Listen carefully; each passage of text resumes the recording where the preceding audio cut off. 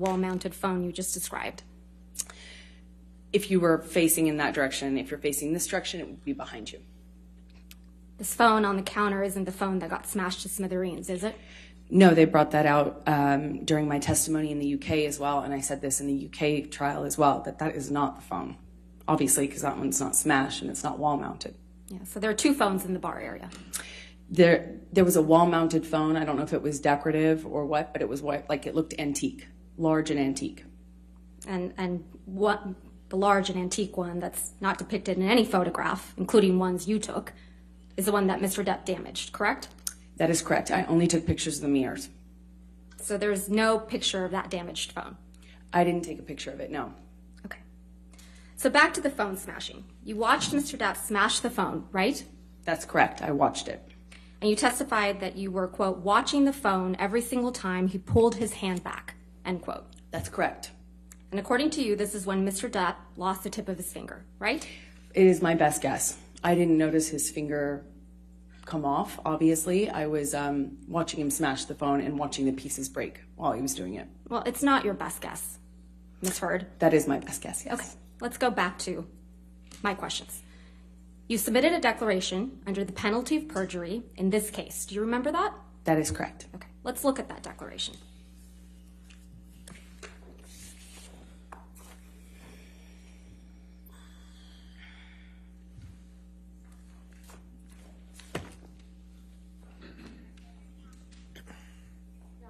Yes, ma'am. Thank you.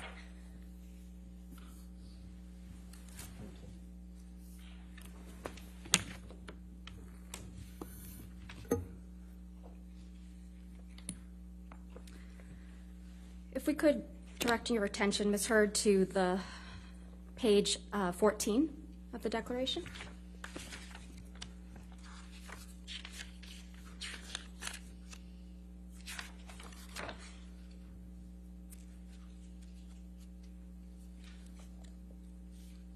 Is that your signature? Yes, it is.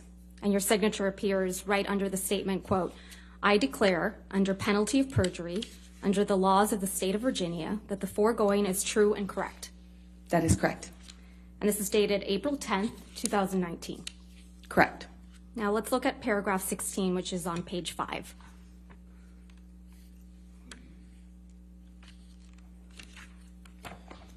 Specifically line 10. Quote, you write, testify under oath, while he was smashing the phone, Johnny severely injured his finger, cutting off the top of it, end quote. Did I read that correctly? Yes, that's correct. Okay. So you testified in this courtroom that after Mr. Depp smashed the phone, he held you down on the countertop by the neck. Do you remember that? I'm not quite sure of the exact sequence of things, but yes, both of those things happened. Okay. Well, we'll get to the sequence. And this is when Mr. Depp supposedly assaulted you with a bottle, right? On the countertop, he assaulted me. So Mr. Depp was able to get you on the counter, right? He held me down by my neck. And hold you down by your neck. That is correct. And he grabbed a bottle, according to you, while holding you down by the neck, correct? I'm sorry, can you clarify what you're asking me? While Mr. Depp is holding you by the neck against the countertop, he grabs a bottle. That's your testimony. No, those two things didn't happen at the exact same time, no. So he's holding the bottle, is that your testimony? He While was holding you down by the neck? Sorry, what was your question? Your testimony is, Ms. Heard, that either he has the bottle before or after he's holding you by the neck on the counter. Is that your testimony? He held me by the neck on the counter. Where's the bottle that he assaulted you with? At what with? point? While holding you down by your neck. When he was assaulting me with the bottle, it was in his hand. Okay. Was it in his hand before or after he holds you down by your neck? I was being held down while he assaulted me with the bottle. When he puts you on the counter, does he have the bottle in his hand, yes or no? As I have always said, I don't remember exactly what happened first, or I don't remember the sequence. I just remember being aware that I was being assaulted by a bottle while I was on the countertop. So he penetrates you with this bottle. But you don't know how he got the bottle, right? That is correct. Okay. And he did that right after he lost the tip of his right middle finger. Again, I don't remember the exact sequence of those events. We'll get to the sequence. And while he was on 8 to 10 MDMA pills, right? Yes. Let's talk about the sequence. This is the sequence of events you testified to in this courtroom. That he smashed the phone to smithereens and then assaulted you, lost the tip of his finger, and then assaulted you with a bottle.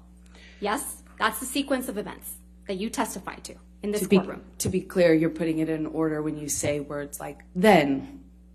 I have never claimed that I can remember the exact sequence of these things. This was a multi-day assault that took place over 3 horrible days. Ms. It's Heard, the worst thing ever Ms. happened Heard, to me. I we're don't not remember Ms. the Heard, exact sequence. that's not my question. My question isn't about the 3-day assault allegedly that occurred. I'm just talking about the sexual assault that you now allege occurred.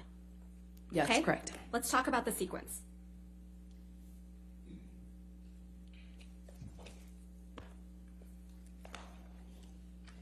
So you testified, actually.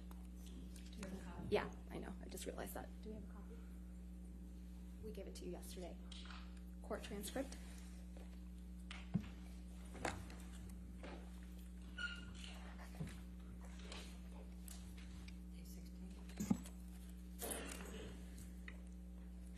Yes. Ms.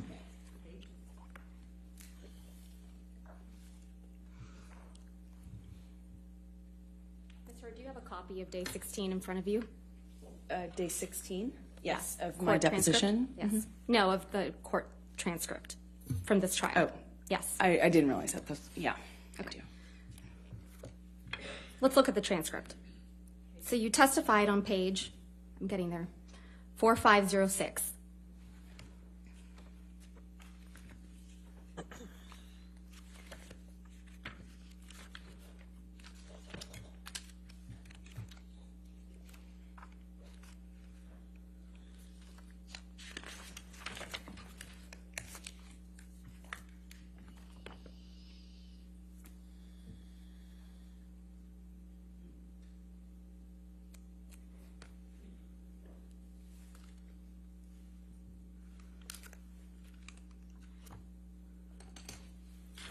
All right. There? Okay.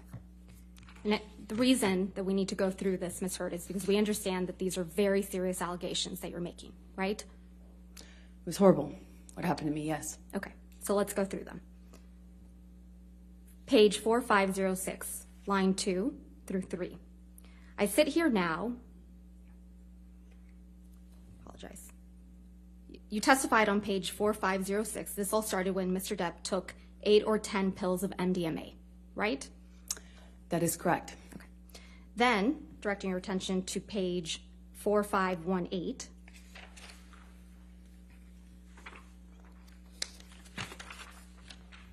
Line 19. You talk about Mr. Depp smashing a wall-mounted phone, correct? That is correct. Then on page 4519, at line 3, you testified that while Mr. Depp is smashing the phone, he is screaming, quote, "I fucking hate you," end quote, right?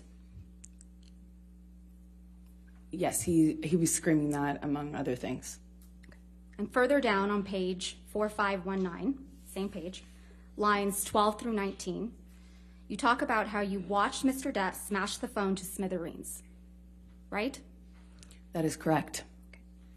Then, continuing on the same page, 4519, line 20, you say something really important. Quote, "At some point, he's on top of me. No phone, but screaming the same thing," end quote, right? I just remember the sound. Yes. But you remember, and you testified to this jury, that he didn't have the phone in his hand anymore. When he was assaulting me with the bottle, Right. he had the bottle in his hand. When he was punching the wall with the phone, he had the phone in his hand. When he was punching the wall next to my head, he had me by the throat. He did a lot of things that night. So you're acknowledging, by this sequence, not my words, your words, Ms. Heard, that you testified to this jury, that Mr. Depp smashed the phone to smithereens before he assaulted you. That's the sequencing in which you testified, correct? I have never testified to a sequence. Keep talking about that sequence. Then on page 4521, starting at line 3, you testified to being bent over backwards on the bar, right? Okay.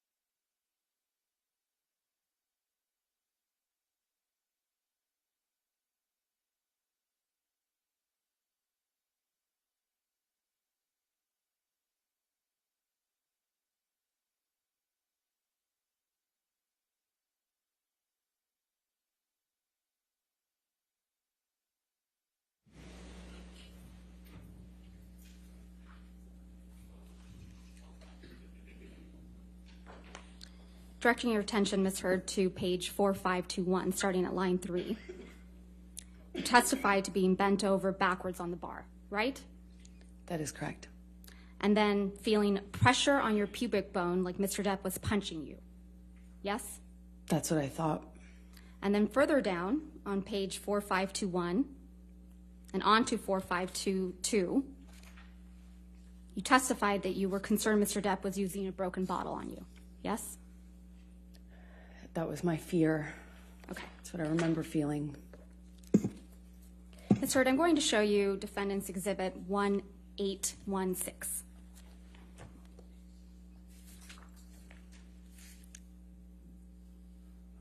Which has already been admitted.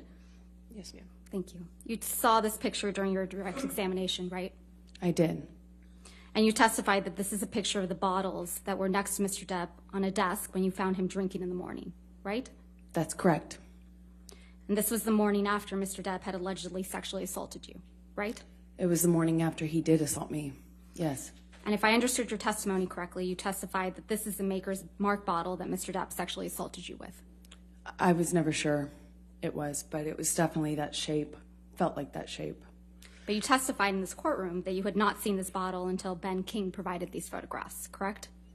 Not in the course of the trial. I hadn't seen the photograph.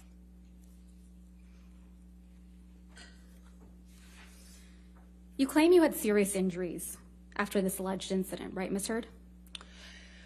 Depends on what you would call serious. For me, having a sore jaw and some bruises at the time of my relationship wasn't that serious. Okay. Let's testify. Relative. Let's focus on the testimony that you gave about the injuries. Mr. Depp, as you testified yesterday, wears rings on every finger, right? Sometimes. I mean, often. And certainly in the later part of our relationship, that was more normal than not. But if he's filming or something like that, of course, he's not going to have his own jewelry on. Your testimony in this trial was, quote, I don't know if I've ever known Johnny not to wear rings. Correct? You need to put your microphone on, Miss. Thank you. Objection, Your Honor. you. Improper impeachment. If she's going to ask her question, then she has to show where that was and then. I'll overrule the objection. Go ahead. Thank you.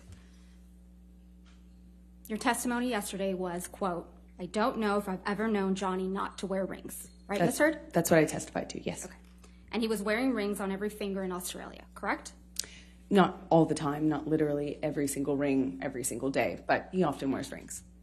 Not often, Ms. Heard. Your words are, I've never known Johnny not to wear rings on every finger. That is what I testified to. Okay.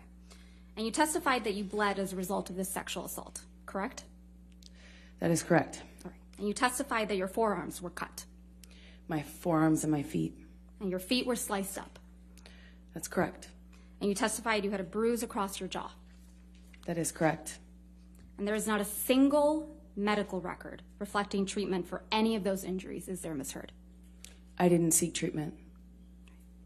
And the day after you sustained all these injuries, Dr. David Kipper came to the house in Australia, right? Well, he came the third day along with security. The day after you sustained these injuries, Dr. David Kipper came along with nurse Debbie Lloyd, correct? Well, that fight went into the morning, like early hour morning, so technically that last day. Dr. David Kipper is Mr. Depp's, or was Mr. Depp's physician, right? I believe he still is. But he Yes. was at the time. Yes, that's correct. And he was also your physician. He also saw me. No, not saw you. He was your physician, correct, Ms. Heard? Johnny was the client, but he also treated me. All right, let's please pull up. Do you remember giving testimony in this case in a deposition, Ms. Heard? Yes, I do. I've given a couple. If we could please pull up the deposition transcript, day 2. At 589, lines 6 through 8. May I approach? Yes, ma'am. Thank you. Thank you.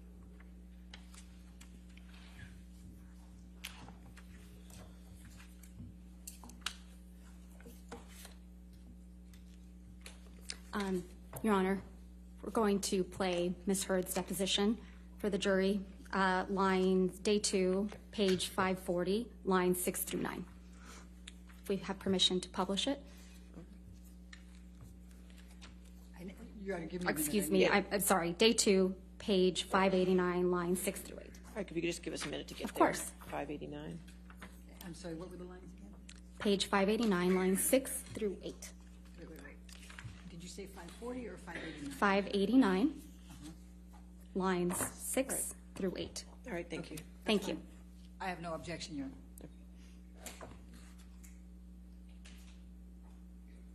And he was your doctor at this point, right? Yes, he was.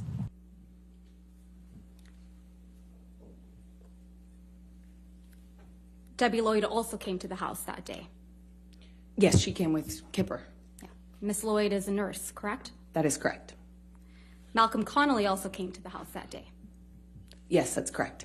Mr. Connolly is one of the security guards, correct? That is correct. You had known Mr. Connolly for years at that point. Yes, that's correct. You flew back to Los Angeles the next day with Ben King. Is that right? I can't be certain if it was the next day or the day after, but somewhere around there, yes. And the day you arrived back in Los Angeles, you saw Travis McGivern, correct? I don't recall seeing Travis, no. You don't recall Mr. McGivern picking you up from the airport with Ben King? I don't remember that, no. And the same day, you also saw your own nurse, Erin Barem Filati, that day, correct? The day you arrived in Los Angeles? I don't recall if I saw her that day. You saw Ms. Filati's testimony in this case by video deposition, correct? That is correct. And you heard her testify that she saw you the day you arrived back from Australia on March 9th, 2015. I believe she testified that she came to dinner where I was with friends. Yeah, I believe that. So she saw you that day. I believe that evening I saw her at dinner. Okay. And then you saw Erin Barem Filati again the next day for a private meeting, didn't you? I'm not sure if that's what she testified to. I'd have to just see the records to know. You heard her testify.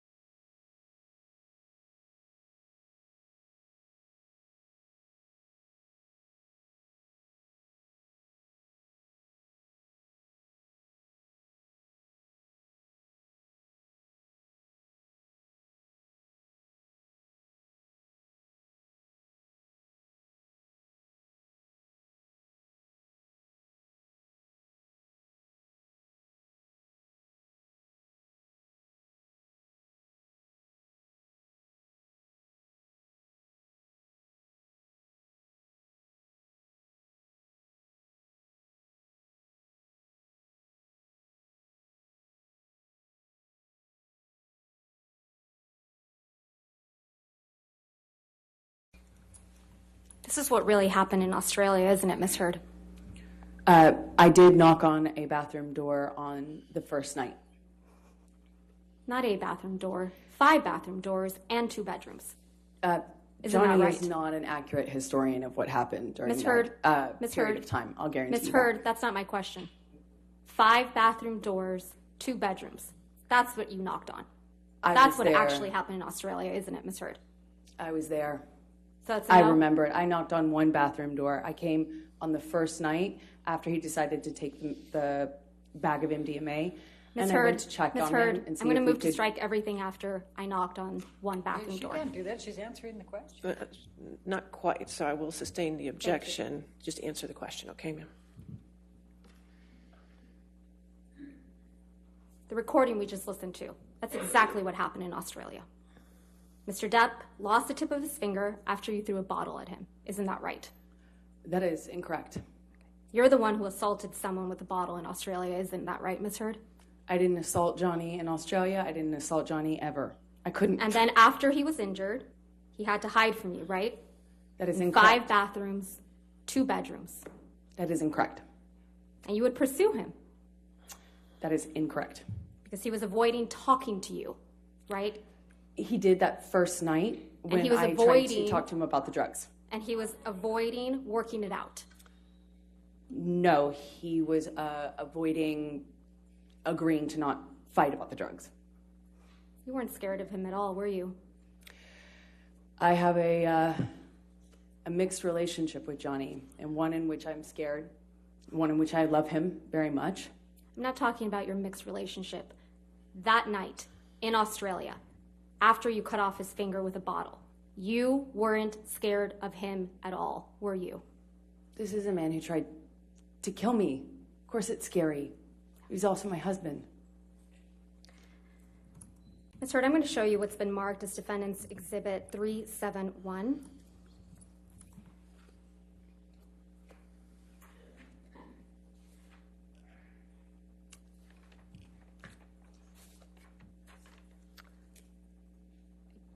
Do not believe these have been admitted into evidence. No, I don't. Okay. I don't have. If we can scroll down, please. No. Ms. Bretterhoff, if you don't have your microphone on, I cannot hear you. You still don't have it on. Redacted. Oh. I need to take a look at the unredacted for a minute, Your Honor. Just bear with me. All right. I'm not admitting it into evidence yet. I would like to just Okay, you talk can to the ask a witness about it Go if I ahead. could. Thank you, Your Honor.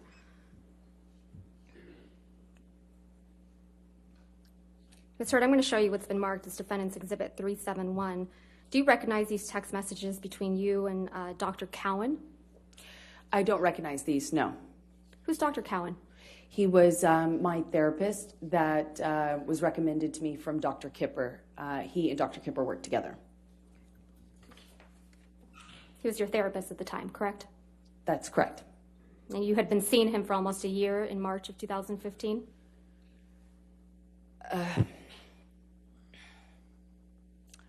My guess would be about 6 months at that point.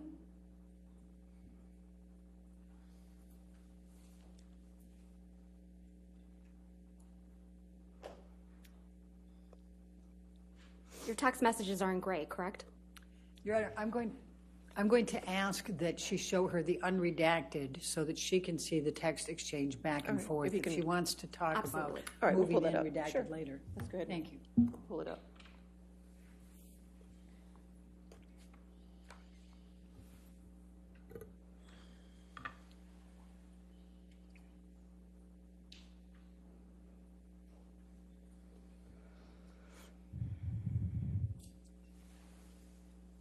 Seeing these unredacted messages, does this refresh your recollection that these are indeed communications between you and Dr. Cowan?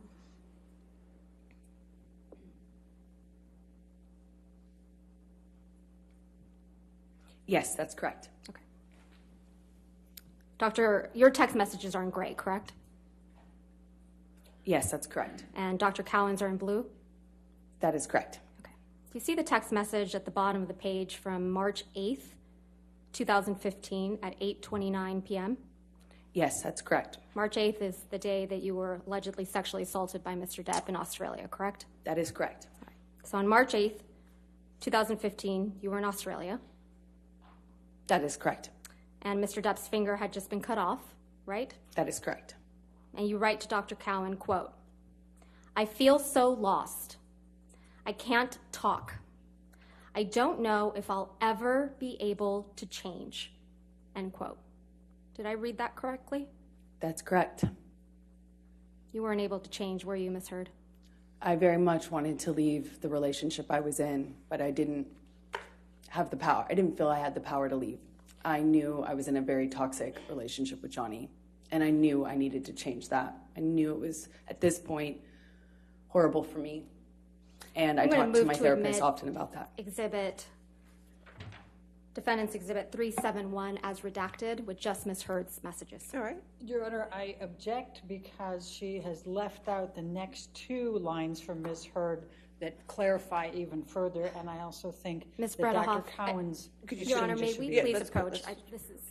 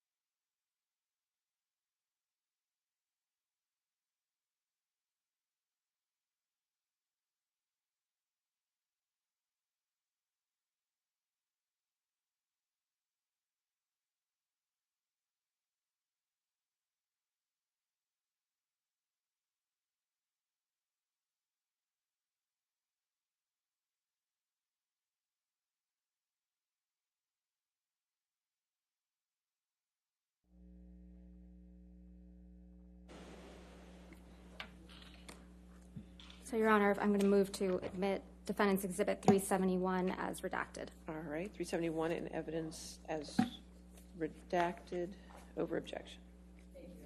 Yes, ma'am. If you can publish that to the jury, thank you. So you write, Ms. Heard, to Dr. Cowan, "I feel so lost. I can't talk. I don't know if I'll ever be able to change." Right? And I said, I clearly can't figure this out, meaning the relationship. You didn't say that. You I said, did. not the relationship. Your text messages, "Clearly, I can't figure this out. I feel so lost right now." What I was saying to him No, is Ms. clearly I Heard, can't Ms. figure Heard, this out. Ms. Heard, as in that's the not my question. relationship. The text, just the text. That's exactly what I text- was saying. What you texted. "Clearly, I can't figure this out. I feel so lost right now." That's That's what I right. was saying. Okay. Thank you.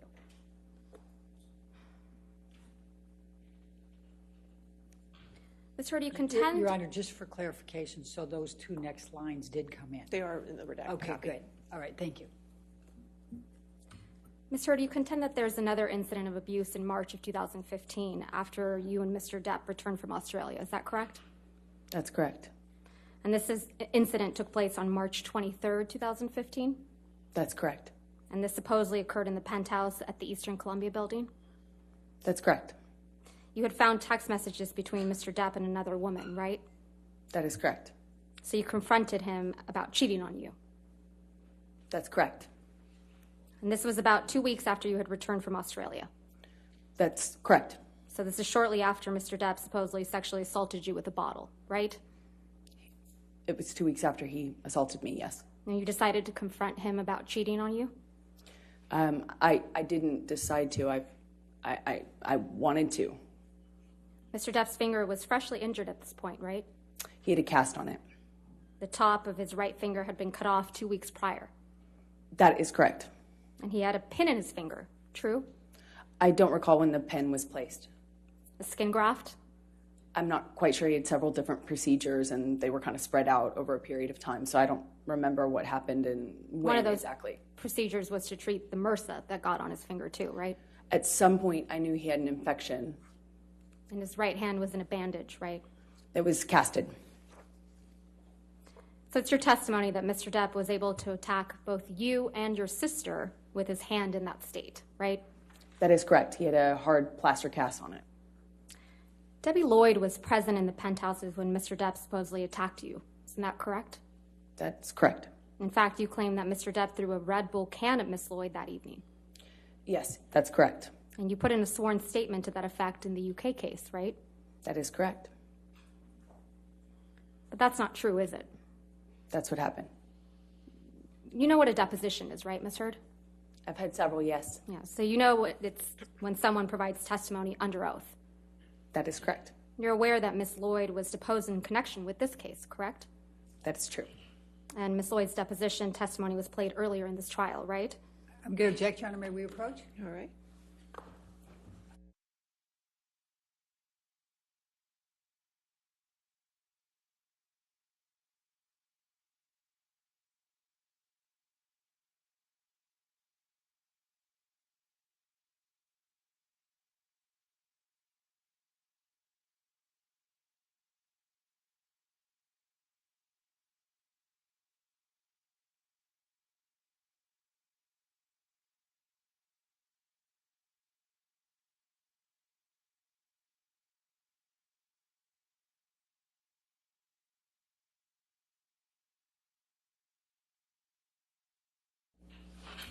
So in a deposition, Ms. Heard, you know it's when someone provides testimony under oath, right? That's correct. And you're aware that Miss Lloyd was deposed in connection with this case. That's correct. And Miss Lloyd's deposition testimony was played earlier in this trial. Yes. So you heard Miss Lloyd testify under oath that Mr. Depp never threw a can of Red Bull at her.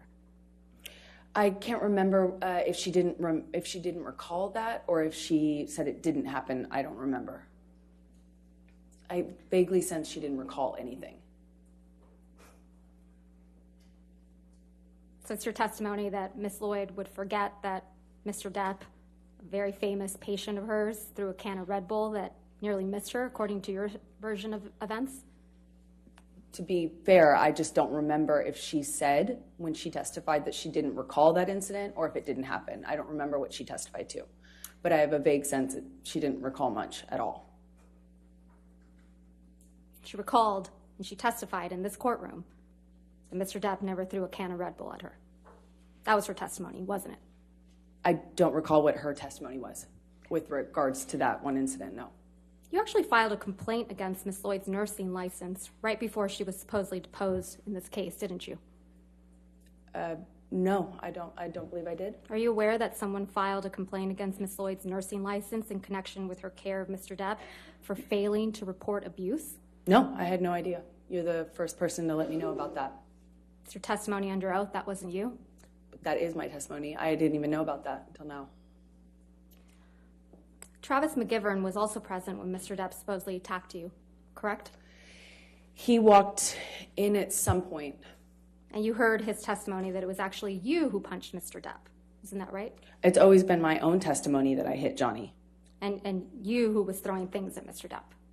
I hit him in defense of my sister. I didn't have anything to throw at him. I never threw anything at him. I hit him when he attacked me and my sister, specifically when he moved for her. That's when I hit him. So it's your testimony under oath. You threw nothing at Mr. Depp. Mr. McGivern's lying.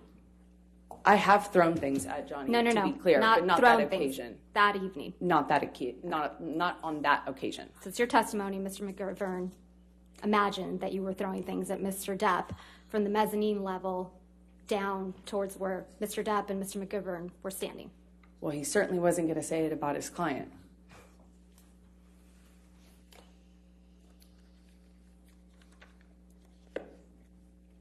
Ms. Heard, you and Mr. Depp kept a journal together, didn't you? Yes, we did. You wrote each other messages in that journal, right? That is true. If we could please pull up Plaintiff's Exhibit 91. I'm only going to be showing you certain portions of this, so if we could please call this Plaintiff's Exhibit 91A.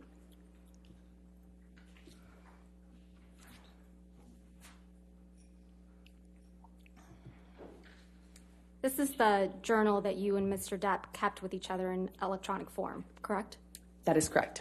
And if we could scroll through, these are all entries that you made in the journal, correct?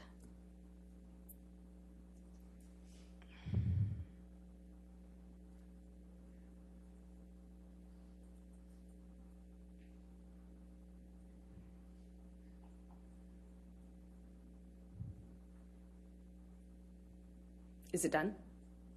Yes.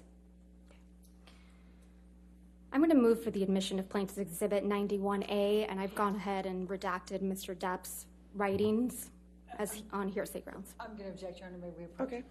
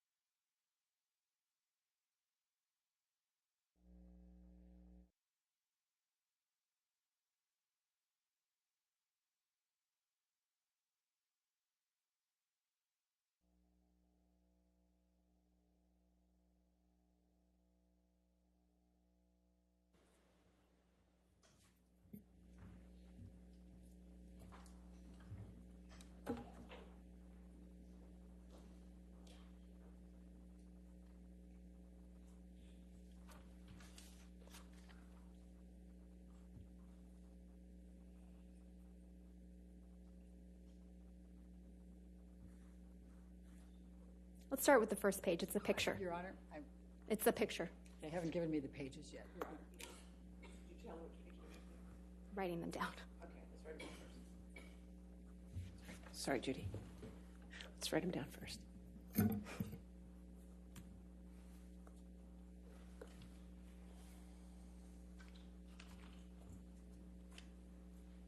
Thank you, Your Honor. Yeah, all right. If we could please publish this to the jury. 91A in evidence. Thank you. Over objection. This is a picture that's on the inside cover of the Love Notebook, correct? That's correct. And this is a picture of you and Mr. Depp. That's correct. You're in Australia in this picture, aren't you? Yes, but that's much later once we returned. You can see that Mr. Depp's right hand is bandaged, right? Yes, that's correct. That was after it had recovered significantly. That's not what it looked like during the incident we were just talking about. So this is a picture after the events in Australia in March of 2015, correct? Yeah, yes, that photograph was taken months later. We have the jury look at that photograph again, please.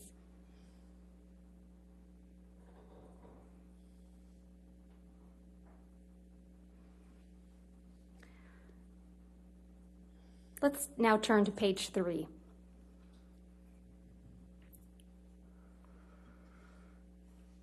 This is a note you wrote in the journal to Mr. Depp, correct? That's what it looks like, yes. This is actually the first note you wrote to him in this journal. I don't remember what the first note was. The date on this note is May 22nd, 2015, correct? That is correct. That was during our honeymoon period. This is just a little bit over 2 months after the events in Australia in March of 2015, right? That's correct. We were back in a honeymoon phase. That was the period of sobriety I spoke about yesterday. When after Mr. Depp had allegedly assaulted you with a bottle, right? It was after the stairs and it was after the Australia incident, yes. He got clean and sober, and we went back to Australia. It's also 2 months after you punched Mr. Depp because you allegedly thought he was going to throw your sister down the stairs, right? I hit him when he swung at my sister, and this is written months later, yes. You thought he was going to throw your sister down the stairs like he had thrown Kate Moss down the stairs, right? He swung at Whitney, and I had heard a vague rumor about that. And so it's what I thought of. In this first message to Mr. Depp in your journal, you write, quote, "True love isn't about just the madness of passion or instead picking the safety of peace. No, it's about having both, falling madly in love with your friend. That is what has surprised me perhaps the most, that I have seen in you the true bones of friendship and respect. But of course, I still, perhaps more than ever, want to rip you apart, devour you, and savor the taste. Fret not. XX Slim." Yes, it's a love note. Did I read that correctly? Yes, you did. And you're Slim, right? That's correct. Ms. Hurd, I'm now going to ask you to take a look at the very last entry you wrote in this journal, which seems to be from April 8th.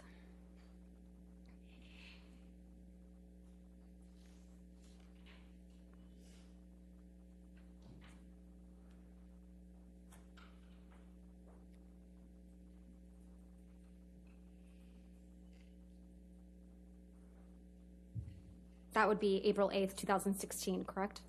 I'm not quite sure. I don't see the year written on there, and I don't recognize it yet. It would be a couple weeks. April 8th would be a couple weeks before your birthday, though, right? That's correct. Just to confirm, this is a note you wrote to Mr. Depp, right? That's what it looks like, yes. And on the second page of this note, you wrote the following. Quote, "I'm sorry I can get crazy. I'm sorry I hurt you.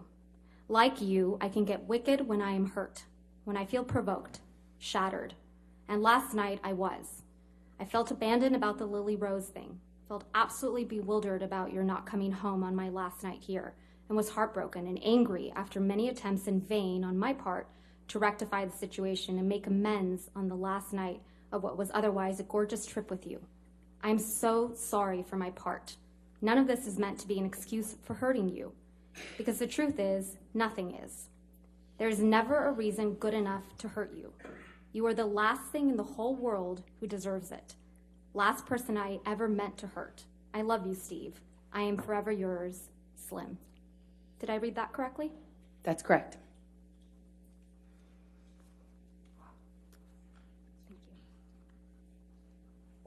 Ms. Hurd, let's take a look at Defendant's Exhibit 423, which is already in evidence.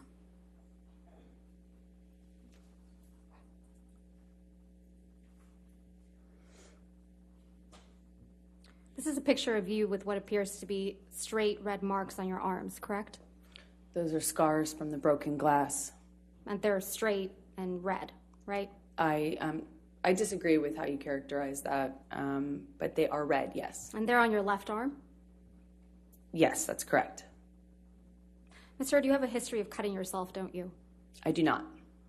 You cut your arm once as a teenager, isn't that right? No, I said I wanted to.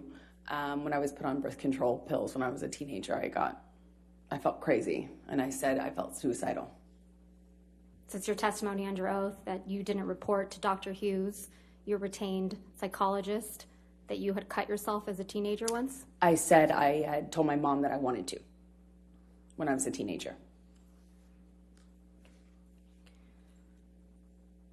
Ms. Hurd, we heard some testimony from you yesterday about a trip you and Mr. Depp took on a train in Southeast Asia. Do you recall that? Yes, that's correct. That was when you and Mr. Depp went on your honeymoon trip, correct? That's correct. And that was in July of 2015? Yes, that sounds right. Let's take a look at Plaintiff's Exhibit 162, which is already in evidence.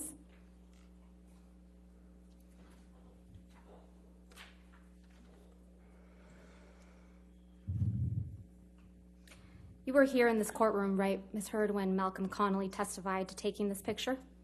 That's correct. This is the picture. This picture shows an injury to Mr. Depp's face, doesn't it? I disagree. I've seen this picture. Okay, Ms. Hurd, I've seen I this got the picture answer. Thank before, you. and You he's disagree? not injured in it. He's not injured in this picture. That's your testimony. Fine. This one is Photoshopped. Ms. Hurd, I have your answer. Thank you. This is the only photograph from your honeymoon that shows someone with an injury, correct? That's not true. We haven't seen any photos of injuries to your face from that train trip, have we? I don't believe my face was injured on that trip. Let's take a look at Exhibit 91A at page 46, going back to the Love Journal.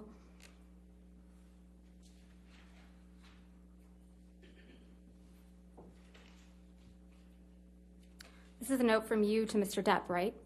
That is correct. This is a note you wrote on July 22nd, 2015. That is correct.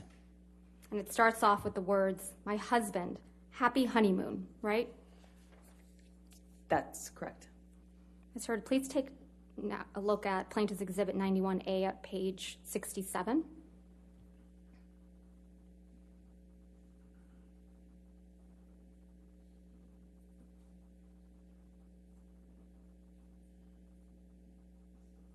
This is another note from you to Mr. Depp in your journal, right? That is correct. And this one is dated August 1st, 2015. That's correct. And you write, "That's enough. You've held this book hostage long enough.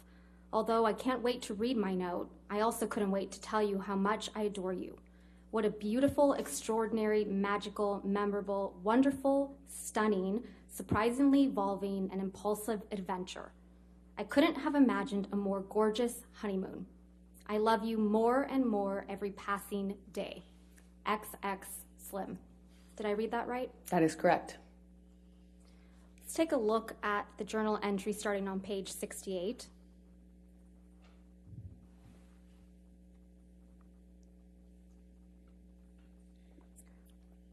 This is another entry from you writing to Mr. Depp, right? That is correct. And this one's dated August 2nd. That is correct, yes. And this one is a longer one, so let's go to where it ends on page 70 of the journal.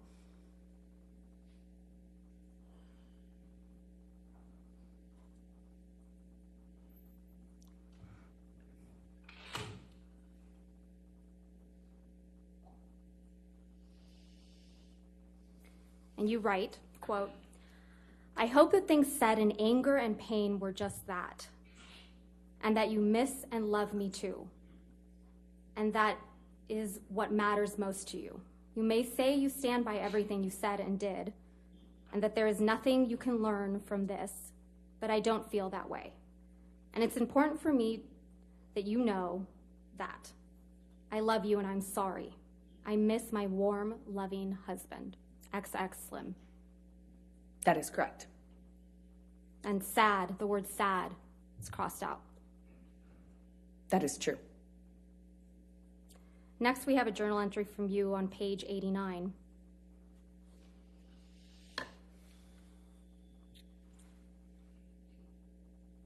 This is another note from you to Mr. Depp. That is correct. The whole book is love notes. So this is dated August 15th, correct? That is correct. And here you write, quote, "My love, why do we fight? Ever? Why? I love you more than anything else. Are we that uncomfortable with being vulnerable? Were we scared? Or is it something else? I don't know. But I am sure of one thing, and if it's that I can't imagine my life without you. I love you. I will do better. I am sorry. X Slim." Did I read that correctly? That is correct. It's your testimony this was a love journal? That is correct. It was primarily love notes and Apology notes from you to Mr. Depp? The book was more of a love note book, and part of that communication, obviously, since we fought so much, it was important for me to, try to nurture as much peace as we possibly could. And when things were good, they were really good. And it was also an opportunity for you to apologize to Mr. Depp for your behavior, isn't it? I think it's important in every relationship to apologize when you're trying to move past fights. Let's look at an entry from August 17, 2015, starting on page 90.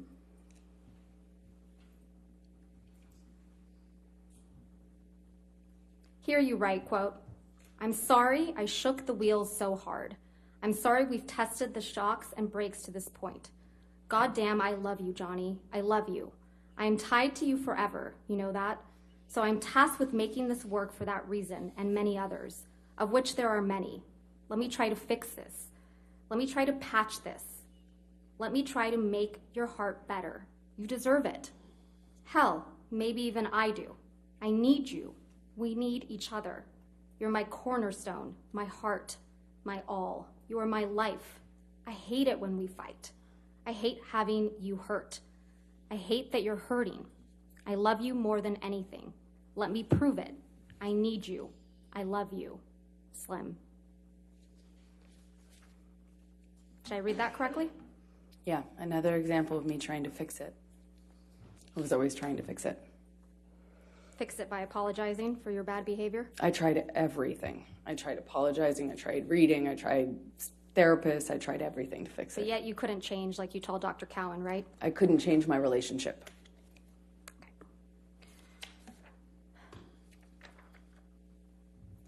Let's talk about December 15th, 2015 again.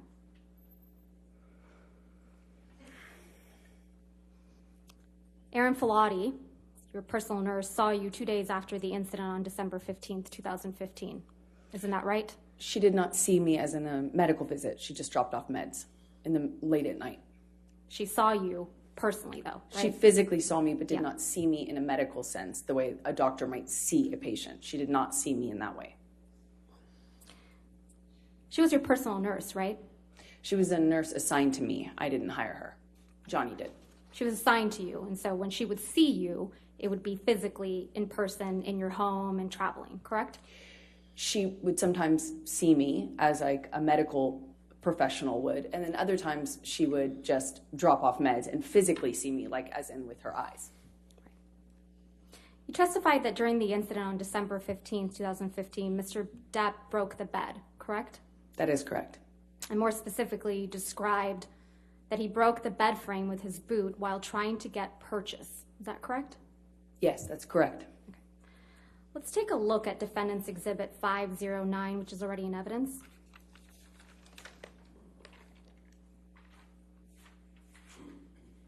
If we could please have that published to the jury. Thank you. Ms. Hurd, this is a picture that you indicated depicts the broken bed, right? That's exactly it. And it's your testimony that Mr. Depp caused this damage to the bed with his boot, right? He did. Is that a pocket knife on the bed there? I cannot tell what's on the bed. Did you use that to damage the bed? I did not damage the bed. Johnny's boot did when he was punching me. I could feel him slipping. Mr. You also testified that there was blood all over the pillows on the bed, correct? On the pillow top, yes, that's correct. But you didn't take a picture of that, though, did you? I did not take a picture of this. About a week after the December 15th, 2015 incident, you went with Mr. Depp and his children to the island of the Bahamas. Is that correct? To celebrate Christmas? The incident was on the 15th, and we went on the 23rd, I believe. While you were there, you did a photo shoot with Greg Williams, correct? A few days later, I think the photo shoot was about 2 weeks after this assault. Let's please pull up Plaintiff's Exhibit 99. This is a photograph of you on Mr. Depp's island shortly after December 15th, 2015, correct? No, this was taken weeks later. On the island, on that trip? It was taken on the island. On that trip? Yes, Weeks later? weeks later. December 15th, you traveled to the island December 23rd? That's your It's testimony? my recollection that this picture was taken on New Year's Eve or the first day of the year. I think New Year's Eve. And this is the photo shoot with Greg Williams, correct? That is correct. I'm going to move to admit and publish. No objection? All right, 99, we can publish.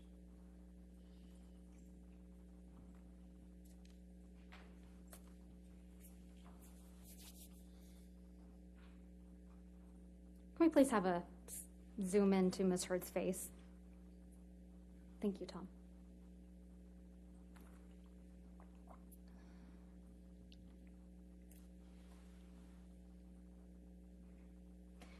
Let's please pull up Plaintiff's Exhibit 100.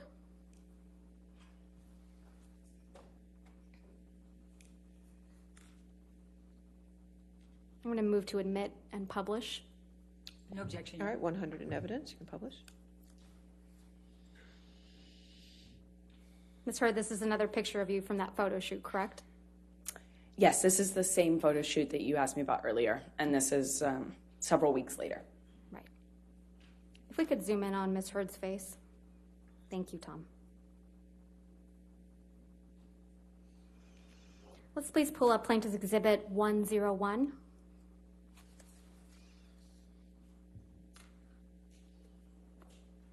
And I'm going to move to admit and publish. Any objection? Can we just have the foundation first, please? This is a picture from the photo shoot, Ms. Hurd, that was taken on the island. This is the same photo shoot, yes. Then no objection, Your Honor. All right, 101 in evidence, you can publish.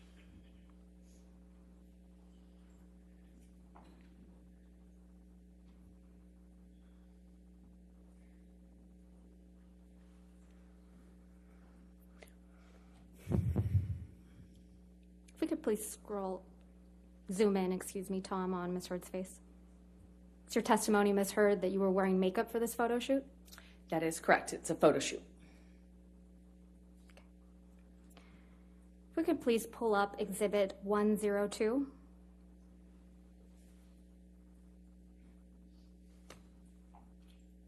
Ms. Hurd, is this another picture from the photo shoot?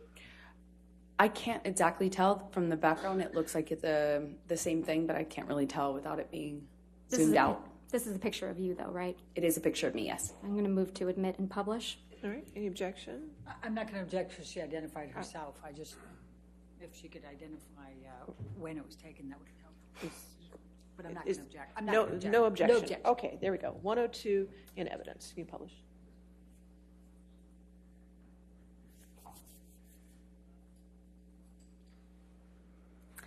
Let's please pull up Plaintiff's Exhibit 103. 03.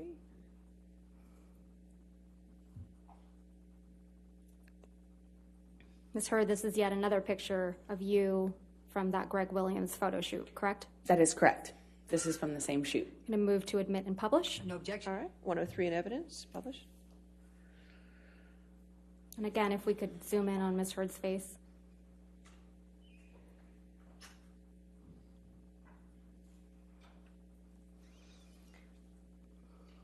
And finally, if we could please pull up Plaintiff's Exhibit 104. And Ms. Hurd, this is a picture of you from that photo shoot, correct? Again, this is the same photo shoot weeks later. I'm going to move to admit and publish. No objection, Your Honor. All right, 104 in evidence, thank you.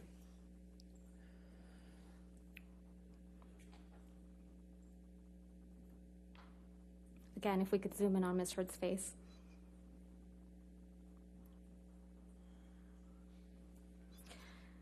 Thank you, Tom. You testified that you and Mr. Depp got into a fight while on the island in December of 2015, correct? That's correct. And this all started because you perceived Mr. Depp as nodding off during the trip, right? I thought he was passing out again in a similar fashion to what he had done the previous year. And when he nodded off, he spilled wine on you, correct? Yeah, 2-3 times in a row. You testified that Mr. Depp's son, Jack, was there when this happened, right? At the beginning, he was there. He was there when Mr. Depp allegedly spilled wine on you 2 or 3 times, right? He was there for that because he offered me help. Right. You also testified that Mr. Depp then sexually assaulted you in the bathroom, correct? That's correct. And you testified that after this, you needed to get away from him, right? That is correct. So you ran out of the house. That's correct.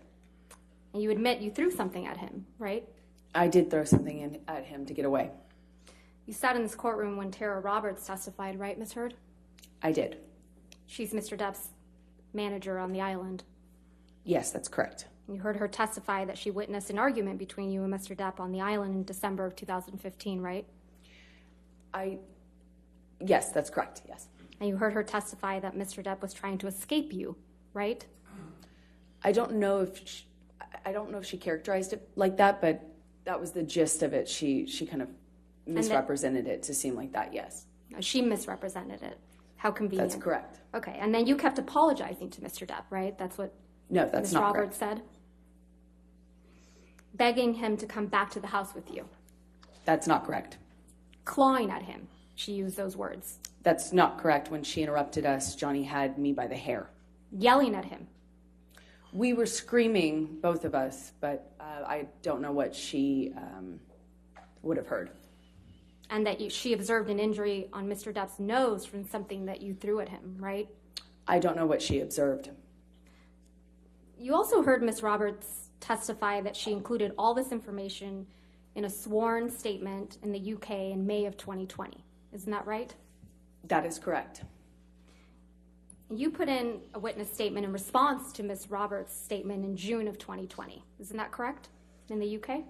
I did several, I think 7 witness statements, and each one contained different information as per recent filings. That's what counsel has you do in that. And in response to case. previous filings, correct? Including testimony from people that contradict your story? Sort of. So what you have to do is your counsel asks you to respond to things, and you put it in a declaration of sorts, and that happens back and forth over the course of preparing to go to trial in that country, and that's what I did. So that was your 5th witness statement submitted in the UK. I don't recall which one I was asked to comment on Tara Roberts' testimony. I'll remind you. If we could have Ms. Heard's 5th witness statement from the UK.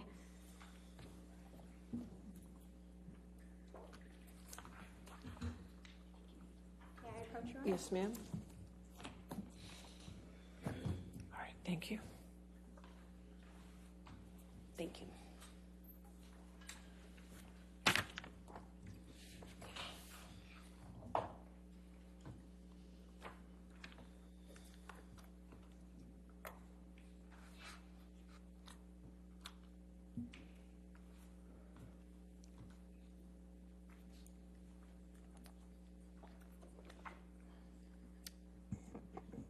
Directing your attention, Ms. Heard, to page 6 of your 5th witness statement. It's here that you describe the December 2015 incident, correct, on the island? I haven't read through the statement. I just don't know if I had commented on it before. In a previous witness statement, as I said, there were several. But starting on page 6, Ms. Heard, you describe the incident that took place on the island, correct? That's correct, but what I'm trying to say is I I'm not sure if understand. I'd describe it in full in this statement. Okay. I'm going to show you your confidential schedule to the 5th witness statement that accompanied the 5th witness statement in the UK. May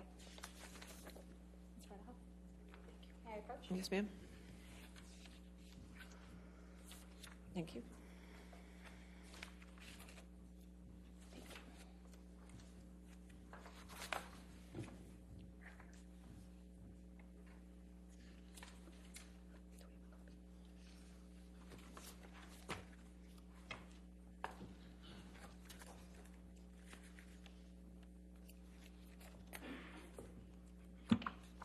In the confidential schedule to your 5th witness statement,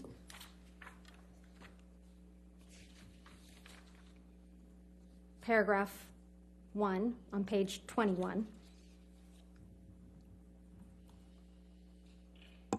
you describe Mr. Depp sexually assaulting you in the Bahamas of December 2015, right? That is correct. And that's the first time you ever claimed that Mr. Depp had sexually assaulted you in the Bahamas. That is incorrect. You only submitted the confidential schedule in the UK claiming Mr. Depp had sexually assaulted you after Ms. Roberts had said that she saw you on the island chasing, clawing at Mr. Depp. Isn't that correct? That is incorrect.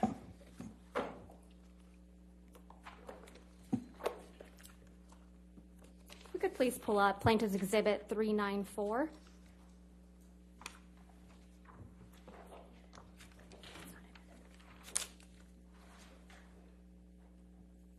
So, Your Honor, this is another recording I can represent to the court. This only contains Mr. Depp and Ms. Heard's voices.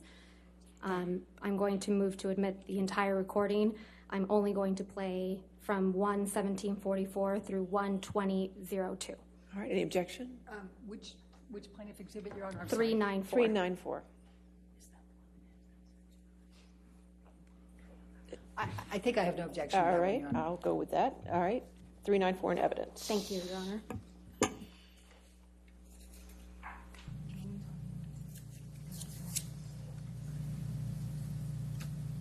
When I say I'm gonna try and change X, Y, and Z thing, or I'm gonna work on blah, blah, blah, I can only do those things. And since I have been doing those things,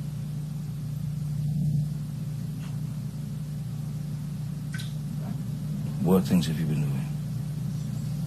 working on those things, and not doing certain things, trying to change certain things. Last several times we've discussed it. Hence, screaming when I spilt wine accidentally on you for falling asleep, and screaming in front of my kids and freaking Jack out.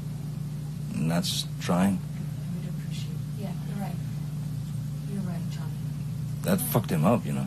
I'm sorry I fucked your son up. No, it weirded him out. He'd never. I'm so sorry I fucked your kids up. You didn't fuck my kids up, but I'm it so was pretty sorry. fucking. It was pretty fucking weird for him, you know. Because I jumped up and screamed because I wanted to. Wow, that's amazing. Yeah. You're right. I'm surprised he's. So we go for the counseling. So I'm sure that's terrifying. I don't need your No, you're right. Poor kid. your clever It's not against me again. comebacks. It's No, you think you're weak. controlling Your yourself. character You is- think you're controlling Your yourself. character has become so clear, especially when you use them. It's embarrassing for you. I'm going to walk away now because you're actually making me see you even worse. And believing me, I'm not going to be calling you at 3 o'clock in the morning after I've had an Ambien and think, oh, I'm going to just fucking forgive and move on. Trust me. It is gross how you're using your kids. I've done nothing but be there for them in a good way. And if you take that for granted, fine. Fine. You're right. Meet a woman who would not jump up and scream if she'd been spilled on 3 times in a row. And I hope you're happy with whoever that is, because that would be a special kind of fucking person, no doubt.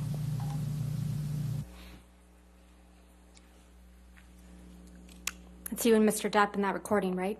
That's correct. And you're discussing what happened in the Bahamas in December of 2015, right? No, that's not correct. We were discussing a part of it. You're discussing when you screamed at Mr. Depp in front of his children, correct? No, we were talking about a part of that argument. Including when you screamed at Mr. Depp in front of his children. That's not a fair characterization of what happened. Mr. Depp says you screamed at him when he accidentally spilled wine on you, correct?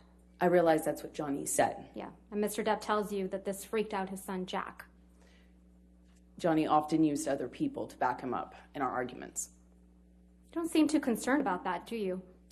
I had a lot of concerns. You don't mention Mr. Depp sexually assaulting you in this recording, do you? That was not the point of that conversation. If I had gotten into the details of what happened to me with him, it would have been another fight. You just accused Mr. Depp of, quote, using his kids, right? In that He recording. would often misheard. use other people, yes. And you challenge him to find a woman who will not, quote, jump up and scream if she has been spilled on 3 times in a row. That is correct. Not a woman who would put up with sexual abuse, right? I was pointing out the ridiculous nature of him expecting me not to react to something that basic. Your Honor, would this be a good time for a break? All right, we can do that. That's fine. Thank you, Your Honor. All right, ladies and gentlemen, let's go ahead and take our morning recess for 15 minutes. Do not discuss the case with anybody and don't do any outside research. We'll see you in 15, okay?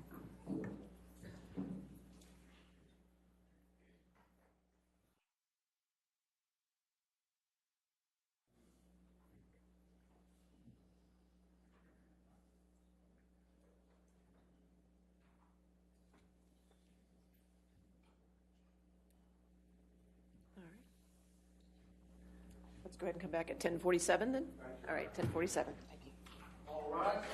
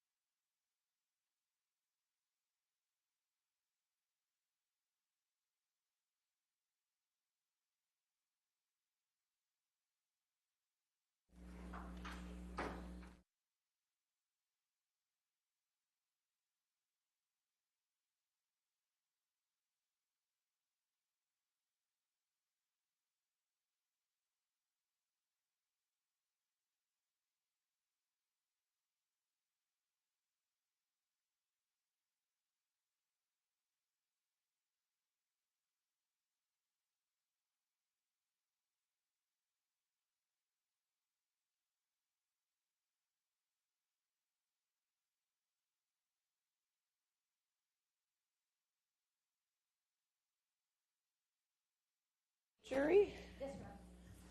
Okay.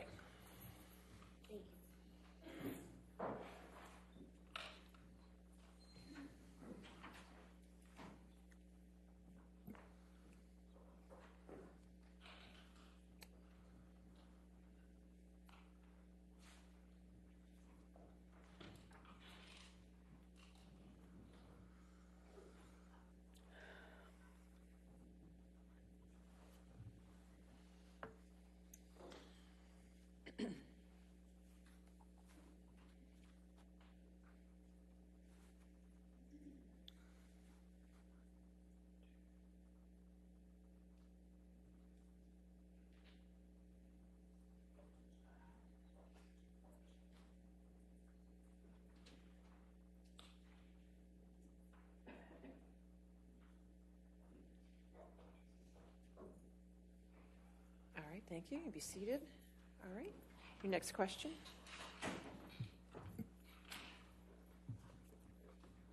Thank you, Your Honor.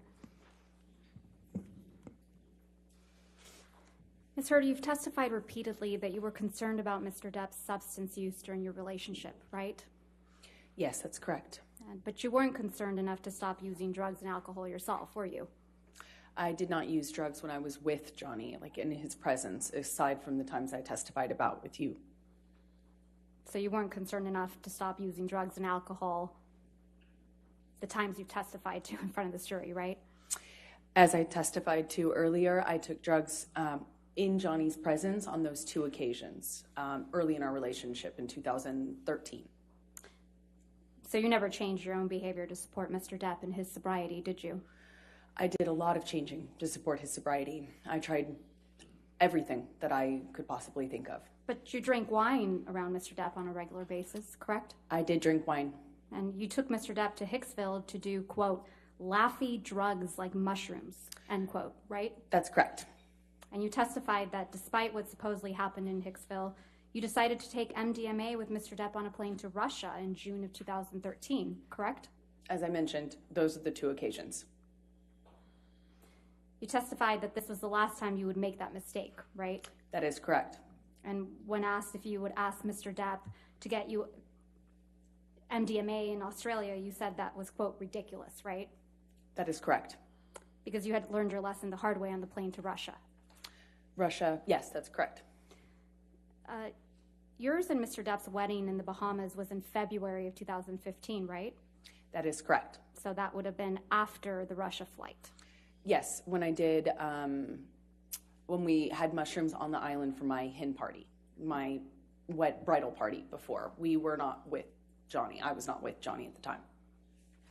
Was your wedding with Mr. Depp on the island, right? To be clear, we were both on the same island. We just weren't around each other that evening. We had kind of separate parties, a bridal party and a groom's party. And your wedding was a month before Australia, correct? That is correct. And you arranged to have drugs at your wedding, correct? Like I said, we had mushrooms for my bridal party beforehand. On the island for your wedding? Before the wedding. On the island? On the island, yes. Okay. Can we please pull up Plaintiff's Exhibit 1262?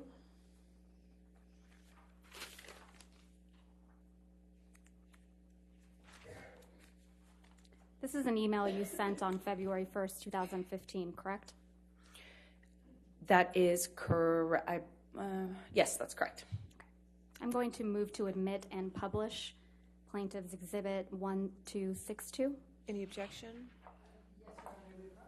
Yeah, sure.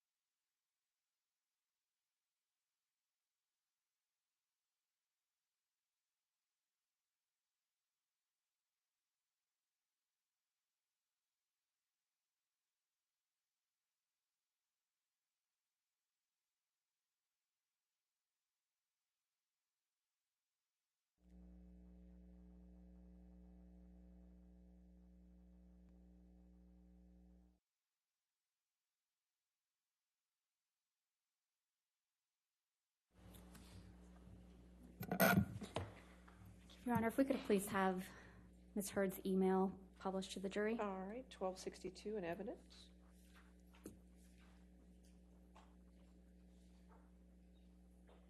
This is a schedule for your wedding weekend, right, Ms. Heard? No, it's not. It's a proposed draft of a schedule. It ended up being quite different. Do you see where it says 7 p.m. rehearsal dinner? Yes, I see that. And the next item on the list says, quote, after dance party and drugs and music, end quote, right? That is correct. So you plan to have drugs at your wedding to someone you characterize as a drug addict? To be fair, we were going to have separate parties, as I mentioned. So a bridal party before this. The schedule ended up changing quite a bit, and this is a draft clearly that was sent before there were a lot of changes made. The bridal So party your original and the idea, groom's Ms. party were Heard, separate. Ms. Heard, your original idea was to have a rehearsal dinner with your husband, the drug addict, the monster, and then do drugs with your girlfriends on the island after your rehearsal dinner? I realize that's what the email suggests, but that wasn't No, a it's plan. not what it suggests, Ms. Heard. It's what you said in that email. Right, but what I'm trying to say is that the schedule ended up changing. We ended up doing the little. So your as I original called idea it, was cuddle to do puddle drugs. before. Yeah, your original idea was to do drugs on an island after your rehearsal dinner to the drug-fueled monster that you were about to marry, right? The as the email suggests, there was going to be weed on the island. This does not reference the cuddle puddle that I just referenced to you. You like to do drugs on special occasions, right, Ms. Heard?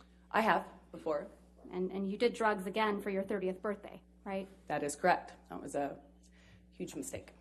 Your 30th birthday dinner was on April 21st, 2016.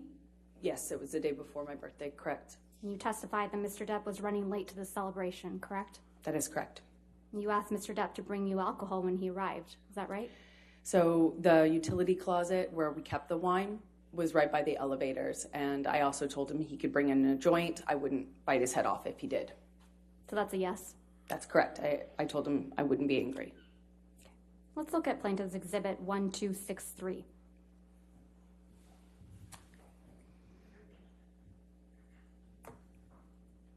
Your Honor, I'm going to ask to show, first of all, this one hasn't been produced. This has not, it's a brand new trial exhibit, so I don't have it. I'd like an unredacted copy, and then I'd like an unredacted copy to be shown to the witness. All right, do you have an unredacted copy? We can make one, Your Honor. Okay. Your Honor, may we approach about All this? right.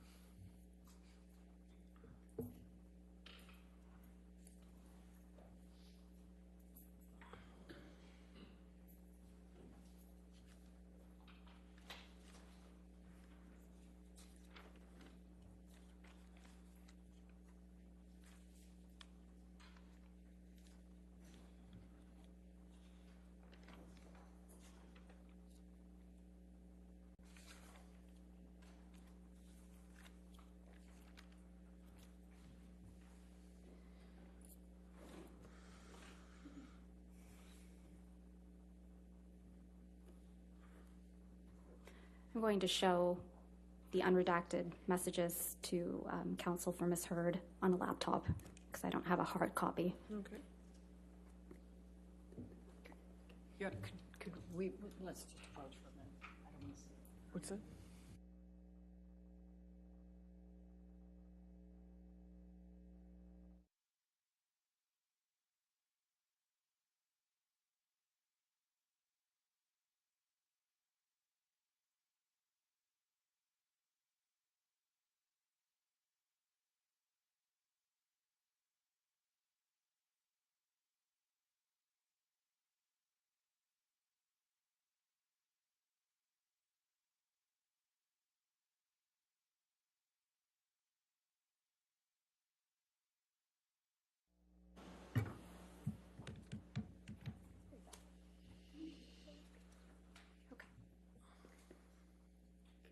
So Ms. Heard, I'm only going to... Your Honor, I'm going to object to asking questions while I'm looking at this. All right, if you could give her a moment, please. Sure. Thank you. I'm only going to ask her about text messages on the screen.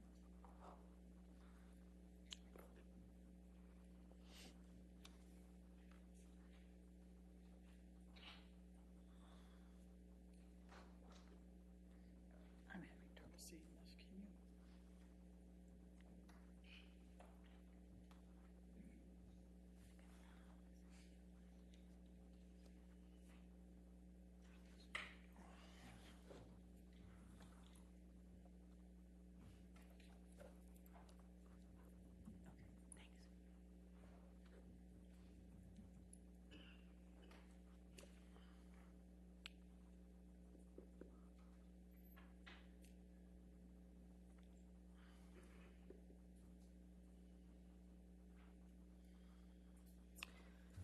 Okay, thank you, Your Honor. All right, thank you.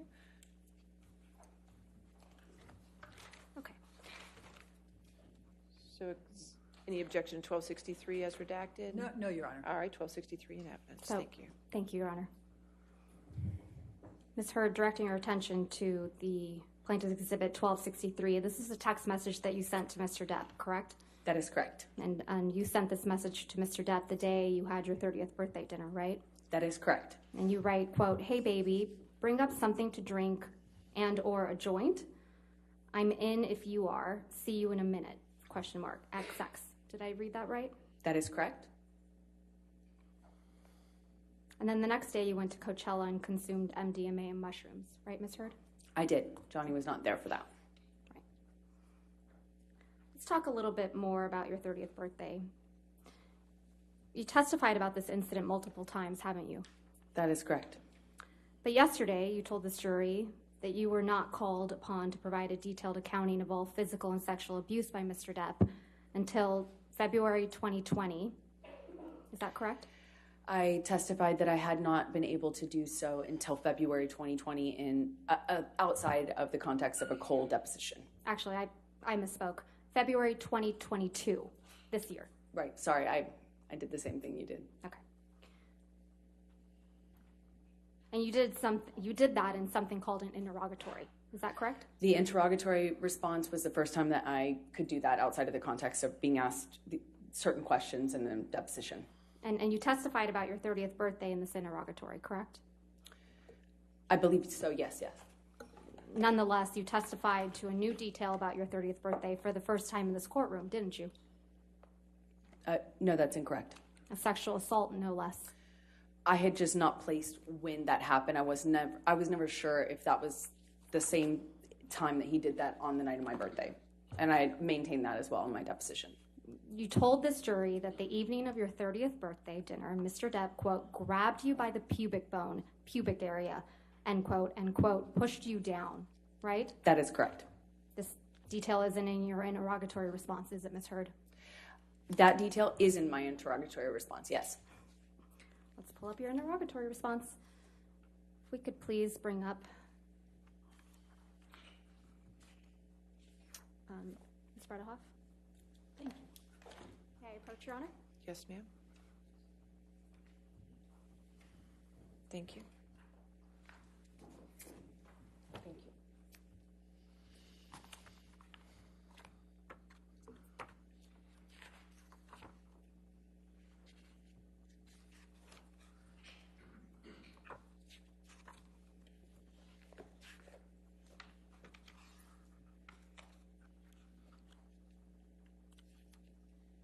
If we can go to your interrogatory responses at page 57. These are signed under the penalty of perjury, correct? That is correct. And you testified again to this jury that this was the first time you were given an opportunity to write down everything and include all your evidence, right? That is correct. Okay. So let's go to page 57.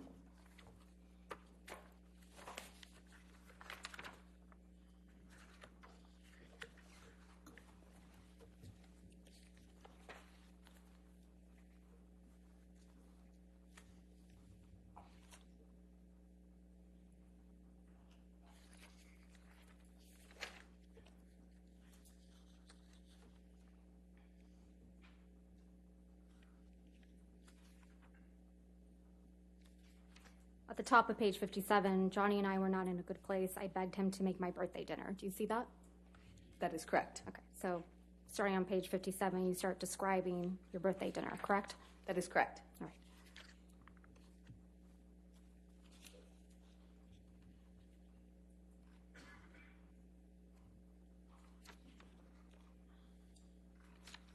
On page 59 of your interrogatory response, you write, fourth paragraph down, Johnny grabbed me while holding me down, and I remember him asking me if I thought I was so tough. He asked me 3-4 times up close to my face, "You're so tough. Are you such a tough guy, huh? You think you're so tough. What are you going to do now?" I stood up at some point after getting off the ground. Do you see that? That is correct. And then you write after, I remember crying. I remember feeling exhausted and frustrated. And it hit me, meaning the realization of how sad it was that I was going to wake up tomorrow on my birthday without him. That's correct. Where in this interrogatory response, Ms. Heard, you describe Mr. Depp, quote, grabbing you by the pubic bone, pubic area, and pushing you down? On page 64.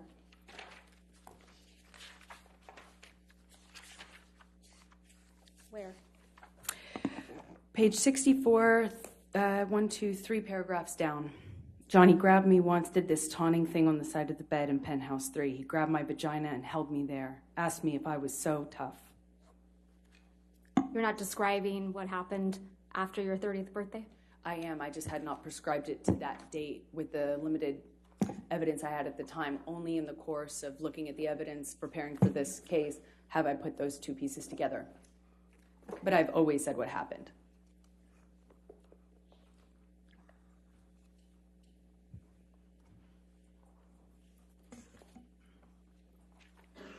You were upset that Mr. Depp was late to your 30th birthday, weren't you? I was. You knew Mr. Depp had a scheduled business meeting or a money meeting that evening, right? No, I knew he said he did. I didn't know if he had one. Addicts lie all the time. So you didn't trust him? I took it with a big grain of addict salt. Okay. And Mr. Depp texted you that evening to let you know he'd be late, correct? Yes, he did text me at some point. It was a big deal to you that Mr. Depp was late to your birthday dinner, wasn't it? Yeah, it did matter to me. And you were upset he was late. I was hurt. And when he finally did arrive, you felt, quote, invisible to him, right? I did. The day after your birthday dinner, you and your friends went to Coachella to celebrate your birthday. Is that correct? That is correct. You made a video driving to Coachella with your friends, didn't you? That is correct. I'd like to pull up Plaintiff's Exhibit 1264. And for the record, Your Honor, this only has music without any words on it. And again, it's a new one, so I'd like a copy of it. It's going to be played.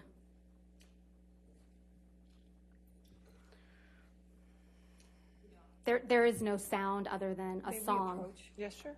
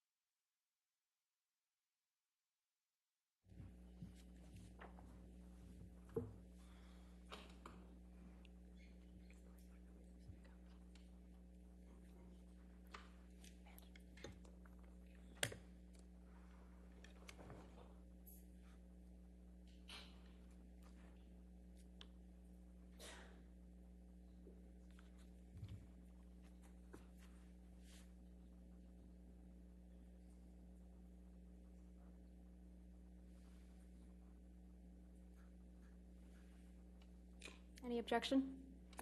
No, Your Honor. All right, Okay. 1264. If we could please publish this to the jury Evidence? Yes, ma'am. with a sound.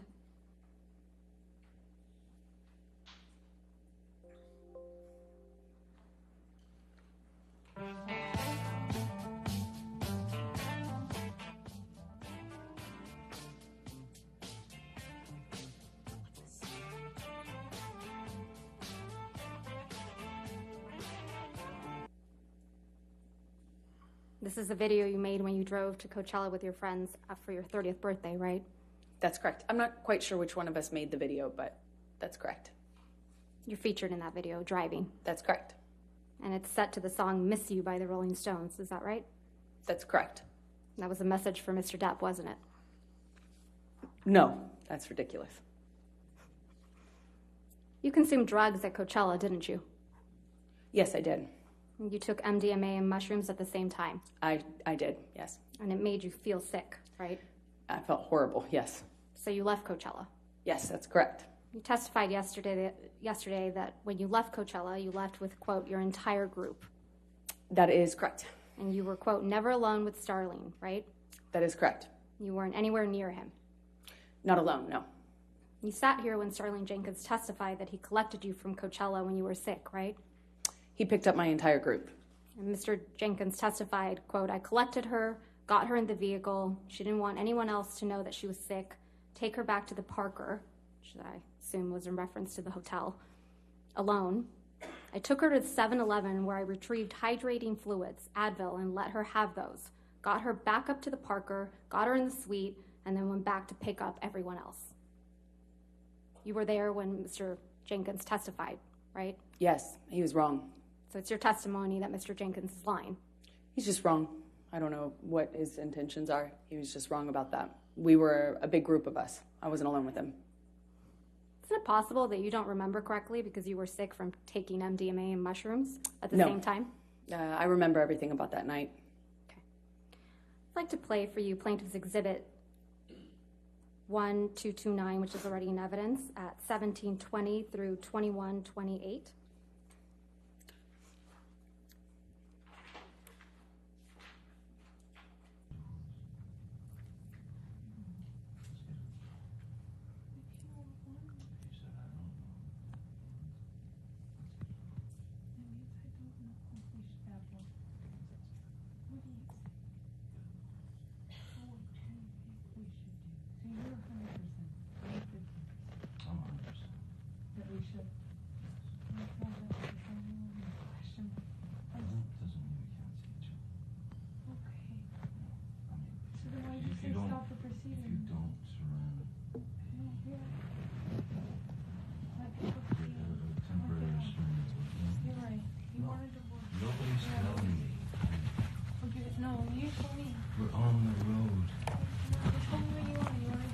That's what I came to figure You're out. not going to call your lawyers and say, stop the process. I don't want to do this. You're not going to do that. No, not if, especially if you, Okay, I don't want a divorce. we don't? How, which one? How do I know which one? I don't want a divorce. I never wanted a fucking divorce. I Really? never wanted a divorce. I didn't want you to fucking go to Coachella without fucking talking to me. Because I left you because you were fucking... You fucking haymakered me, man. You came around the bed and fucking start punching on me. Why? I love you.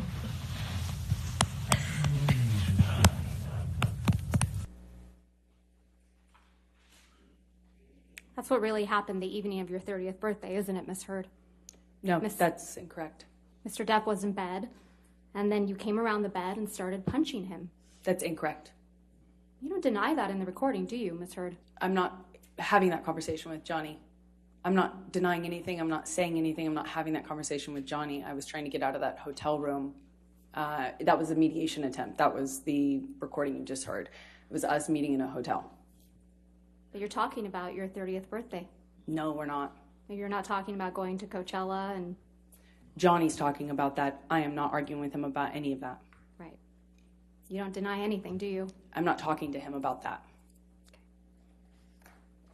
Going to publish exhibit, or ask that the witness be shown exhibit 1265. That's a new one too, right?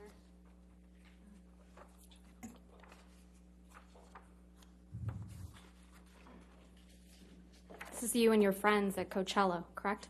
That is correct. I'm going to move to admit plaintiff's 1265 and publish it. No objection. All right, 1265 in evidence. You can publish it. There's no injuries to you, are there, Ms. Heard, visible in this picture? You cannot see any visible injury, no.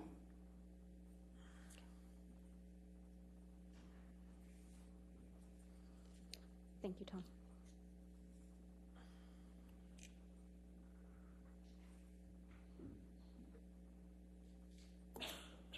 Ms. Heard, you remember during Mr. Depp's examination, a number of recordings were played, correct?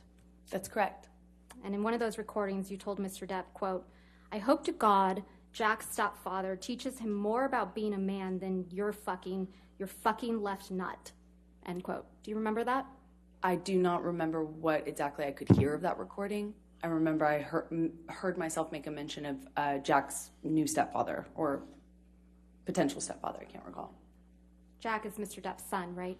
That is correct. And I believe I was referencing a marriage that his ex-partner was going to have or getting into, I suppose. You were referencing that Jack's new stepfather would teach him how to be a man because Mr. Depp couldn't. I right? don't recall exactly what I said, but it was something to that effect. Let's listen to some of what happened before you said that to Mr. Depp. If we could please play Plaintiff's Exhibit 397, which is already in evidence. And for the record, it's at 3504 through 3547. And then the next clip is 3635 through 4308.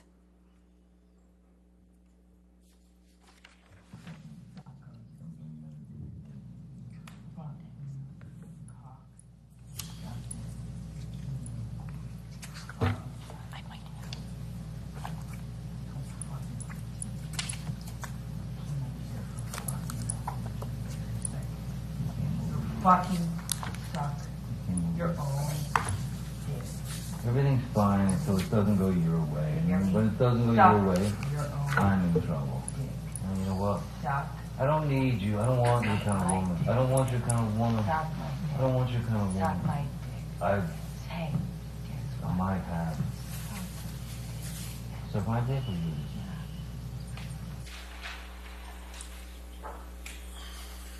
Big mistake. I wish I had fucking hadn't. Oh, yeah. I wish I fucking hadn't. I wish I fucking hadn't bought into any of your fucking lies, your bullshit, your sober fucking presence, your fucking goodness, your sweetness, all the lies. I wish I hadn't bought into the months of you being you. I wish I hadn't bought into the promises. I wish I hadn't fucking thought I could have kids with you. You're a fucking kid yourself. I wish I hadn't bought into any of the lies you sold. Talk about fake bill of goods. You're have the some biggest fat baby with a fucking producer you're who the produces shit. biggest fucking seller of fake fucking bill of goods. Let me Talk tell you about something. presenting yourself as I something did you're myself not. the fake Suck my seller of dick. goods. Suck my I dick. fucking you left nothing and I've left Suck my everything. dick. So suck Suck your my dick, Yeah, go on. which is probably your next move because it's what Suck you it. fucking move. No, I don't want to suck your dick. I don't want nothing to do with your Oh, fucking because I really midsection. need something. You want. Well, go get it, man. Because I need something. Go on. Huh? Fucking fuck yourself. I No shit, I don't. Go suck your dick. don't want to. Try it. It's gonna be all yeah. No, it's not really true, Amber. Actually, it kind of is. It kind of is. What are you talking about? You really want some No, fish? Oh, is it? What is it? no, I'm sure Rochelle's available. I- Call her up. I I'm don't sure know. she's available. Maybe she is. But I'm sure she is. we'll see. I'm sure she is. I'll let you know. Oh, I'm sure she is. I'm sure her for her yoga blog. That fake laugh. That fake Oh, laugh is too much to take. No, I'm sure she's. That fake laugh is so disgusting. I'm man. sure she's great. I'm sure she's great. I'm thinking that you can give me some No. of the best performances in No, there. no, you're right. I don't. It's all about performance. Well, I don't regret. I don't regret. What else? I What don't else regret. that you do? Oh, come on. I don't Be regret. good. No, I Come don't on. regret. Lay it on me. What else? What else other things do you want to add? Can't talk to You you when fucking you sound lying like piece of Bobby shit. Brown. What? Oh, Go to no, I kids' want show. to know. Yeah, I want to know. Get out your Ubers out I'm there. kind of waiting. You go get it. Yeah, I'll be in. Wait, is there no other place for you to run in your 15 other houses to go run? Come on, go be a real married man and go deal with your shit the way that a man does. Go run to the next house. I wish I knew Every that. man does. Yeah. Go. Going Run through away. I know it's with hard to your look at yourself. fucking ridiculous I know. plan. It's Your hard. panicked fucking plan. It's hard. It's hard. Screwing everybody else Poor over thing. to get You're your right. fucking. I tried. get what That's you what I want. do. You're the most spoiled fucking brat. And you've got everybody out here almost full, but it you're don't right. last You're long. right. I've I'm been sorry. hanging out longer You're than right. you. You got to because figure it out. You don't have. Figure out what you have to offer as opposed to going out and get your tits out. You're right. That's what I do. Well, yeah. Okay. Lemon Fields is excellent. You're right. You're right. Excellent choice. Back to that. Well, I wonder what we else. I wonder what else we can reach for in the last 60 years. Oh no, it was 4 years ago. You're right. I'm sure there's other things you can find. So loud. No, I'm not laughing. Or, no, matter of fact, I'm laugh not here. laughing. I'm not. It's Oh. serious. I'm sure you can find other things. I know. And stripping, man. Well, there's always that. You can You're always right. go back You can to write that a book. for You another- can write a for book. another I 10 know you minutes. can write a book. Oh, is this gonna be good for your book? Oh, should I have you sign an NDA for your book? You don't even Your make- book. I'm not Is this gonna- gonna be good for your book? you won't even Is this make gonna be it good a for your book? I'll write what I Hey, want. I'll I write have what a I good want. idea. I write what How I about you want. somewhere of your journals? You don't want to sell out or anything. Let's sell you journals. Oh, wait. Hey, Hey, no, Yeah, you're you not don't what? wanna sell out. No, you're not you selling don't want to out. sell out, no, Magic Mike. No, You don't wanna yeah, sell 'cause out. no one does Oh, 21 man. Drunk Street when they're in their 20s. No, you're right. That's not selling you out. No. When you're in your 20s, you should really know what you want. Like By the selling way- your journals. By the way, if you didn't know who the fuck I was. You're right. Go sell your journals like a real non-seller. 55-year-old. Oh, I'm sorry, 6. 51. I don't know. It doesn't matter at this point. No, I don't think so. it really doesn't. I don't really think so. But you're right. I mean, hey, at least I didn't do like a TV show where I was heartbroken in my 20s. God, that would be like embarrassing. Oh. If only I was with someone in their 50s that could point that out to me. Imagine, Mike, you're right. When you play a non-sexualized object. Okay. Yeah. Wow. You're right. You got me. You got it all figured out. You don't If only I even know could what be- movies I've done. If only, You haven't even taken an interest. If only I could be You know, like but I had to you. If watch only your I fucking- could be like I had to watch your fucking direct and you trying to like You're a joke. spew You're out a these fucking joke. lines. You're a joke. You're a joke. Yeah, I'm the joke in the industry, Amber. I'm the joke. I'm the joke in the I'm industry. sorry. I can't really hear you. I'm sorry. The reruns of all my bullshit are playing too loud for me to hear you. I'm gonna just go and pedal my way back. Sorry. I can't hear you. Aquaman. Oh, 21, whatever it was. I was I don't remember it anymore. I was 20. No one cares. You're fucking awesome. Washed up piece of Oh, shit. what? What? Washed up piece of shit. I can't hear you. I can't hear you. Oh, what? I can't hear you. Your jealousy's so tragic. I'm sorry. Your jealousy's so tragic. Fucking like Wait, I can't hear thinking you. that I'm going on a road with a Turn on band. my aid. I can't hear you. You told Mr. Depp to suck your dick multiple times, didn't you? Yes, I did. You tell him to go run to his 15 other houses, right? That's correct. Because that's what he would do when you behave like this, isn't it? Eventually, he would go and stay in one of the other houses. You call him a sellout, don't you? I was expressing frustration about his criticism of my career and how many problems that caused within the dynamic of our relationship, yes. So you call him a sellout and a joke? I called him horrible, ugly things, as you can hear. Sellout. We spoke to each other in a really horrible way. Pretty sure we just heard you speak to him in a really horrible way. You called him a sellout. I just right, Ms. disagree. Heard? You called him a sellout, right, Ms. Heard? I called him a lot of ugly things. And a joke. I called him a lot of ugly things. You called him a joke on that recording. You called him a washed up piece of shit. I think we both called each other that on that occasion, yes. Mr. Depp mentions Aquaman, doesn't he? Yes, he does. Mr. Depp got you that role in Aquaman, didn't he? Excuse me? Mr. Depp got you that role in Aquaman, didn't he? No, Miss Vasquez, I got myself that role by auditioning. That's Mr. how that Depp works. says, quote, your jealousy is so tragic. I heard him say that, yes. You were the jealous one in this relationship, weren't you, Miss Heard? I think he was indicating I was jealous of his career. But now you've twisted it to say it was Mr. Depp that's the jealous one. Johnny's always been very jealous when I worked, when I did anything, friends. Yes, he's always been very jealous.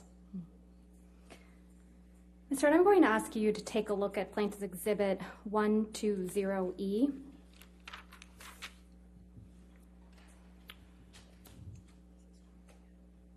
This is a series of text messages between you and Mr. Depp. That is correct. I'm going to move to admit and publish these text messages. Mr. Depp's messages have been redacted. All right, any objection? No, Your Honor. All right, 120E in evidence, you can publish.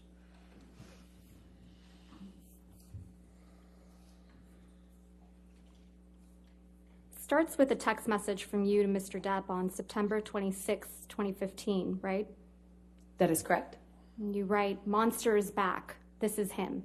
Did I read that right? That is correct. And then in the next message, you write, quote, ran away, first sign of trouble. This is not the man you promised you would be. Did I read that correctly?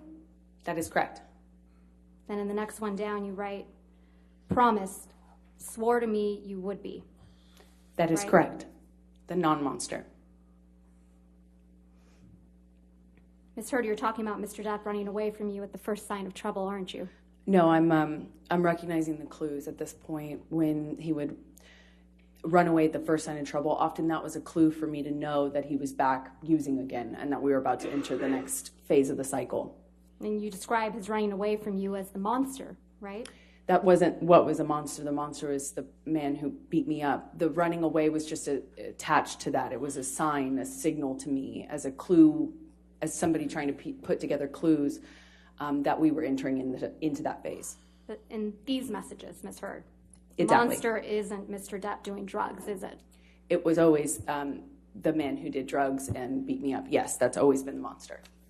That's not what you're saying in these messages. That is exactly what I'm saying in the messages. You don't describe Mr. Depp being violent, do you? I do not describe that in this text message, no. So it's a cowardly monster this time. No. Okay. And going down the page, you write a long series of text messages to Mr. Depp that don't get a response. Is that correct? That is correct. You write, come grown, face the shit, and we can do anything. You go on a little later to say, please come home. Let's apologize to each together. And continuing on page 77, you write, not go to bed mad. And then you say, sound okay? Sound like the priority in the long run? Come home. Don't be the monster. Be the man. Please. Please call me. Please. Continuing on page 78. You write, I don't want the monster. I need my man. I need to talk to you. Please, Johnny. Don't force me to be something else to you. This is taking me for granted and I can never stop before this turns into something far darker. Describing yourself in that text message, right? The exact opposite. I'm trying to interrupt him starting a new cycle where he starts using again. He's not responding to you, Ms. Heard. Yeah, that's why I'm trying to desperately stop him. Please answer the phone, you say. Doesn't this mean anything to you? And it goes on. And I won't read all these messages, but you're saying, please answer over and over again. Right? It was very important to me. I was running out of time and I was trying desperately to stop him. He wasn't with you, Ms. Heard. Exactly, which is how I knew it was about to get a lot worse. He would leave, use, and come back way worse, with way less reality, with more delusions. He'd be more drunk. He'd be I'm going to more move under to the strike influence. everything after I was trying to stop the that. answer to her question. Your Honor, she was responding. I'll overrule the objection. That's fine. Thank you, Your Honor. This is a situation where you were trying to get Mr. Depp to pay attention to you. Isn't that right? No, I was trying to stop him from using. And because he ran away from you at the first sign of trouble, you call him a monster. I was right? trying to stop him from turning into the monster. The drugs are the key that opened the door. Who was the real monster in this relationship, Ms. Heard? Lives in Johnny. It's half of Johnny. It's not all of Johnny. The other half of him is wonderful and beautiful and the man I love. I'd like you to take a look at Plaintiff's Exhibit 120F.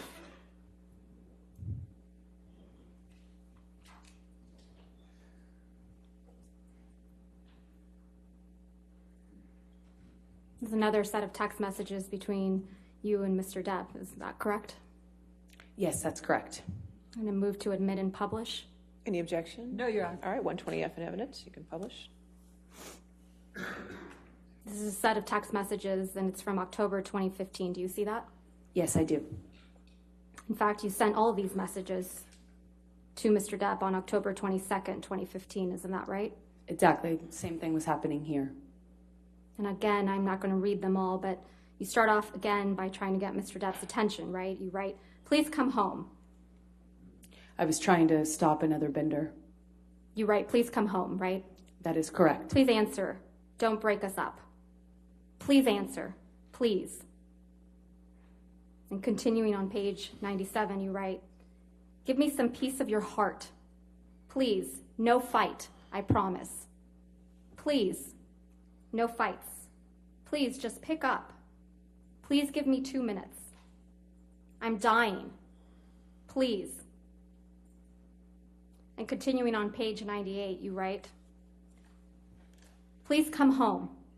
Please come home, Baba. I am so sorry. Actually, you didn't say Baba, you said baby. Apologies. And it goes on. Did I read those correctly? That is correct. That was another time I'm trying to stop another twist off. This is what would happen when Mr. Depp would try to take some space from you, right? No, this is what would happen when Johnny had moved into the next phase of the cycle, decided to use, No, and our Ms. lives Heard. were getting a lot worse at that Ms. point. Heard, I'm talking about your actions. This is what you would do to Mr. Depp when he would leave you. You would harangue him. I would try Isn't that to- correct? You I would would try- harangue him. Your Honor, at least let her answer the question. She interrupted you. That's fine. Go ahead and answer the question. I do not think I would characterize my behavior that way. I was trying to stop him from using. You were texting him incessantly. Isn't that correct, Ms. Heard? It was imperative for my life. Ms. It Heard, was very my important question is to me. much more simple. You were texting him incessantly. I would Yes try or no? everything to Ms. get a hold Heard? of him and So to that's a stop the yes. cycle. That's a yes, right? I would try everything to stop the cycle. It was that important to me. And he's the monster for not responding to you, That's not what made him the monster. for No. needing space from you. The monster was not the guy who needed space. The Not monster for was doing who drugs. he was when he came back. Not for doing drugs, Ms. Heard. Not for being violent. Just for needing space. That's when you called Mr. Depp the monster. Incorrect. Let's listen to Defendant's Exhibit 598C, which is already in evidence. And let's not do this anymore, because I'm really getting frustrated. And I'm really, really, really sick of this argument. Stop, I'm sorry. Okay? So let me go, and you go, and I'll speak to you in a couple hours. Okay? Okay? Stop. Okay. Why are you saying stop? Because May you're being I so- go? Please, it causes me so much stress when you leave, when you walk away from me with that. It's like you don't understand how much worse you're making this. I can't believe this. Please, you're making it worse for me. Okay, I'm sorry for you. Please, I'm only trying to tell you so that you know you're causing me immense stress right now when you walk away like that. There's no reason to be mad. Well, then say goodbye. haven't walked away. You're not saying goodbye. You won't let me fucking leave. Let me leave. Stop rushing me! Stop pushing me in the corner and then poking me with a stick and then saying, why are you saying the words you want me to say? Stop poking me! Stop rushing me! Stop throwing me against the wall and going, what? You don't like that wall? You don't like the fucking wall? Stop pushing me! Remember? I'm not pushing you. I'm not rushing you. I said, I need space. I don't want this conversation anymore right now. I need space. And I will take my space. Whether you like it or not, I will take it. And you will take your space. But if you keep halting I'm not doing anything this to you. and continuing I'm with not the rhetoric... continuing it. I'm begging you to stop. I don't... Okay, stop. I'm stopped. Stop. Now I have to go. Okay? So we will speak to each other in a couple of hours. Okay? I hope you have some kind of revelation that makes you feel better. You know? I hope I do too. But we'll just see when I get home. We'll just talk, or we won't talk, or we'll finish this, or we won't finish it.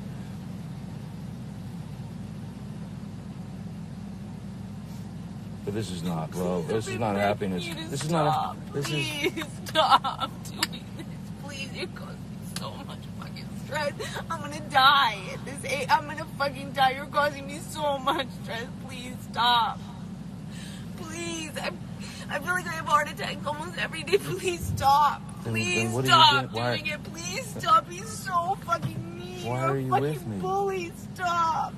Please stop. I've been begging you not to fight. I just said, can we please have a normal argument? Just even a normal conversation, fucking normal argument. And for the last hour, I've been begging you to please just leave it at that. Let's just go on with our night. I would have been able to come in with you. We would have been able to let it go in a few minutes. It would have been fine. It would just, if we allowed ourselves to have fucking normal arguments. Please, you're killing me with this. You're killing me. You're fucking killing me. Fuck. Sean, could you, please, I want you to just go.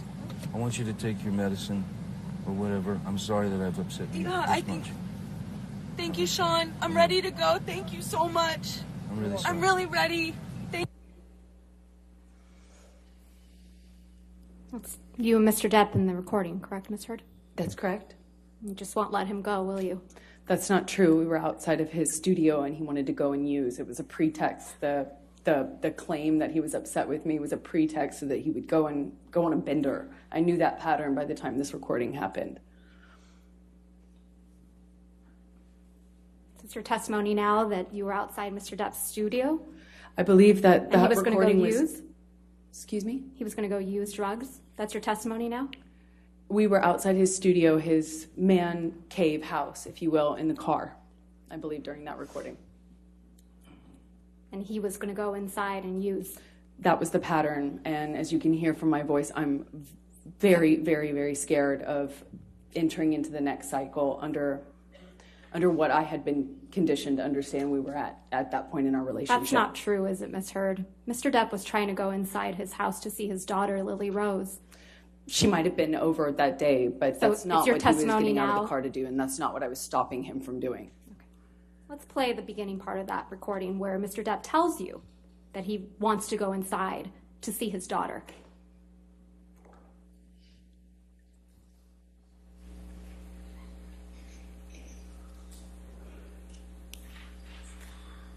And let's not do this anymore, because I'm really getting frustrated. And I'm really, really, really sick of this argument. Stop. I'm sorry. Okay? So let me go, and you go, and I'll speak to you in a couple hours. Okay? Okay? Stop. Okay. Why are you saying stop? Because May you're being I so- go?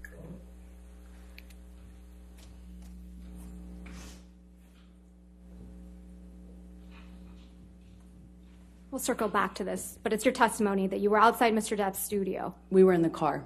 You were in the car outside of Mr. Depp's studio, That's correct. and he wasn't telling you, please let me go inside my house to see my daughter. He was indicating to you that he wanted to go inside to do drugs. That's your testimony. I know my testimony is that I knew what he was going inside to go do. I knew what stage of the cycle we were in. I knew the patterns by then, and I was desperately out of time trying to interrupt that cycle. Let's go to May of 2016. Yesterday, Ms. Heard, Ms. Bredehoff, your attorney, showed you certain pictures from May 21, 2016. Do you remember that? Yes, I do. If we could please pull up Defendant's Exhibit 710, which has already been admitted into evidence. Ms. Heard, you testified yesterday that this is a photograph taken of you on May 21st, 2016. Do you recall? Yes, that's correct. And keeping this exhibit up, if we could please do a split screen, Tom, and also pull up Defendant's Exhibit 714, which has already been admitted with redactions. Ms. Heard, you testified yesterday that this is a photograph that was also taken on May 21st, 2016, correct?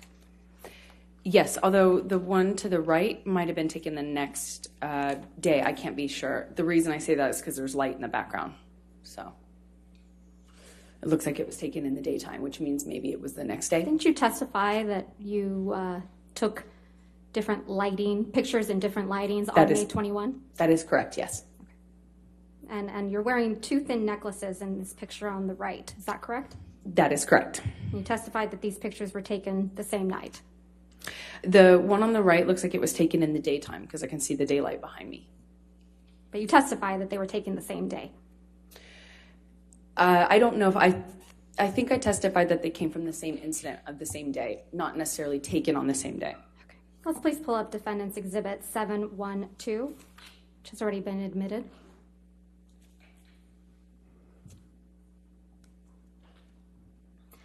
You testified yesterday this is another photograph of you on the night of May 21. That's correct. And keeping this exhibit up, can we please do a split screen and also pull up Defendant 713, which has already been admitted? Ms. Heard, you testified yesterday this is also a photograph of you from the same night, correct? That is correct. You testified yesterday that the only difference between these two photographs is that the light was turned on.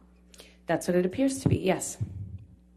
The light is on both of these pictures, though. Isn't that right? It looks to me like the one on the left has the vanity light, the makeup lights, you know, the more yellow-hued ones that go around the mirror on, and then the one on the right looks like it doesn't have those. Isn't it true you just edited these photographs? No, I've never edited a photograph. Didn't you just enhance the saturation for one of these photos to make your face look more red? No, that's incorrect. I didn't touch it. You were sitting here in this courtroom when Mr. Isaac Baruch testified to seeing you the week after May 21, 2016, correct? I was here. Mr. Baruch testified that he saw you on May 22nd while you were changing the locks of your penthouse. Do you recall that testimony? I do. I just don't know if he was right about the date, but I do remember him saying that. Testified it was his birthday, the day after his birthday. I believe it was. Yeah. Mr. Baruch testified that he saw you repeatedly in the days following also, correct? That's correct. And Mr. Baruch testified that he saw no marks or injuries on your face, correct? That is what he's testified to. You were also here in this court when Mr. Sean Bett testified to seeing you on the evening of May 21, 2016. Is that right? You were here. That's correct. Mr. Bett also testified that he saw no marks or injuries on your face that evening, correct? I realize that's what he said. You were sitting here in this courtroom when Officer Melissa Sines testified by deposition about being called to the Eastern Columbia building on May 21st, 2016, right? I saw her testimony, yes. And you heard Officer Sines testify that she did not see any injuries on you that night, correct? I heard her testify she did not consider this injured. No. Miss Officer Sines testified that she met with you and she did not see any injuries on your face. Isn't that correct? She did not consider this injury. Ms. Heard, my question is a bit more nuanced. So is my answer. All right.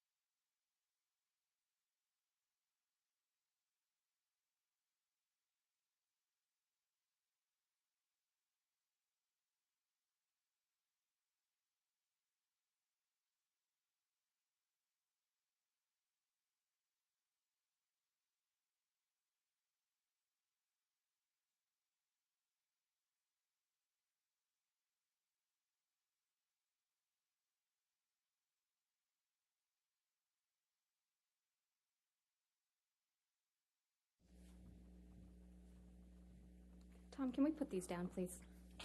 I think they might be confusing the witness.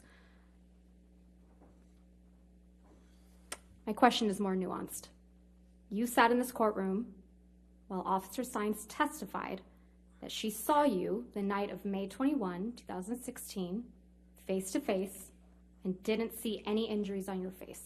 Isn't that correct, Ms. Heard? I believe she was testifying about these photographs, and she said that I was not injured in them. Is it your testimony under oath now that Officer Sines testified that she saw injuries on you when she saw you in person on May 21? Sorry, let me clarify. I was testifying that I know that that's what Officer Sines said, that she didn't consider my red, puffy face injured. That's what she said. The red, puffy face, that was your counsel's question, correct? That was She her said- testimony in the UK. That's incorrect, and you know that, Ms. Heard. I disagree. It's just inconvenient for you that Officer Sines didn't see injuries on you on May 21, 2016. It Isn't doesn't that matter right? what's convenient for me. Right. Officer Tyler Haddon also testified by deposition about being called to the Eastern Columbia building on May 21, 2016, and he also testified no injuries on your face on May 21, 2016. Isn't that correct? They both said that they did not consider me injured. They did not see injuries on your face on May 21, 2016. Isn't that what their testimony was? What their testimony was is that they did not consider what my face looked like to be injury. They didn't consider what they walked on in the house damage, but it was. You were sitting here when Officer William Gatlin testified by deposition about being called on May 21 to the Eastern Columbia building, and he also did not observe any injuries on you, did he? And that's what he testified to. He didn't even know which one I was. No, I think we all saw on video camera you identify yourself. Isn't that correct? I had to because of how far away he was. He didn't even know who he was But there after to you see. identified yourself, he looked at you. Isn't that correct? From a distance, yes. And he didn't see any visible injuries either, did he? I don't know what he saw. He testified that he didn't see any visible injuries, did I he? would believe that he didn't, yes. You were also in this courtroom when Alejandro Romero, who worked at the front desk at the Eastern Columbia building, testified about seeing you on May 25th, 2016. Isn't that correct? That is correct. I think he said the 25th. Yeah. And Mr. Romero testified that he didn't see any swelling or bruises on your face when you were talking to him at the front desk. He wouldn't have. No, he wouldn't have, even though he had a habit, because his parents taught him correctly, to look into someone's eyes when speaking to them. Isn't that correct? I know that's what he testified to, yes. You testified yesterday that you sought a temporary restraining order on May 27th, 2016 because you wanted to change your locks. Do you remember that testimony? Yes, I do. Those locks were to the penthouses at the Eastern Columbia building. Isn't that correct? That's correct. But you changed the locks to the penthouses on May 22nd, 2016. I attempted to. That's why you felt comfortable having James Franco over the evening of May 22nd, 2016, Ms. Heard? I do not know when James came over. Okay, let's remind you. Can we please pull up Plaintiff's Exhibit 304, which is already in evidence, and play from 254 through 439?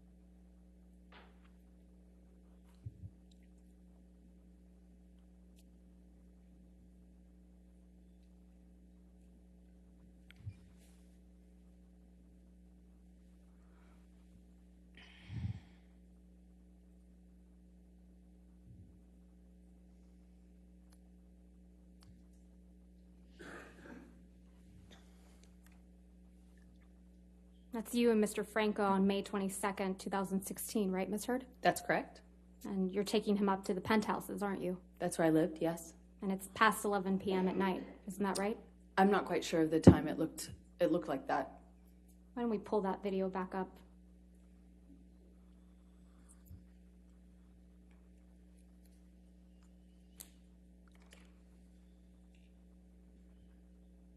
$22:51.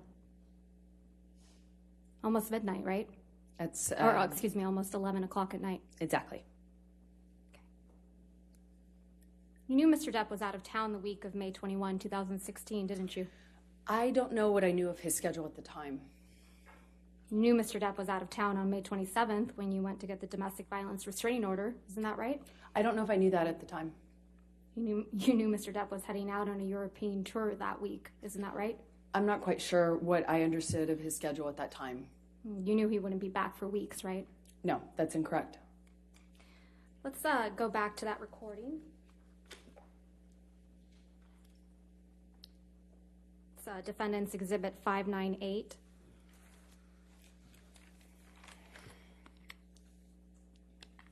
So you testified that you and Mr. Depp were in the car outside of his studio. Is that right?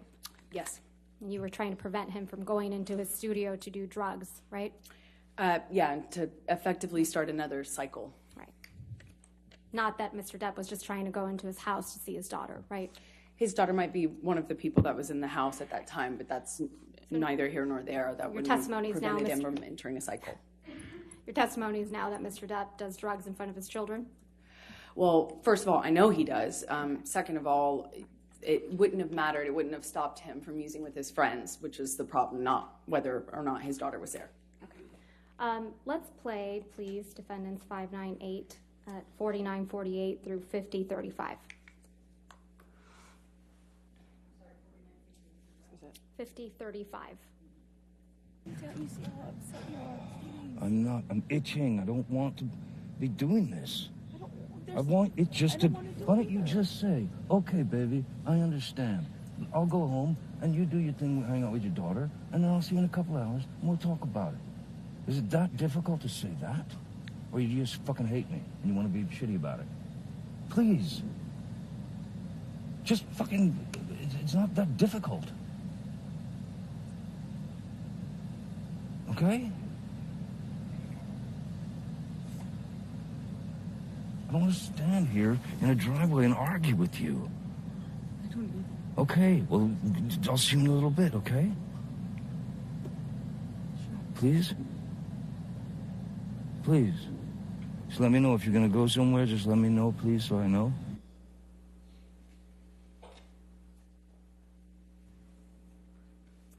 And almost an hour later, you're still arguing with Mr. Depp outside, right? I don't know how long that argument lasted, no.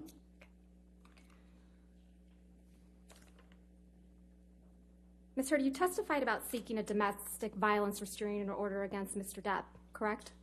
Yes, I have. And how you wanted to do it discreetly? That's correct. That you wanted as much privacy as you could have? Yes, that's correct. And how you walked out to a sea of paparazzi and cameras and photographers, right? That is correct. And how this overwhelmed you? It was overwhelming, yes. Because you didn't want this attention on you? That is correct. If we could please pull up Defendant's Exhibit 800, which has already been admitted into evidence.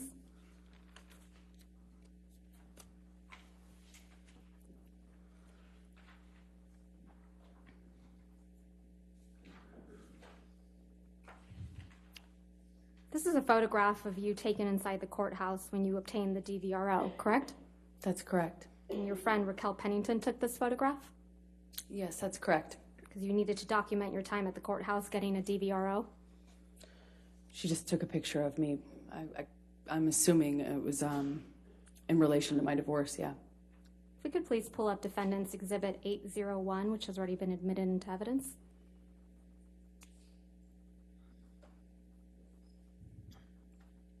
Ms. Heard, this is another photograph of you taken inside the courthouse, isn't that right? That is correct. Were you having a photo shoot inside the courthouse while you were getting a DVRO?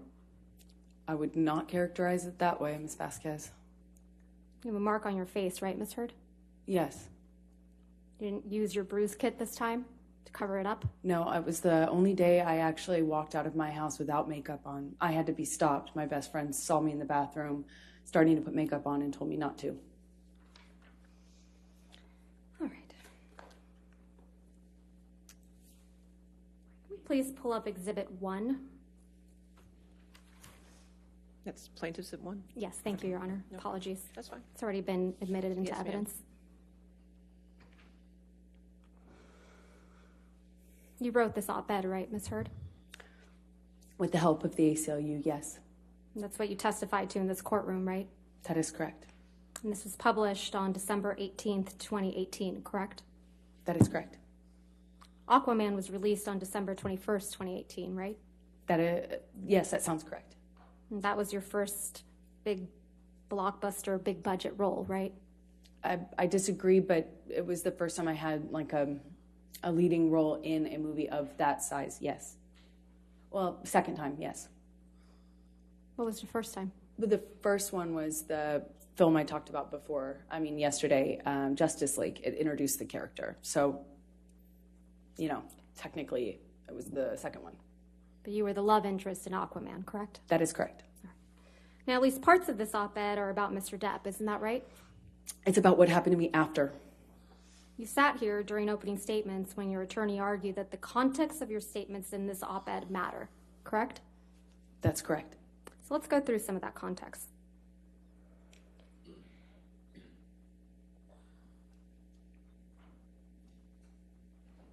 He wrote here, quote, "Friends and advisors told me I would never work again as an actress, that I would be blacklisted." That is You're correct. referring to your accusations of domestic violence against Mr. Depp in the statement, aren't you? Can you repeat the question? I'm sorry. You're referring to your accusations of domestic violence against Mr. Depp in the statement, aren't you? In general, I'm referring to being associated with domestic violence. And you're referring to what you claim happened after you got an ex-parte domestic violence restraining order against Mr. Depp in May of 2016, right? Are you asking me if that's what I was writing about? That's what you're referring to, correct?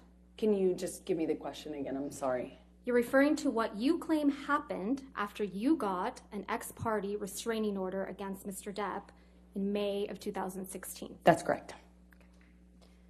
You also wrote, quote, "Questions arose as to whether I would be able to keep my role of Mira in the films Justice League and Aquaman." This is also referring to your accusations of domestic violence against Mr. Depp, right? This is referring to what happened to me after I got my TRO, my restraining order. Against Mr. Depp, right? That is correct. These questions arose only after you accused Mr. Depp of domestic violence in May of 2016, allegedly, right? Yeah, from the time I got the TRO, being associated with domestic violence, that's what it's a reference to, yes. You also wrote, quote, "Imagine a powerful man as a ship like the Titanic. That ship is a huge enterprise. When it strikes an iceberg, there are a lot of people on board desperate to patch up holes, not because they believe in or care about the ship, but because their own fates depend on the enterprise." In this op-ed, you're saying Mr. Depp is a ship, right? I'm making an analogy to a powerful man as a ship. The powerful man you're referring to in this analogy is Mr. Depp, right? I was talking about a bigger issue, actually, than just Johnny. I was talking about what we as a country were talking about at the time of writing this, which is when powerful men in general do something horrible or something they shouldn't, how there is a system in place to protect them, clean up after them, maintain them afloat. This is a reference to not just Johnny. It was about what was happening as a culture when we were addressing a lot of Me Too issues for the first time.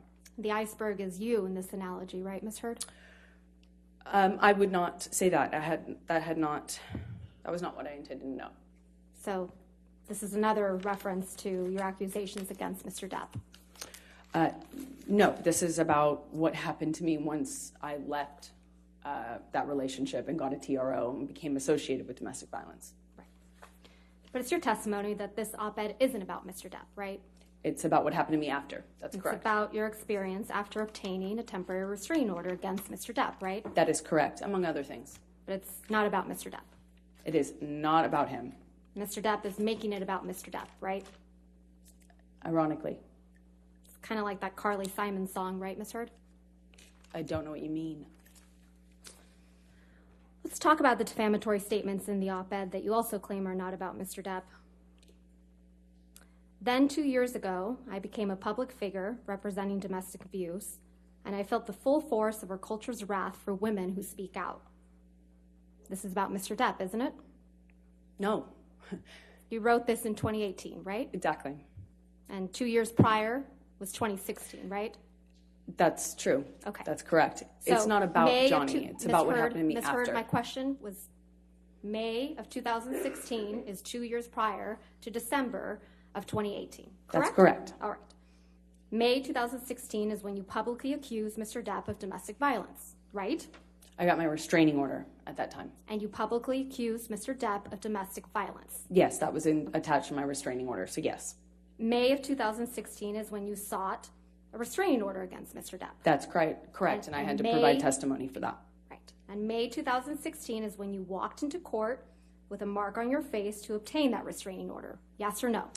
That was the day I walked into court with a bruise on my face, yes. And you were photographed with that mark on your face, weren't you? I walked out to a bunch of photographers, yes. May 2016 is when you told the world that Mr. Depp had physically abused you during your relationship. Isn't that right? That I had to provide testimony as part of my restraining order application, yes. And that's how you became a public figure representing domestic abuse. Right, Ms. Heard? From that point on, yes. That's when you claimed you faced our culture's wrath, That's right? when it started, yes. But it's your testimony under oath that this statement is not about Mr. Depp. It is not. It is about what happened to me afterwards.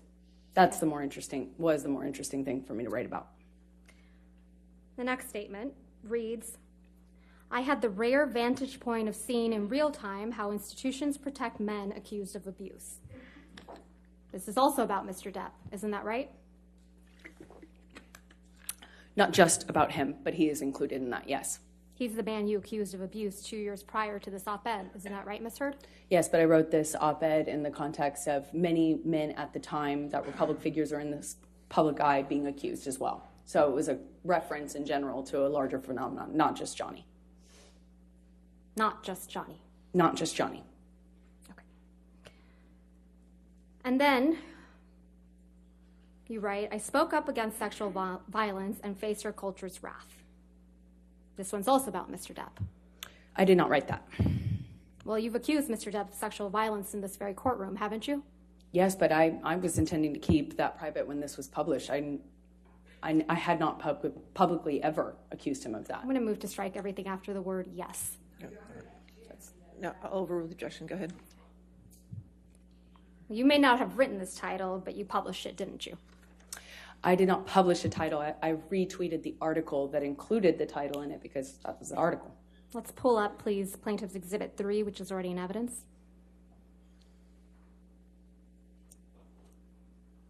This is a tweet from your Twitter account on December 19th, 2018, correct? That is correct. Your Honor, it's already in evidence? It is in evidence. Yes. Thank you. So on December 19th, 2018, you tweeted, quote, today I published this op-ed in the Washington Post. Did I read that right? That is correct. And the tweet includes a link to the op-ed we were just looking at, correct? That's correct. And you can see that the title of the op-ed in your tweet is, quote, opinion, Amber Heard. I spoke up against sexual violence, right? Yes, you don't get to change the title of an article you're retweeting. And that's the title that you put on your Twitter, correct? I did not put it on my Twitter, no. You linked it to your tweet. I retweeted the article.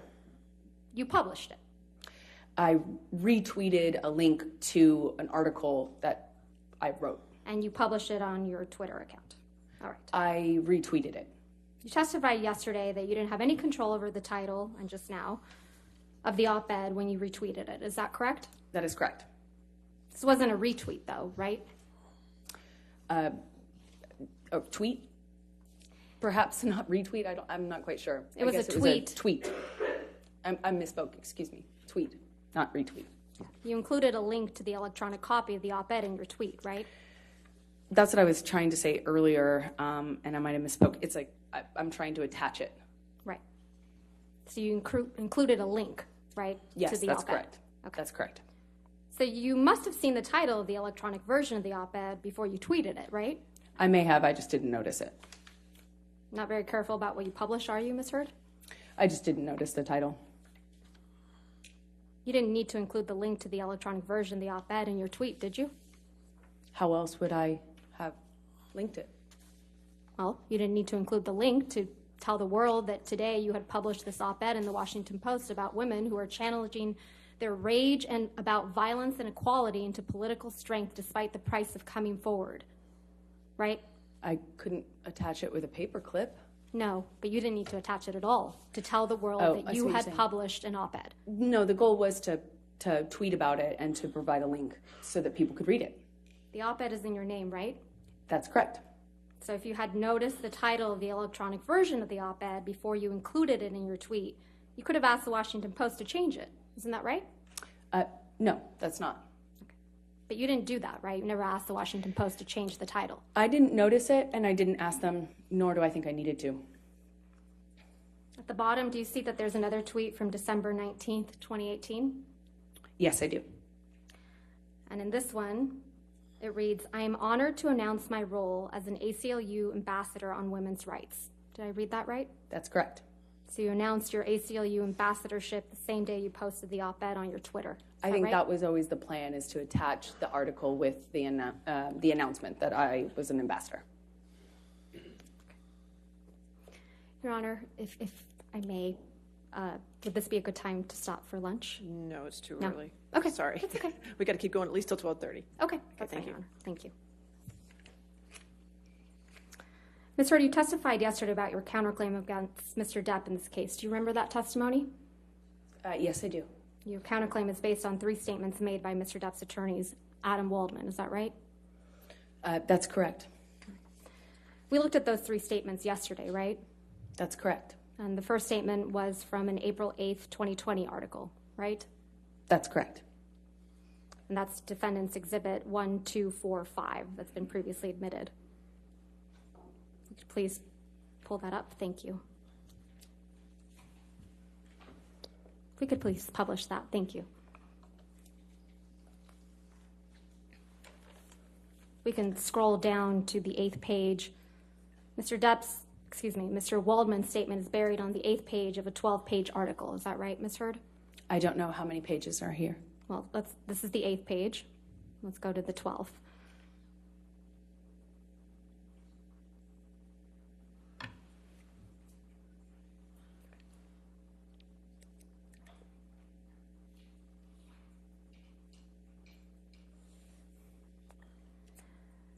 Let's pull up, please, Defendant's Exhibit 1246, which has already been admitted.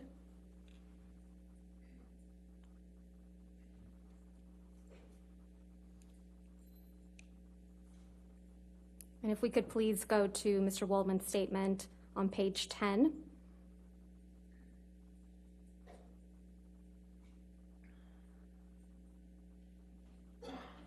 And go on to page 11 of a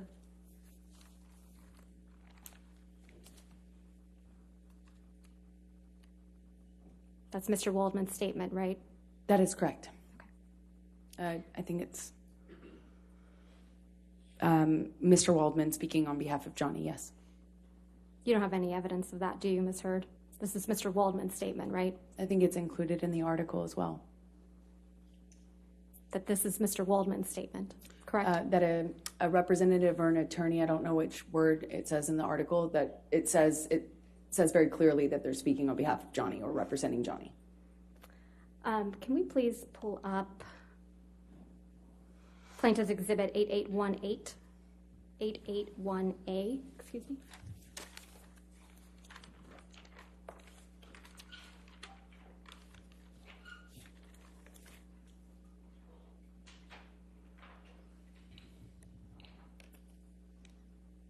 If we could please go to page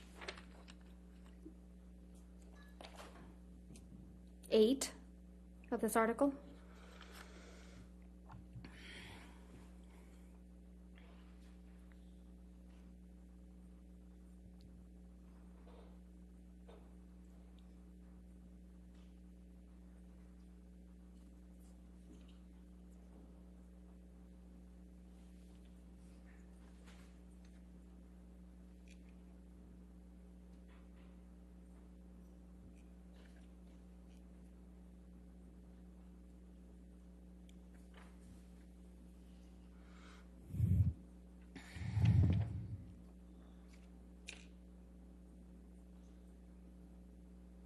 Sorry, Your Honor. May I just All right. approach? Yes, ma'am.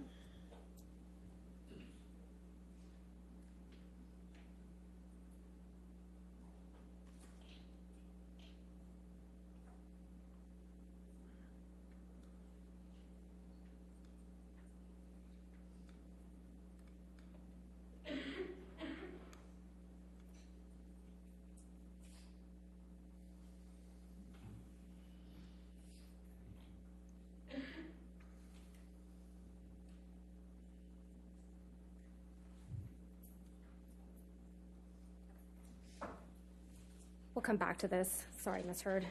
Sorry, Your Honor. All right. Yes, ma'am. Let's go ahead and take this down, please. Thanks.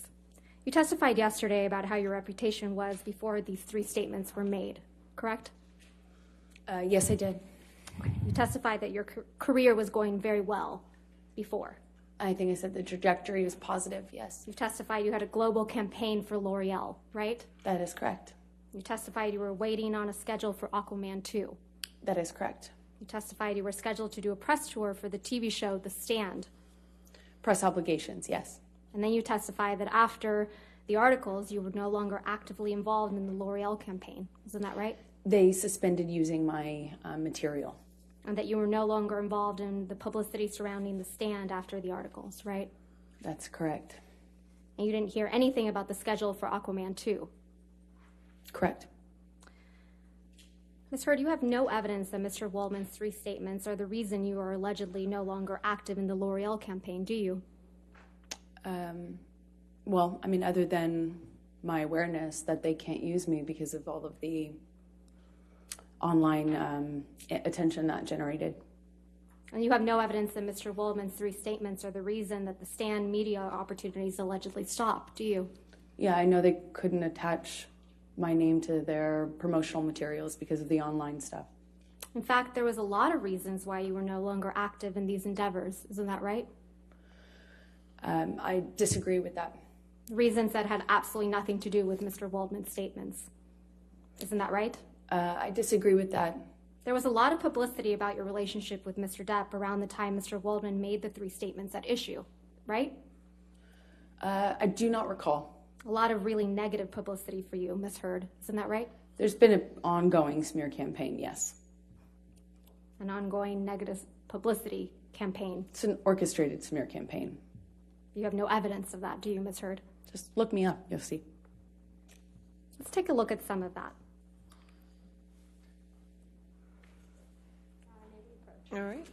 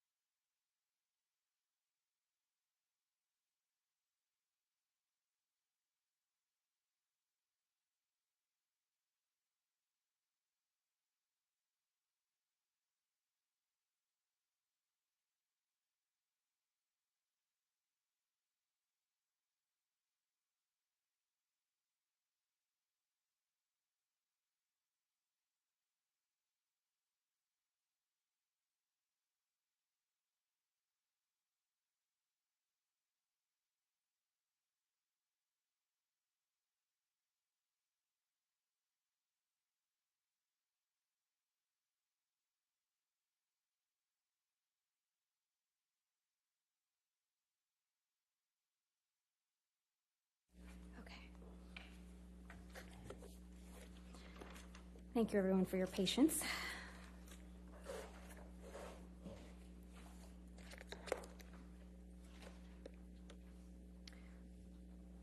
So, Ms. Heard, my last question to you was that there was a lot of negative publicity for you around the time that Mr. Waldman made these statements. Isn't that correct?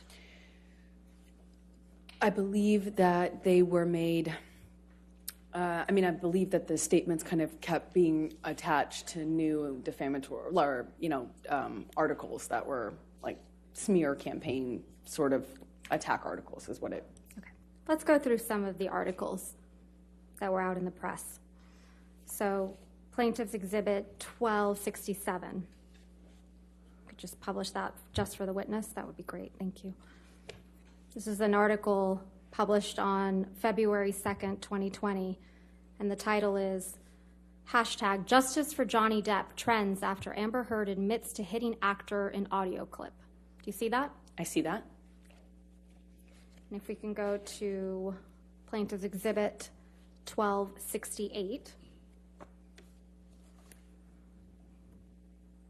This one was published on February 3rd, 2020. It reads the title, Amber Heard admits to hitting Johnny Depp in recording. Yeah, Do you see that's that? when his lawyer leaked an edited tape.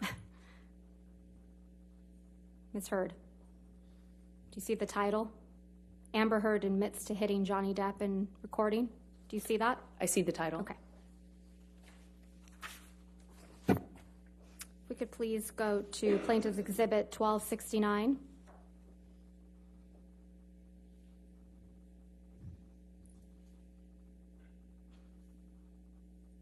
This one was published on March 17th, 2020. Amber Heard slammed door into Johnny Depp's head, reveals new audio. Do you see that? Yeah, these are more of the PR plans. Let's go to 1270. This one was published on March 31st, 2020. Amber Heard to be sacked from Jason Momoa's Aquaman after Johnny Depp's controversy, reports. Do you see that? I do. We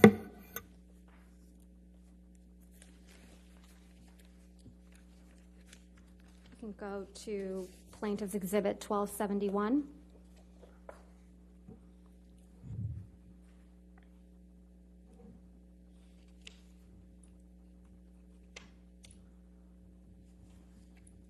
See the title that says, Johnny Depp says ex-wife Amber Heard sliced his finger off, and it, quote, erupted like Vesuvius?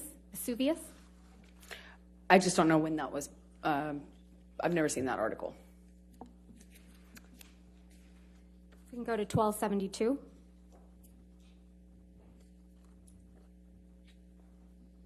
This one was published on May 29th, 2020, and it says, when Amber Heard confessed to smashing a door into Johnny Depp's head, clocking him in the jaw. Do you see that? I see that. Going to 1275. This one was published on July 15th, 2020. Amber Heard stole my sexual assault story. Ex-aide tells libel trial. Do you see that? This was Adam Waldman as well. It doesn't say Mr. Waldman. It actually says Kate James also says she often received abusive text messages from Johnny Depp's ex-wife, doesn't it? I just know because he threw down the article. Ms. Heard, isn't that what that says? Mr. Waldman threw the newspaper at Heard, me afterwards. Ms. Heard, that's not my question. What My was question your question? is- I'm sorry. The title of the article says, Amber Heard stole my sexual assault story, ex-aide tells libel trial. Kate James also says, Your Honor, she opened the door by saying it was Adam Waldman. I'll sustain the objection. Next question. Okay. Let's go to Plaintiff's Exhibit 1276. Amber Heard admits to hitting fucking baby Johnny Depp in court audio. Do you see that, Ms. Heard? That's correct. Okay. Let's go to 1277.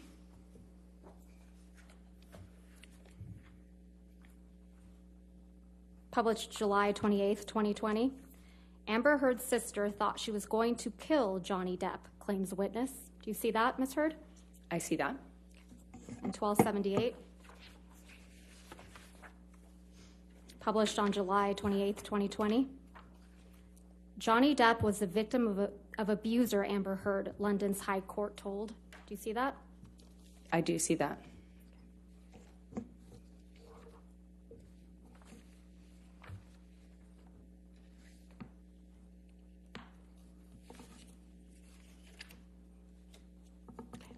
Thank you, Your Honor. All right, thank you. Go ahead and take our lunch recess then. Ladies and gentlemen, we'll go ahead and take our hour lunch recess at this point. Do not discuss the case with anybody and don't do any outside research. Okay, we'll see you in an hour.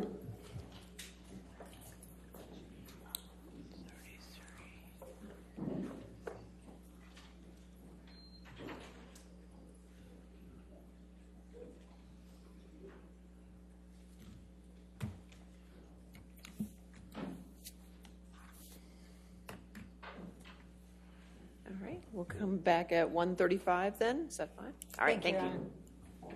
All right.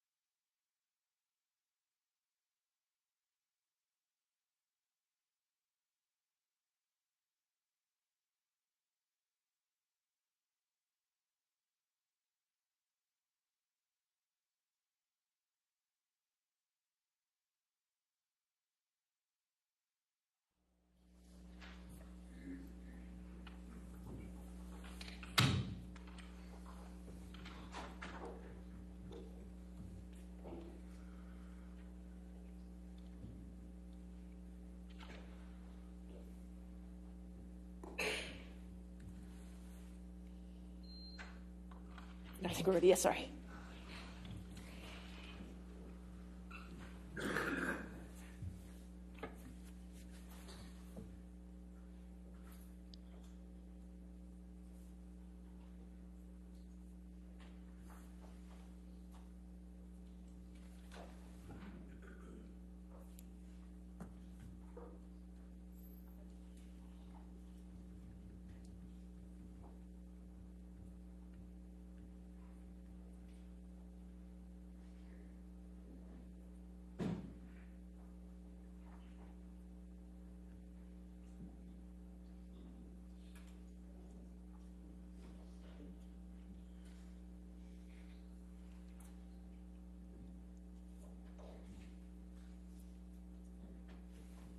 All right, thank you. You can be seated. All right, your next question.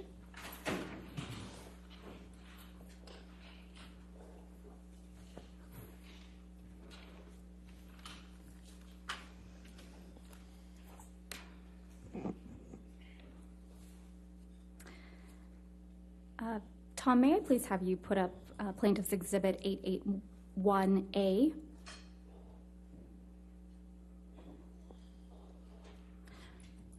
Ms. Hurd, I'm going to ask you to take a look at Plaintiff's Exhibit 881A. This is one of the articles containing the counterclaim statements by Adam Waldman. Is that correct? I haven't seen the article yet. Okay. Why don't we go to page 8 of this article?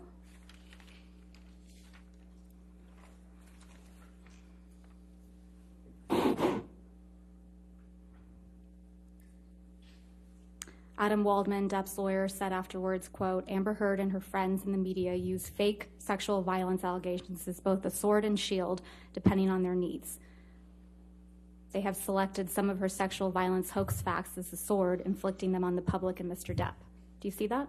Yes, I do. Is that one of the statements that you allege are defamatory?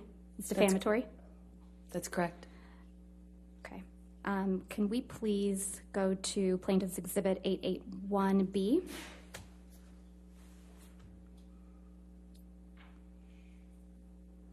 And if we could go to page 10 and 11.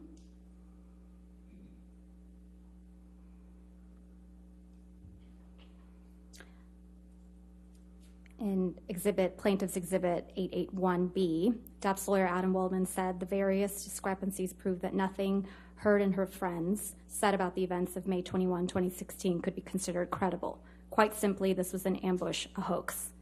They set Mr. Depp up by calling the cops, but the first attempt didn't do the trick, he told thedailymail.com. The officers came to the penthouses, thoroughly searched and interviewed, and left after seeing no damage to face or property. So Amber and her friends spilled a little wine and roughed the place up, got their story straight under the direction of a lawyer and publicist, and then placed a second call to 911. But even this didn't have, apologize. You're fine.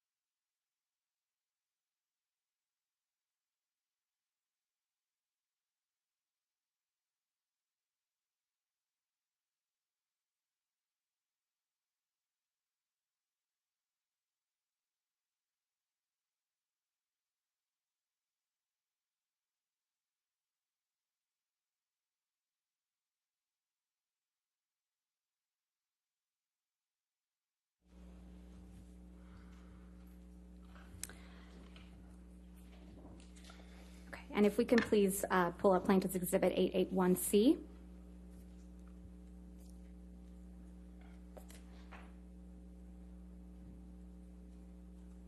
And go to page 11.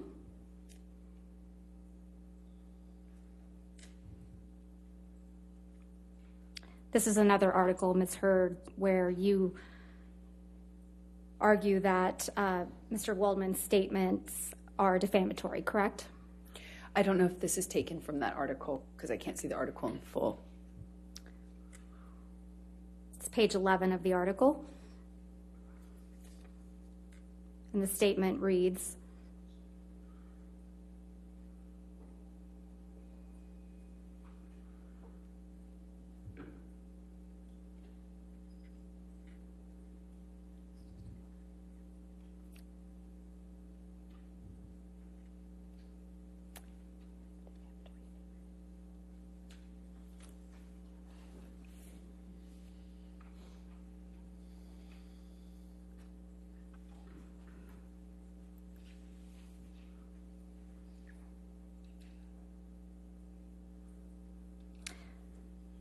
we have reached the beginning of the end of Ms. Hurd's abuse hoax against Mr. Depp. Is that correct? Is that one of the what you claim is one of the defamatory statements said by Mr. Waldman? I believe so. Okay, thank you.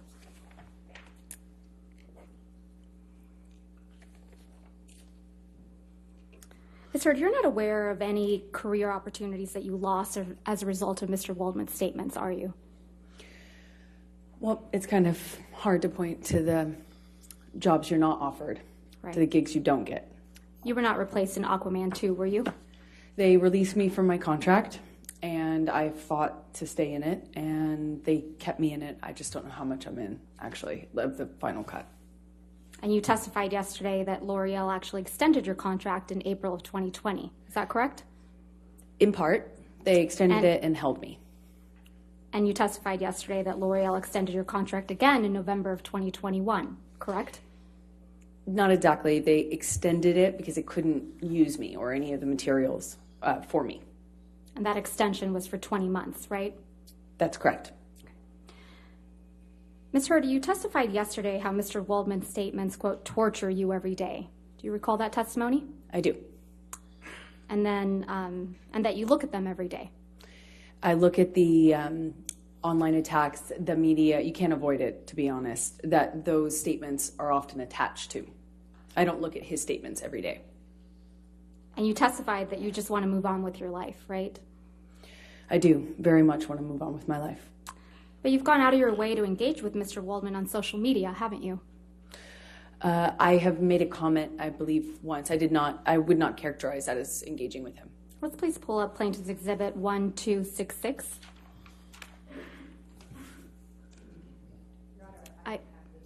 It's right there. Your microphone. Yeah. Your microphone. Just, I don't have this yet, so I'm asking for it to right be there. given to me before. It's a photograph. I think it's just a. This is your tweet, right, Ms. Hurd? That is correct. I'm going to move to admit and publish this tweet. I don't check the relevance. The objection, I'm sorry, what's the objection? I'm sorry, relevance? All right, I'll overrule the objection. 881C in evidence. Is that right? You can publish. Can we please have it published to the jury? I'm sorry, 1266. I apologize. Thank you. Thank you, Your Honor. This is from March 26, 2021, right? That's what it looks like, yes. And this is after he made the statements you claim are defamatory, right, Ms. Hurd? 21, yes. Ms. Hurd, you tweeted at Adam Waldman, quote, "Yes, Mr. Waldman, I may be wearing makeup on this occasion, but on every occasion you will still be short." Did I read that right? Yes.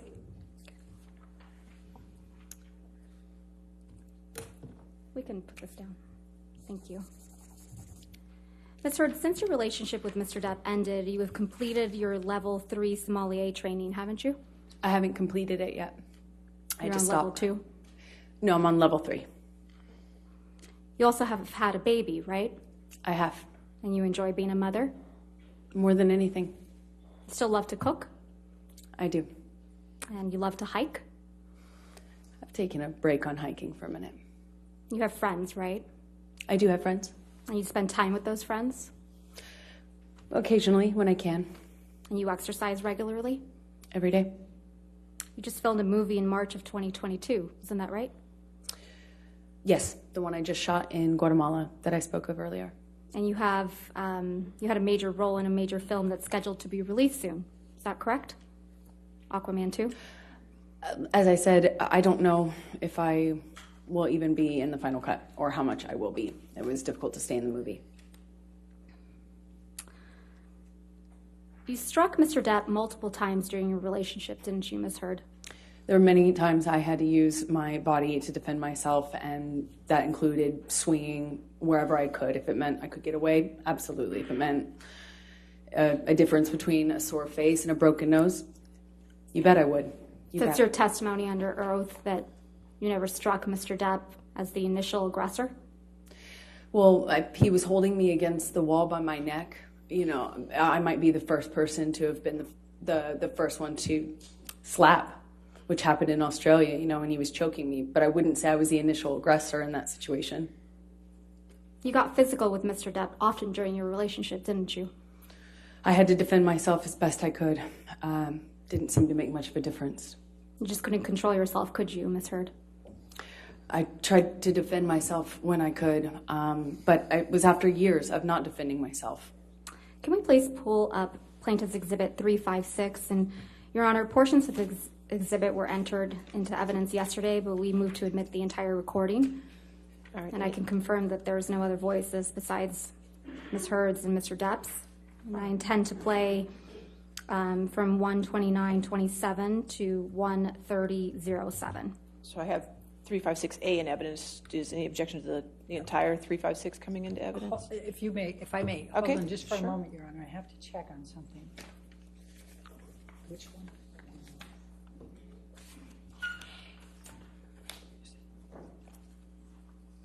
Which one is the one that has?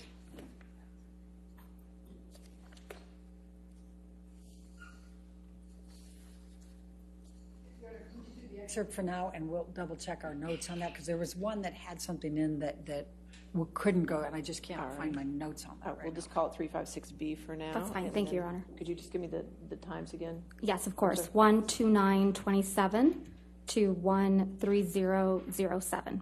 All right, and I'm told that we already have a B, so we have to do 356C. Okay. Thank you. Thank you, Your Honor.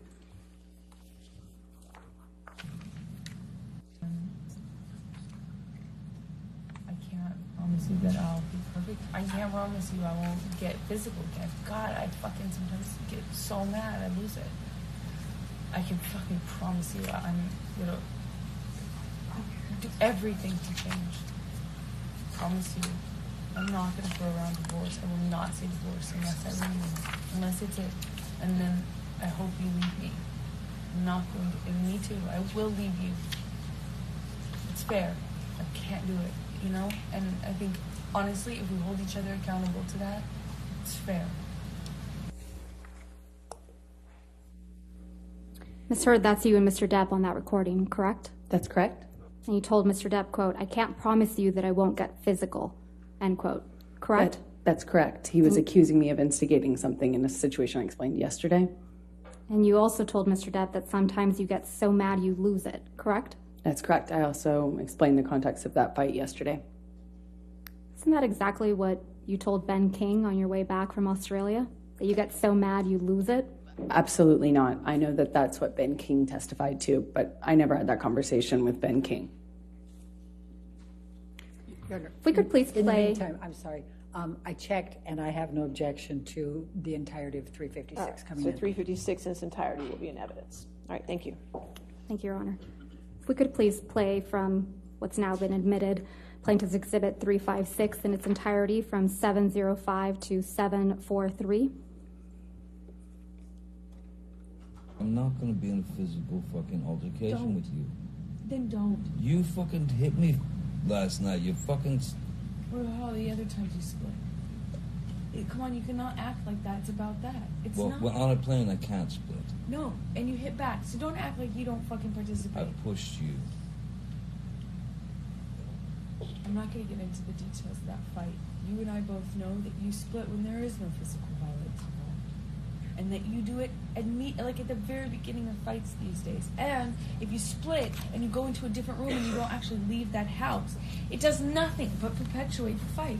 And you don't actually do it respectfully. You don't. Ms. Hurd, is that you and Mr. Depp on this recording? Yes, it is. Can we please pull up Plaintiff's Exhibit 343? And I believe that one's been admitted already into evidence. Yes, ma'am. Thank you. And just for the record, we're playing from 24601 to 24720. I said to Travis, I said to you, hey, tell Travis what just happened. Oh, you told me to do it. You told me to. You said, go do that. I said, no, tell him what just happened. And I lied. And that you punched me in the You're right. fucking thing. And You figured in it the out. face. And you said, no, fucking, no, I didn't. What the fuck are you talking about? And I watched you lie. And then I didn't punch you, by the way. I'm sorry that I didn't hit you across the face in a proper slap, but I was hitting you. It was not punching you. Babe, you're not punched. Don't tell me what it feels like to be punched. You know, you've been in a lot of fights. You've been around a long time. I know. Yeah. No, when you fucking have a close You face. didn't get punched. You got hit. I'm sorry I hit you like this, but I did not punch you. I did not fucking deck you. I fucking was hitting you. I don't know what the motion of my actual hand was, but you're fine. I did not hurt you. I did not punch you. I was hitting you. How are you tough? What am I supposed to do? Do this? I'm not sitting here bitching about it, am I? You are. That's the difference between me and you. You're a fucking baby. Because you started. You are such a baby. Grow the fuck up, Because you Johnny. started physical fights. I did start a physical fight. Yeah, you did. So I had Because- to get the fuck out of there. Yes, you did. So you did the right thing, the big thing. You know what? You are admirable. That's you and Mr. Depp on that recording, right, Ms. Hurd? That's correct. And you said you hit Mr. Depp, right? Yeah, I had to hit his body to get Ms. him out Hurd, of the door. my question was, you said on that recording that you hit Mr. Depp, right? Yes, I did. And you accused him of being a baby for not wanting to be in a physical fight with you, right? Incorrect. I accused him of being a baby for complaining about me hitting him when he was trying to get through the door I was trying to barricade. Right. Can we please pull up Plaintiff's Exhibit 368? And again, Your Honor, this is a recording of just Mr. Depp and Ms. Hurd. I'm going to move for the entire exhibit to be moved into evidence. All right, any objection to 368? I don't think so, no, Your Honor. All right, no objection. 368 in evidence in its entirety. It's a shitty law. Anyway, I opened the bathroom door when you were knocking on it. After a few times I opened, and you just kept going. You just kept going. I tried to close the door 3 times. Please, just don't. And then I accidentally, I swear, when I was trying to close the door, I guess it scraped your toes. I didn't mean to do that. And I bent down, and you either pushed or you kicked. I think you kicked the door open. The door, more open, so that it would hit me. And it hit me. I didn't mean to. I didn't know It that. hit me in the fucking head. But I did not mean to do that. I don't know what you're I talking was about. bent down behind the door. I did not do anything to her. I did not kick a door or push a door so that it would hit you. I did not. I swear that that was not my intention. I think I remember when the door scraped my toes, I reacted, but this whole the door thing, I remember I never did that. That wasn't on purpose. I might have done it on accident. Okay. But So let's say that was an accident. I mean, then stood up. I don't even know if I said. I might have said like, "What the fuck?" Whatever, because I'd just been hit in the head with the fucking corner of a door. I'm so sorry. I did not. I'm sorry. And then I stood up. And then you fucking clocked me. I remember hitting you as a response to the door thing.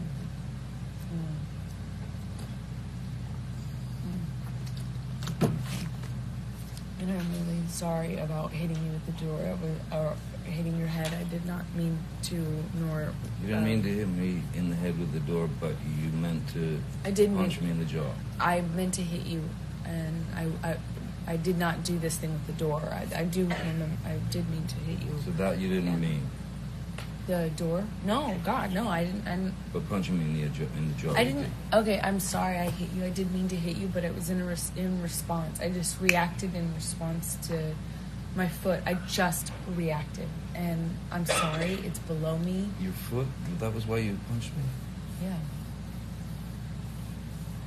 Yeah. But I'm sorry. I'm sorry if I.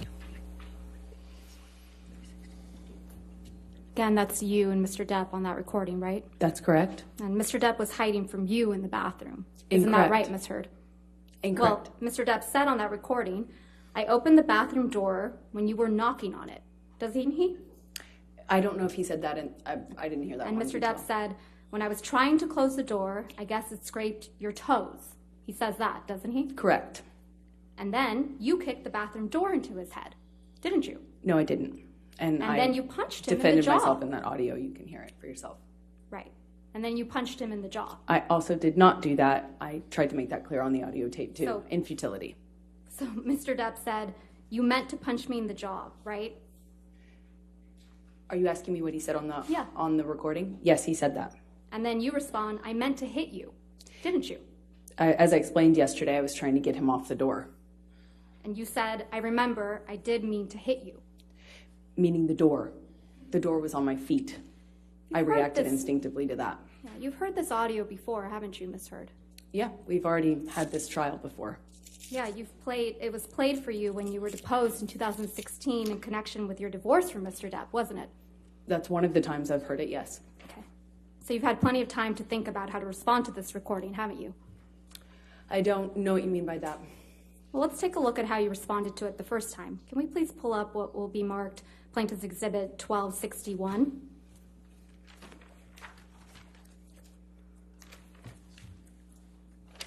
The next thing that I'm going to play to Your Honor? you Okay. as Hugh. All right. Oh, if you want to come? Coach.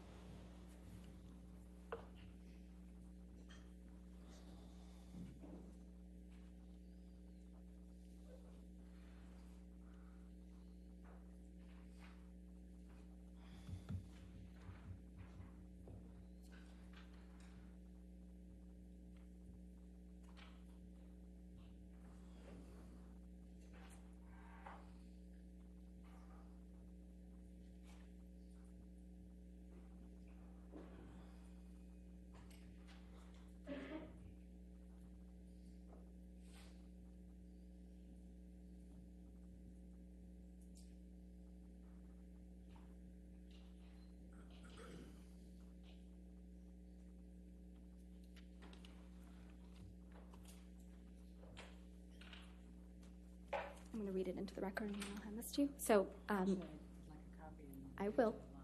So, Your Honor, for reference, and I will provide a copy of the deposition, Ms. Heard's deposition in the divorce. It's page 372, lines starting at line 5 through 377, line 12. All right. I think, Okay, I have a copy of the position. May I approach, Your Honor? yes, ma'am. Thank you. Thank you.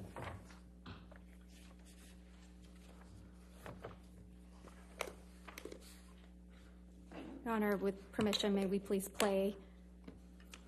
If we just get to that page, make sure everybody's at the, oh, could you say the page number again, Yes, please? absolutely. Page 372, lines 5 to 377, line 1 is what I have. 12, line 12. All right, 372. If we could have a moment, Your Honor, to read it before it's played.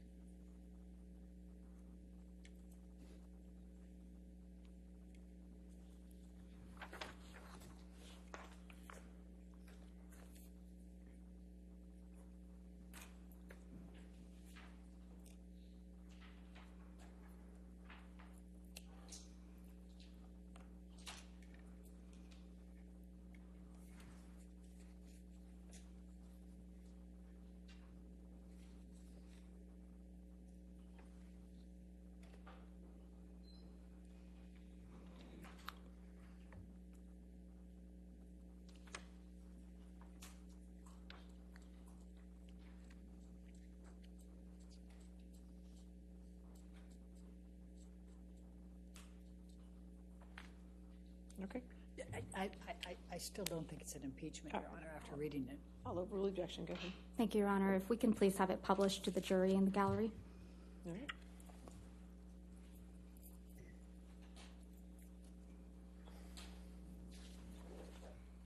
The next thing that I'm going to play to you as Hugh. Would you listen to this, please? This is punching. Let's skip on.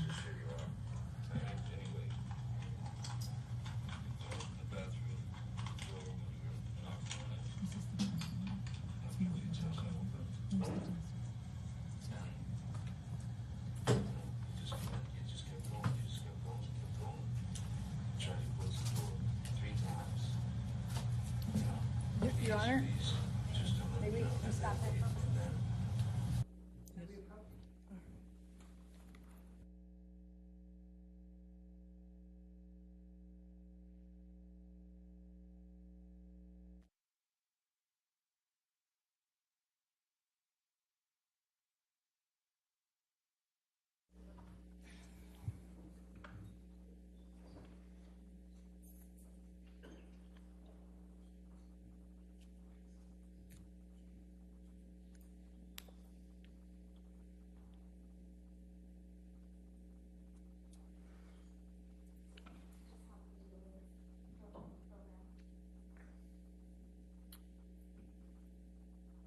Then they can do they can do it through reading the deposition, Your Honor. They don't need to do that. Ask them to take it off the screen.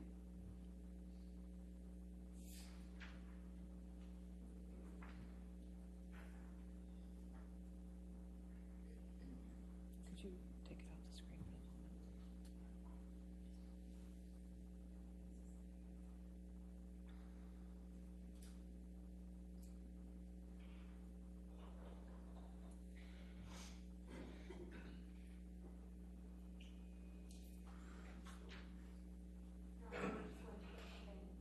Okay.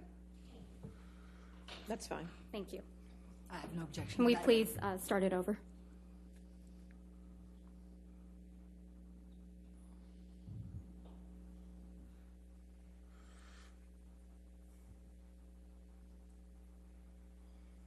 The next thing that I'm going to play to you as Hugh. Would you listen to this, please? This is punching. It's one of the ones that says punching. Let's skip on. Anyway, the bathroom door when we were knocking on it. This is the Here's the desk. Just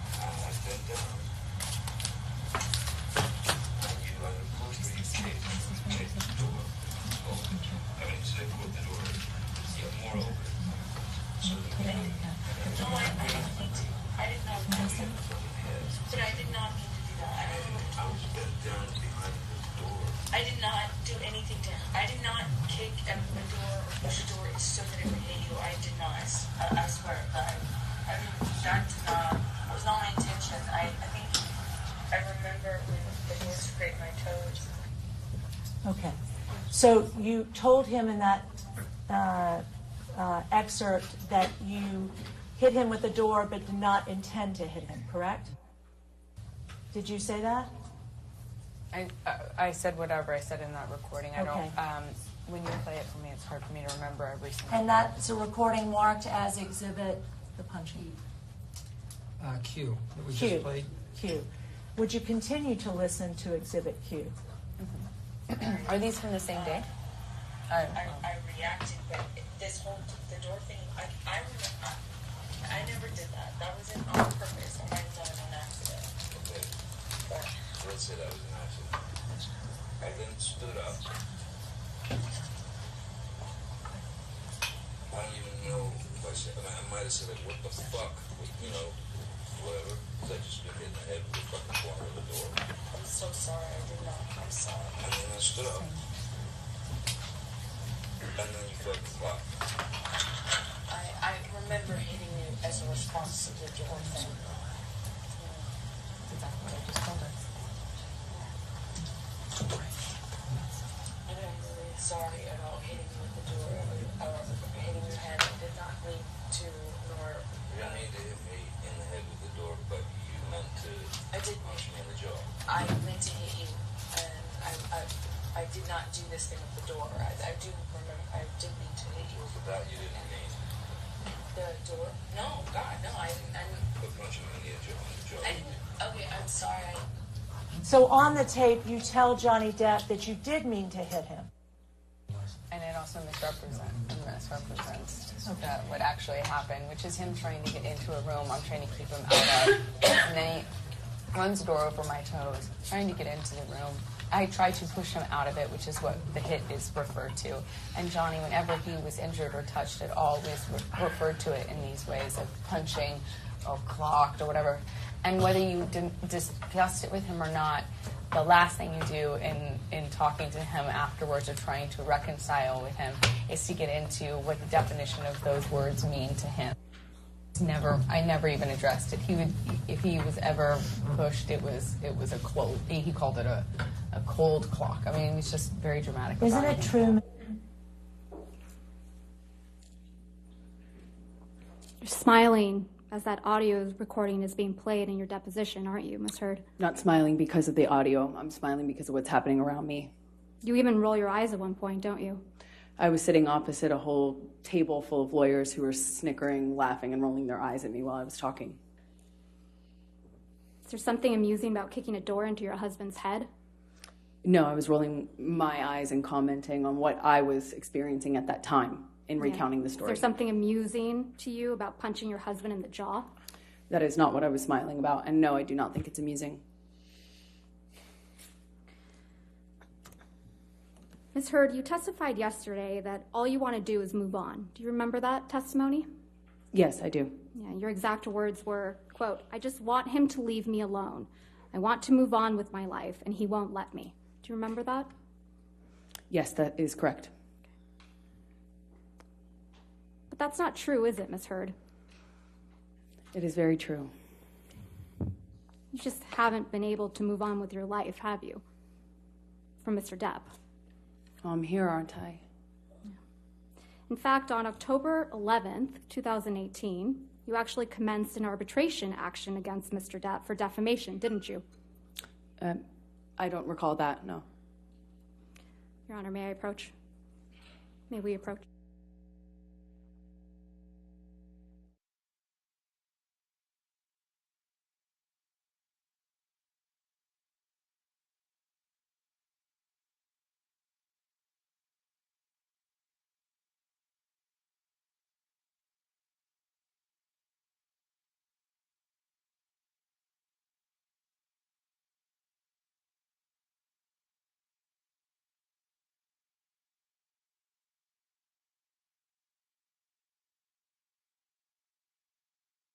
Pull up Plaintiff's Exhibit 219.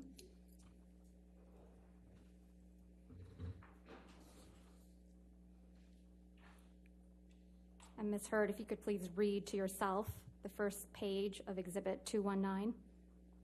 All right.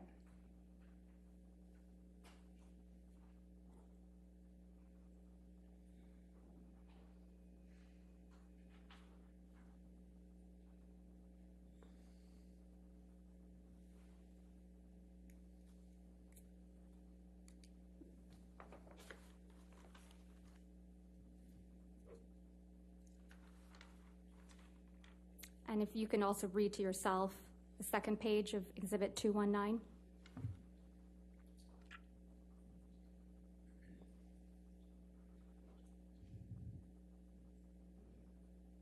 Yes. And if you can scroll down, Tom, again, Ms. Hurd, just to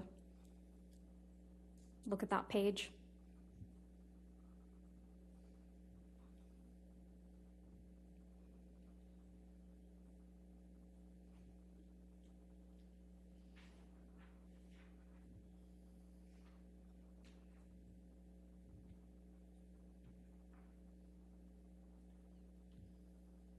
And then scroll down to the next page, please.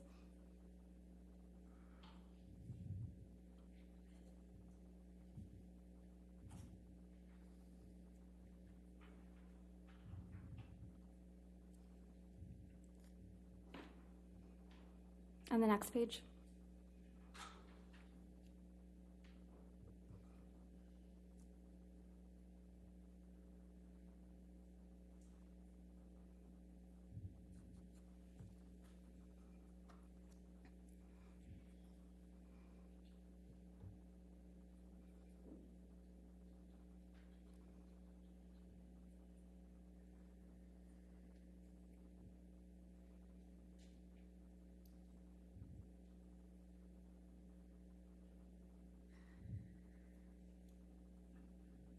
Does that refresh your recollection, Ms. Hurd, that you did, in fact, in October of 2018, 2 months before you published the op-ed in this case, that's the subject of this case, you initiated an arbitration against Mr. Depp for defamation? It's not my understanding I initiated an arbitration. It's my understanding that our lawyers sent a letter to his lawyers after he called me a liar again, effectively, in an interview. And that's 2 months before your op-ed that was published in December of 2018, right? That is correct. And that's 6 months before Mr. Depp filed this case against you, correct? That's correct. So you fired the first shot, not Mr. Depp. I disagree. We sent a letter. Thank you.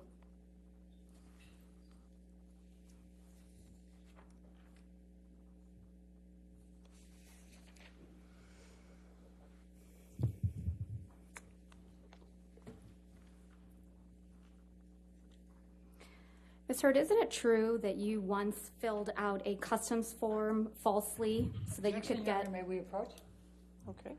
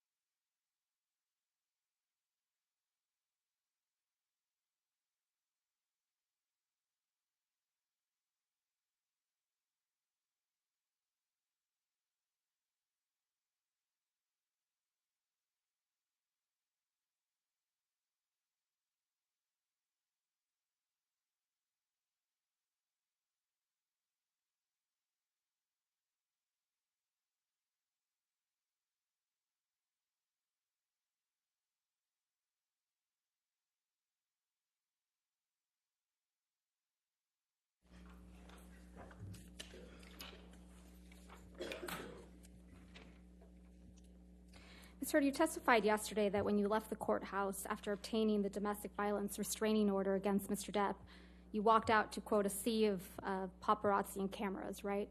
That's correct. You testified that you were surprised to see the sea of cameras That's correct. because it was quiet when you went into the courthouse that morning. And the divorce had remained under the radar up to that point.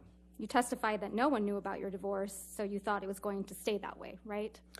No, I always figured it would come out. I just was trying to buy time. You knew the media had been alerted that you were filing for divorce, right, Ms. Heard? No, I just knew that it was impossible to do that privately, so you could just hope it was a matter of time. You knew they were going to be there, didn't you? No, I did not. I mean, I assume since it's a public building that there's that likelihood, or not likelihood, but possibility. But I was shocked. Your publicist, Jody Gottlieb, was there at the courthouse with you, wasn't she? Yes, she was. So you anticipated that you might need your publicist? I thought the filing might make, I was told the filing was public, that it would be impossible. There's no way for you to do a private filing. And then the second that I filed for the TRO, it would be public news. I didn't expect all these photographers and cameras to show up at the courthouse in real time, but they did. If we could please pull up Plaintiff's Exhibit 1280, which is a clip from your divorce deposition, and you have at page, if I can alert you, you have the transcript there, page 74, lines 22. You said through 874? 74. 74. Line 22 through 75, line 13.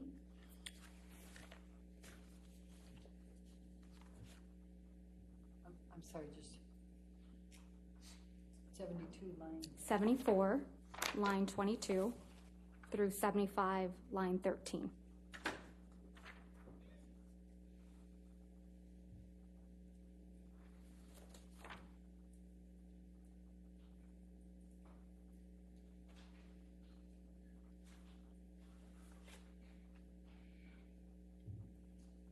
Your Honor, may we approach? Okay.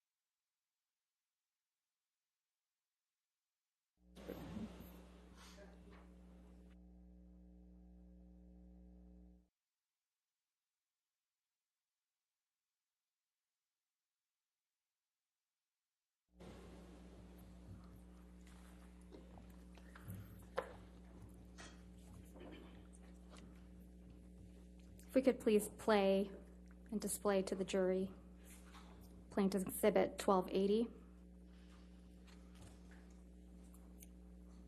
Is responsible. Ms. Heard, did you send a text message to Jerry Judge on May 24, 2016, telling Jerry Judge, quote, "I'm desperately trying to reach Johnny.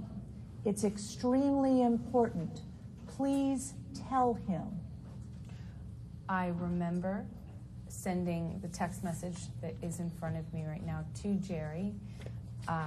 And I remember sending this because I wanted to tell Johnny or have him told by Jerry or someone who knew him or was close to him. Basically, I didn't want him to find out online that I had or was about to file or I had already filed for divorce. I wanted him to know verbally. So I was trying to reach him through a third party to tell him. When I say reach, I'm specifically saying I would like him to know information coming from me or coming from Jerry, from me, so that he finds out about the divorce filing or my intention to do so from some other source other than TMZ, which was alerted. You slipped up there, didn't you, Ms. Heard? You let it slip out that TMZ had been alerted to your filing of the domestic violence restraining order, didn't you? I disagree. That's not what I'm talking about. TMZ is the same outlet that you released the video of Mr. Depp attacking the kitchen cabinets the day before this deposition was taken, wasn't it? I didn't do that. I don't TMZ know how owns to do the that. copyright to that video now, doesn't it? I have no idea what TMZ Did they owns. pay you for that? I never got paid for it because I had nothing to do with that. So TMZ was just lucky in getting the inside scoop to your divorce from Mr. Depp, huh? I have no idea. That's not my area of expertise. I wouldn't even know how to do that. And also, what does that get me? If I wanted to leak things about Johnny, I could have done that in a much more successful way, in a bigger way, for years. Not and when years. you were extorting him for $7 million. I got a fraction of what I was entitled to in the state of California, by the way. Right. What extortion? Tassa Van Rees, your ex-wife, right? That's right. She's my ex-partner. She's the one that you told this jury Mr. Depp was jealous of, right? Yeah, well, that was 2013 fights around March, yes. You testified that he tried to burn one of her paintings, right? That's correct. You testified he tried to burn one of your favorite paintings that she did, right? I don't know if it was one of my favorites. You committed domestic violence against Miss Van Reed during your relationship, didn't you? No, I did not. You assaulted her at a Seattle airport in 2009, didn't you? No, I did not. And people saw that. That's not true. And it was covered in the press. Isn't that true? It was planted in the press by Johnny's team 2 days after I got the TRO. Not Can coincidentally. we please pull up Plaintiff's Exhibit 1279? Your Honor, may we approach?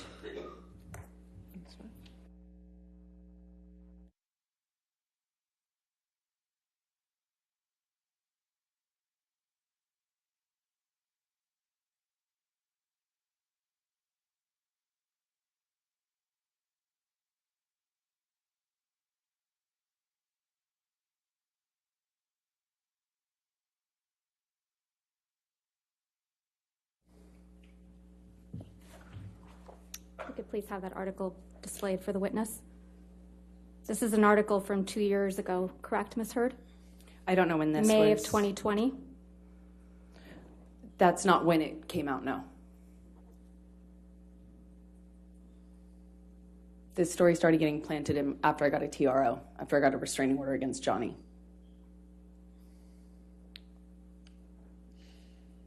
The headline says, Amber Heard Objection, allegedly Your Honor. struck. Objection, Your Honor. I think Your Honor ruled she can't say that. If you want to approach again.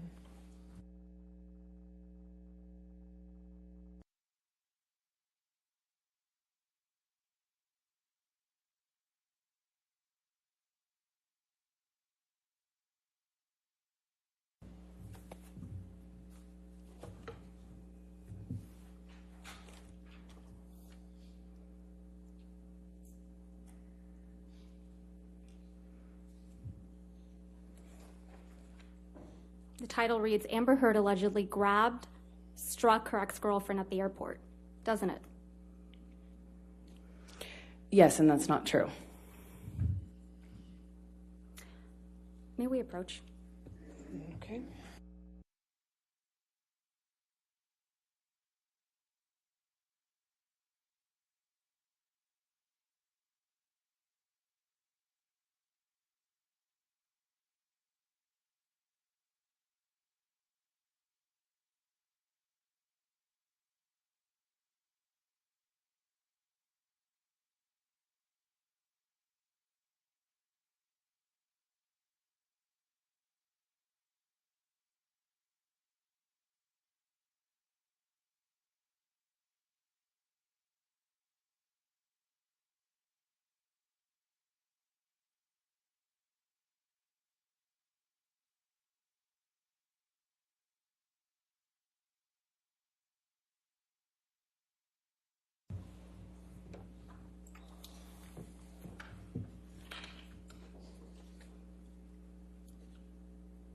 So the article, the title is Amber Heard allegedly struck her Objection, Your Honor, ex-girlfriend. she's already. No, overruled, go ahead.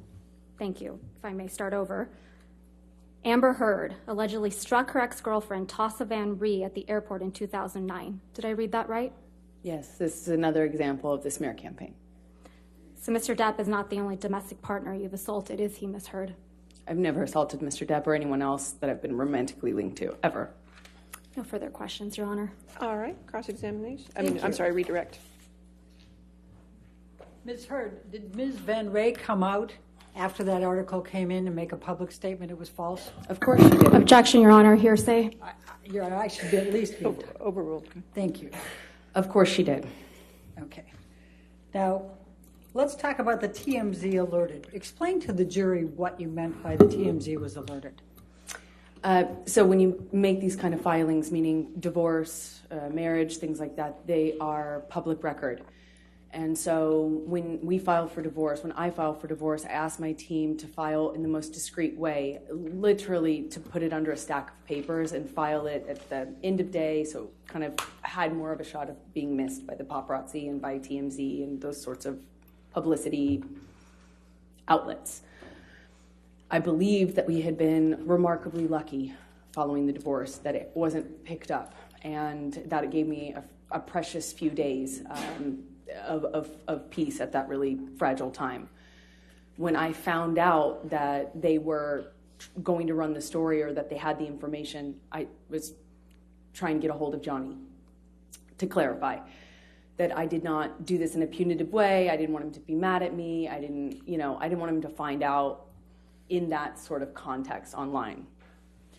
And who had connections to TMZ? Objection calls for speculation. Do you know? I do know. Johnny Your and I Honor. spoke about it. Your Honor, calls for Sustain speculation. the objection. Did Mr. Depp tell you about who had connections with TMZ? Yes, we talked about it. His lawyer, Laura Wasser. Okay. Now, I'm going to start at the very beginning here. You were asked by Ms. Vasquez about why Mr. Depp won't or can't look you in the eye. And she read out, or she played a tape in which Mr. Depp said, "You will not see my eyes again." Do you recall that? I do. And that was during the mediation process in July, correct? That was Objection leading. the first one. Sustained Okay. leading. When was this?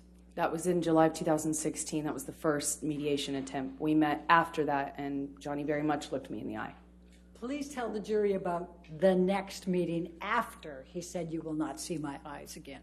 We met in the lawyer's office. They gave us a moment. Johnny kissed me again, held me. I cried, he cried, and then we had a short exchange, and he put a note in my pocket that said, "I'll love you dead or alive, my Slim," with his new phone number on it. I'd like to bring up, Michelle, if you can, Defendant's Exhibit 1581L.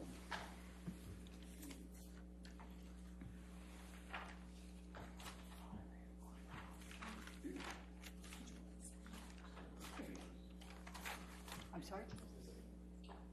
Oh.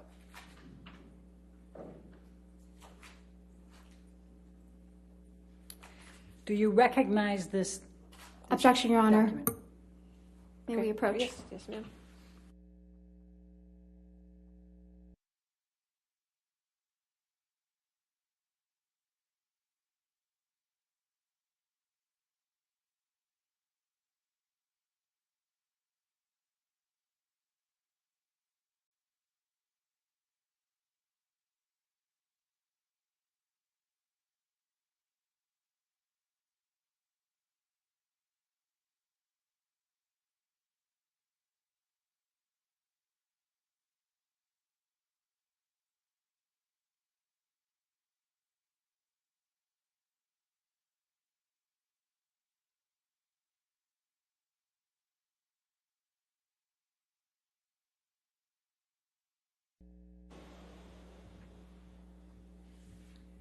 Could you tell the jury what the coaster was that he slipped into your pocket, what it said?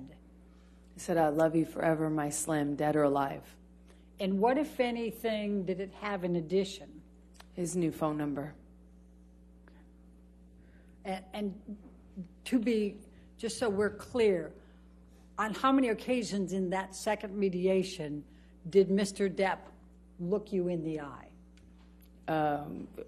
Many. Okay. And when Ms. Vasquez asked you if you knew why Mr. Depp couldn't or wouldn't look you in the eye here or in the UK, you said, yes, you know. Why? Please tell the jury why. Because he's guilty. Because he knows he's lying. Otherwise, why can't he look at me? I survived. I survived that man, and I'm here, and I'm able to look at him. Thank you. You were asked about a bruise that was on your arm from March 15, 2013. Do you recall how long before the picture you had sustained that bruise? I do. How long? 2 weeks. Okay. You were asked a number of times by Ms. Vasquez if you took pictures from your incidents earlier in the relationship. Yes. Why didn't you? It was something I started doing only kind of incidentally. You know, I was commenting to my best friend. I was looking for support from my mom, things like that. There was, I'm ashamed to say, never a thought that this would happen. I mean, not until December and my best friend taking pictures of me to capture it that wasn't even a thing. It has been suggested by Ms. Vasquez to you in your questions that you didn't tell anyone about the abuse until the TRO. Is that true? Objection, Your Honor. Leading. All right. What if any? All right. Who did you tell about the abuse during the time it was happening? Objection, Your Honor. Leading. That's not offered to. And hearsay. Sustained. Your Honor, it's prior consistent statements. It's leading. It's sustained. Next question. Okay.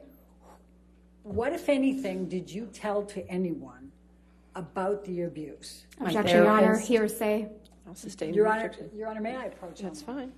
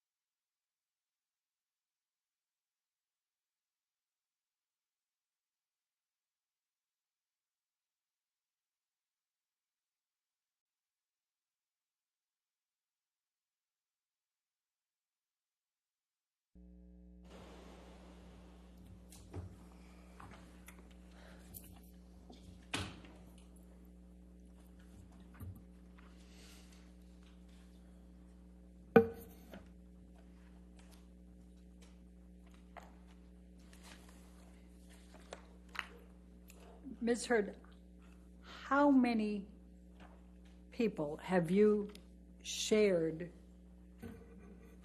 the fact of abuse prior to 2015? Objection, Your Honor. Leading. How Calls many? for hearsay. How many? Overruled that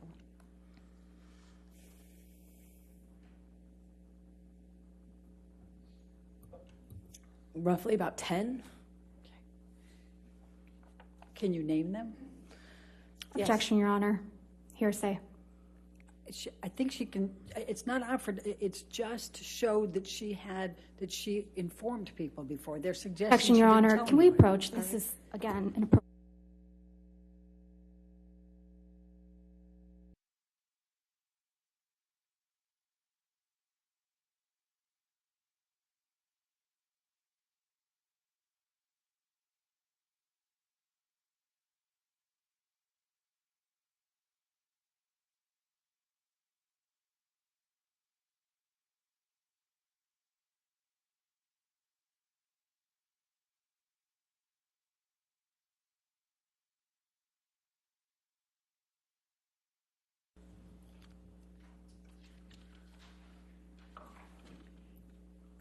Now, you were asked whether you had consulted a medical doctor about any problems with your nose, correct? That's correct. And you indicated that you, in fact, had after the divorce, Objection, correct? leading.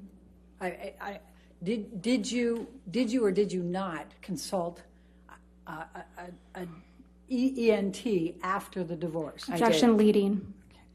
Did you produce medical records to the defendants relating to this? Objection, leading. All right, Calls. I'll sustain the objection. Thank you. Leading. And- Next and question. Your Honor, if we could, let's, the if witness could be instructed not to answer until I've All right. lodged my objection. Wait for the objection, please. Could we bring up Defendant's Exhibit 1077? Do you recognize this document? My screen is black. Oh, sorry. Wait. Yes, I do. And could you tell us what it is? That's the what my ENT, the ears, nose, and throat doctor, told me was Objection, Your Honor. the Hearsay. damage. All right. When there's an objection, please stop talking. Thank you. All right. I'll sustain the objection as to hearsay. Okay.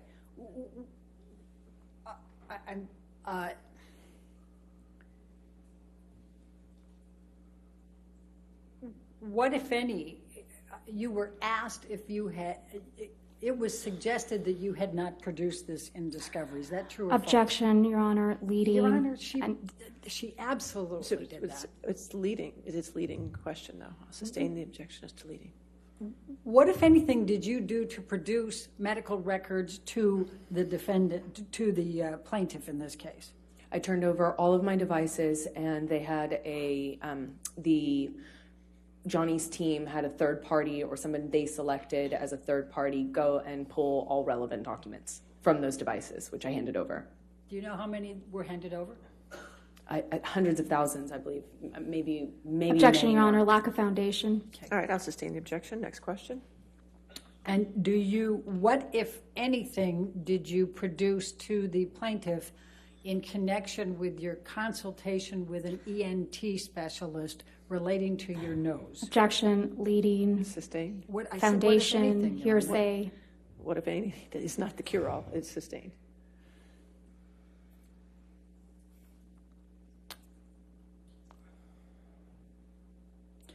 When did you see an ENT specialist? 2017 or 2016 or 17.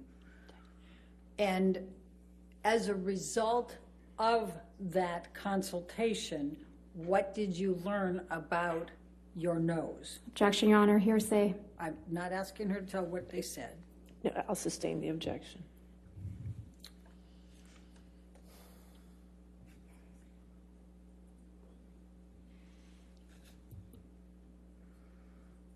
What, if any, production did you make to the plaintiffs of your medical records with the ENT? Objection, Your Honor. Lack of foundation. If you want to lay a foundation. Do you know whether the medical records from your EMT were produced in discovery? Objection, in this Your Honor. Lack of foundation calls for speculation. I'm I'm asking. overruled if she knows. Thank you. Yes. And do you recall?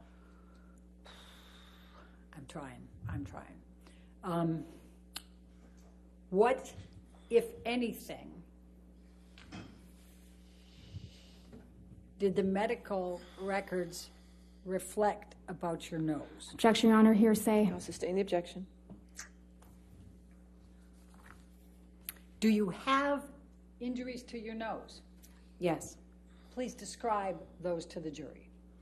I have I'm going to a bunch of scar tissue. I'm going to object to the extent it calls for hearsay and lack of foundation Overruled. and improper expert opinion. Well, She can certainly testify too. we'll see where it goes. Go ahead. Okay, go ahead. I have a significant amount of scar tissue in my nose. Objection, Your Honor.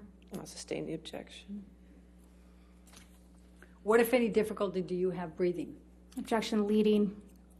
What, if anything? And that does cure on No, a it doesn't. But I'll overrule the objection. Thank you. Do you remember the question? I have a significant amount of trouble breathing at night, and I've been putting off having surgery for it.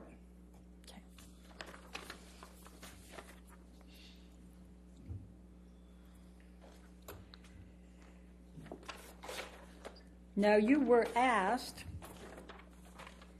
about December 15, 2015, and Ms. Vasquez suggested that you did not report the abuse or the injuries to Aaron Falati. Do you recall that Objection, question? Your Honor, leading. Your Honor, I'm entitled to Sustain. go into what Ms. Vasquez asked. The objection is leading. I'll sustain the objection. Okay.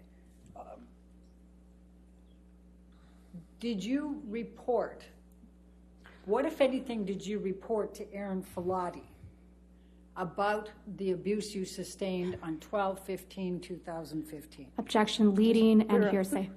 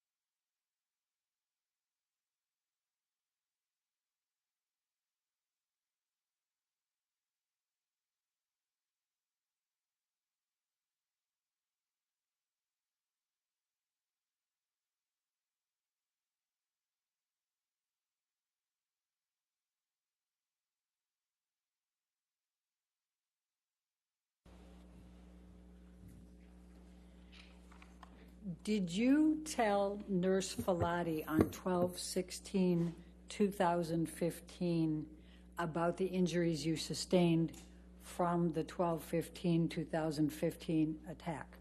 I did. I believe I sent her pictures too. Okay. And did you text with Nurse Filati on 12/16/2015 about the injuries that you had suffered as a result of Mr. Depp's attack on you on 12/15? Yes, she guided me through a concussion check.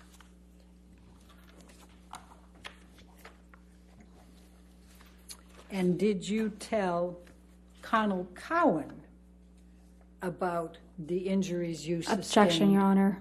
Hearsay. It's prior consistent statements. All right, I'm going to sustain the objection at this point. Next question.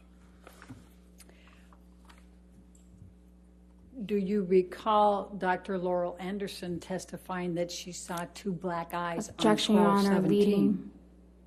Sustain as to leading. Okay. What, if anything, do you recall from Laurel Anderson's testimony in this case about what she observed on 12/17/2015?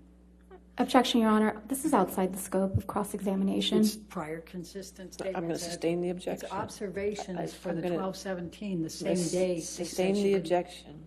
Next question. May I approach? Okay.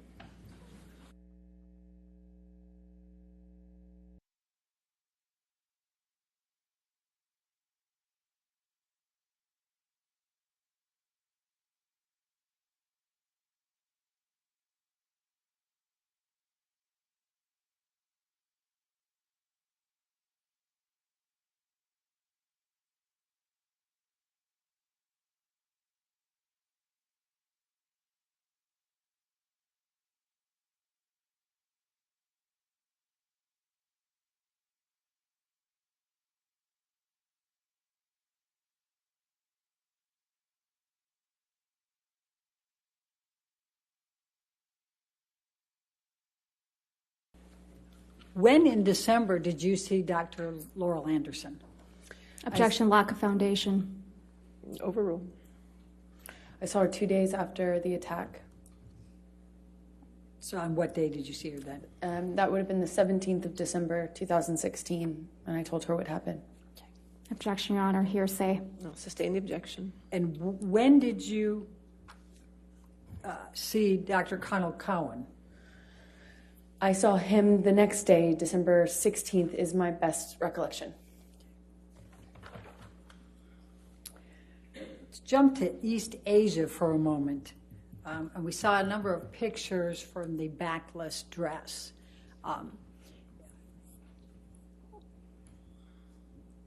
What, if any, motivation would you have to claim that Mr. Depp was kneeling on your back, knowing you had a backless dress? Objection, Your Honor.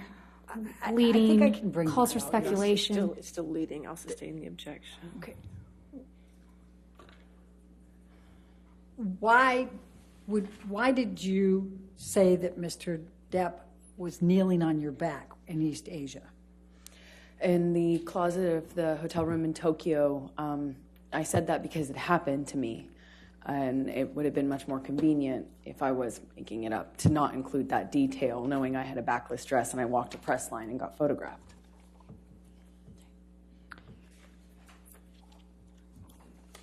Now, we've heard testimony about Mr. Depp making a total of $65 million in 2015 and 2016 from his experts. Objection, Your Honor. Why leading? I haven't asked the hearsay. Why did you not ask for $32.5 million from Mr. Depp? Your Honor, leading. I said, why did you not ask? Relevant. I'll sustain the objection. Sustain the objection to leading. Next question. Why? Can I just ask? Why did you not ask for $32.5 million from Mr. Depp? Because I didn't want Asked and answered. Relevance. Oh, overruled. Good. Because I didn't want it. I realized that that's what I was entitled to, but I didn't want it. That simple.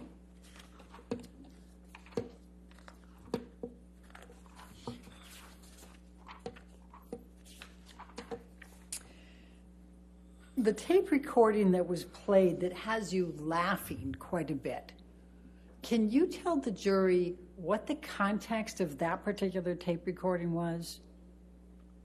I don't really recall a whole lot about what was going on. I know we had been fighting kind of ad nauseum and in this sort of loop, if you will, and I'm doing my best to not show my pain. That's what I was trying to do. I was trying to be tough, not show what kind of pain I was in. Now, Ms. Vasquez asked you about how you got your role in Aquaman. Could you please describe to the jury how you got your role in Aquaman? I auditioned, not Johnny. I auditioned. I worked really hard, and I went to where we were filming the first movie, Justice League. I went, I think, 5.5 months early before filming commenced, when I heard that they wanted to fire me, and so I put myself in the job in the Objection, gym. Your Honor. Hearsay. Sustain. Keep it away. I worked what, really what hard. They said. I worked really hard on that and had to prove myself, and I did that for, even though I was only filming for 6 days, I was there for 6 months. Just worked my butt off. That's why. What, if any, role did Mr. Depp play in your getting Aquaman? He tried to have me fired from it. Objection, Your Honor. Speculation. All right, I'll sustain his speculation. How do you know that he tried to have you fired? Objection, from? Your Honor. Calls for speculation and hearsay and lack of I'm just asking foundation. I'm trying to lay a foundation. All right, if you lay a foundation. I saw it. I saw the emails. I saw the texts. I'll sustain the objection as to hearsay. Next question.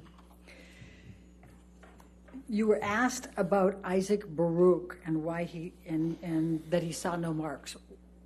What is your recollection of your interaction with Isaac Baruch during the week of May 22nd? I saw Isaac when I was coming or going, meaning I was leaving or arriving to the building. I saw him at a distance. We did not have a in-depth conversation, nor would we. And I told him, actually, right after it happened, what his friend had done. Objection, Your Honor. Hearsay. I don't think it's offered to prove the truth of the matter asserted. I'll sustain the objection. Next question. Okay. Stay away from what was said. Can you just tell us what interaction you had with him and his opportunity to observe you with absolutely no makeup? Objection, That's Your Honor. impossible. Leading. I'll sustain the objection as leading. Please describe for the jury your interaction with Isaac Baruch during the week of May 22nd. Well, not only did I have makeup on, but I did attempt to kind of let him know what happened. Objection, Your Honor. Hearsay. I'll sustain the objection. Next question. You were asked some questions about Officer Melissa Saenz' testimony. What, if anything, do you recall relating to Officer Melissa Saenz' testimony relating to your injuries? Objection, Your Honor. Hearsay. Your Honor said I could redirect after the cross-examination when she...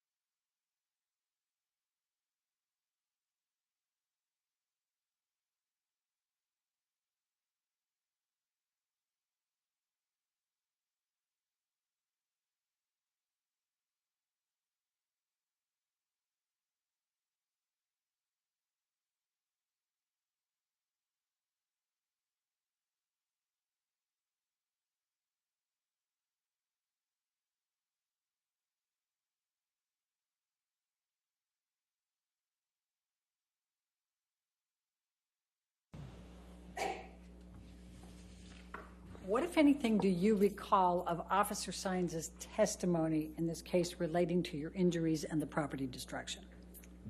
I recall her saying that She didn't feel that the state I was in was enough of an injury to her, or wasn't injury seeming to her.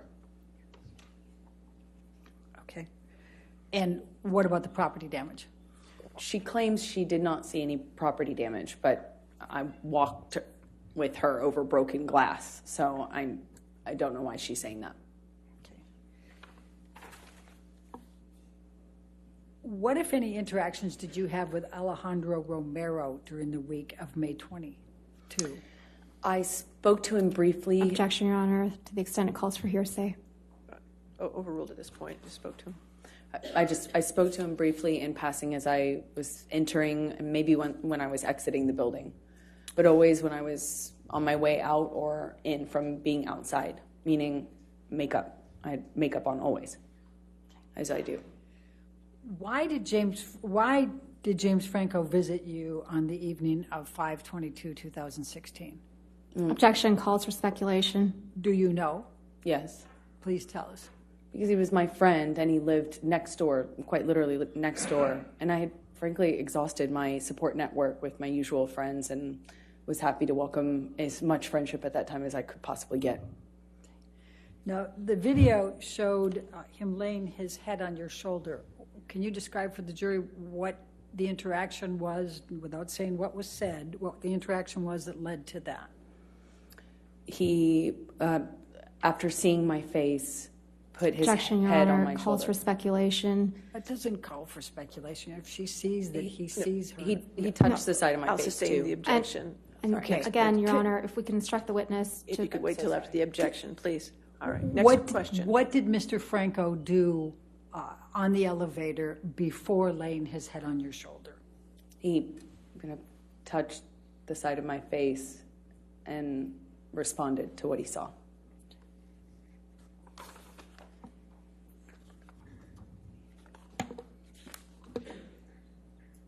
We talked about you were shown a bunch of newspaper headlines, and there was one in particular referring to sexual violence. What, if anything, did Mr. Waldman do to you relating to that article? Objection, Your Honor. Lack of foundation calls for speculation. What did he do to her? Unintelligible. I don't understand the question. Overruled. We'll see where it goes. He was carrying the paper that had that headline on it that he leaked and threw it at me at the UK trial. We were unfortunately sat actually literally next to one another with COVID spacing in between us, and he threw the paper down at me as he sat down with that on the cover. And where was that? In the UK, at the UK trial. Objection, Your Honor. This is beyond the scope. That's not beyond the No, scope. overruled. Thank you. Why did you tweet about the makeup and Mr. Waldman? Because he was calling me a liar and a hoaxer, and that this was an elaborate hoax just to get Johnny. Objection, Your Honor. Hearsay. I'll sustain the objection. Next question.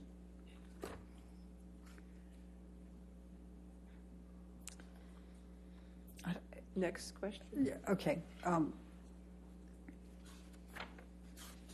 don't have any more questions, Your Honor. All right, thank you. All right, ma'am, you can have a seat next to your attorney, okay? You can go ahead and have a seat next to her. That's fine.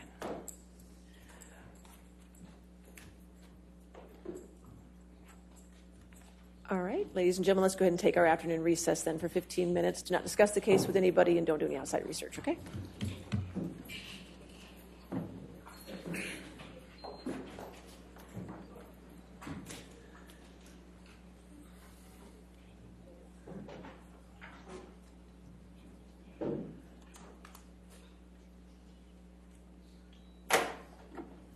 All right, is your next witness a live witness, remote witness, or deposition?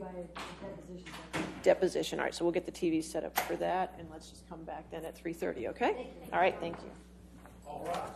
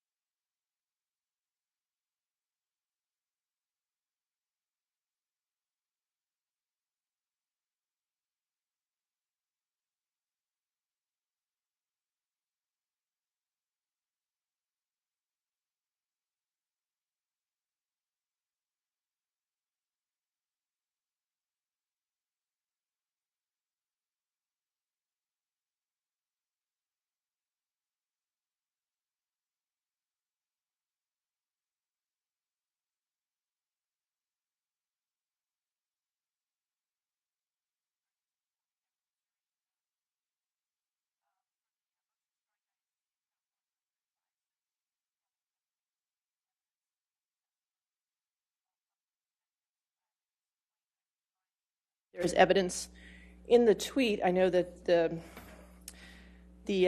tweet, Plaintiffs 3, is a retweet or a tweet that has the hyperlink of the online op-ed in it. And I know that a mere hyperlink without more cannot constitute republication. However, here, when there's additional content that could constitute republication in this matter, so there is evidence of ownership and additional content that the jury could find constitute republication, and that is a factual question that does survive a motion to strike. Therefore, the motion to strike is denied as to count 1. Thank you, Your Honor.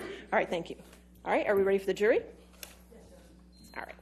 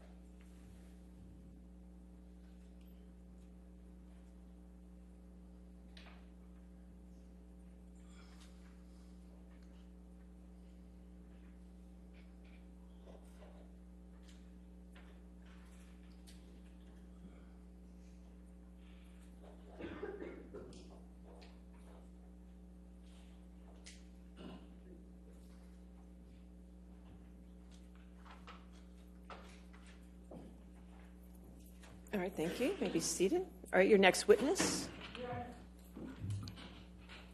Our next witness is Mr. Io Tillett Wright, and it starts with counsel for Mr. Depp asking questions, and then we'll switch over to me. All right, thank you.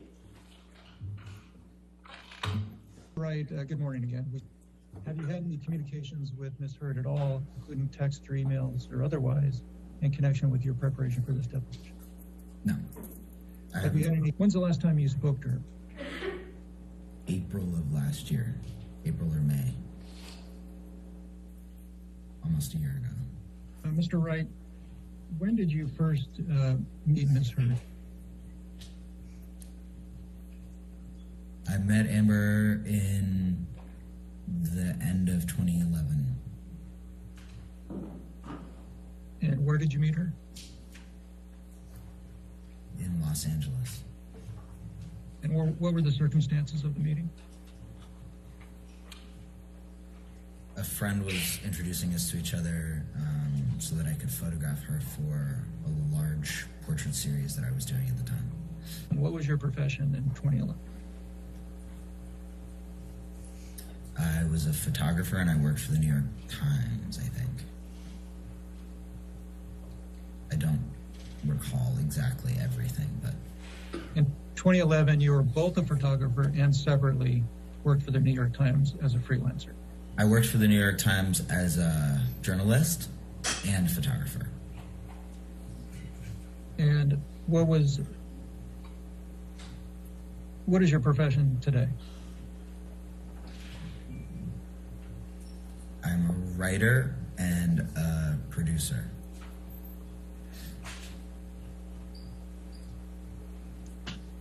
And between 2011 and through the present, have you had any other professions other than photographer, writer, or producer? Yes. And what are those? I've hosted a television show or two. I made some podcasts. I wrote 2 other books. 2 books. 3 books. 3 books. I've written 3 books.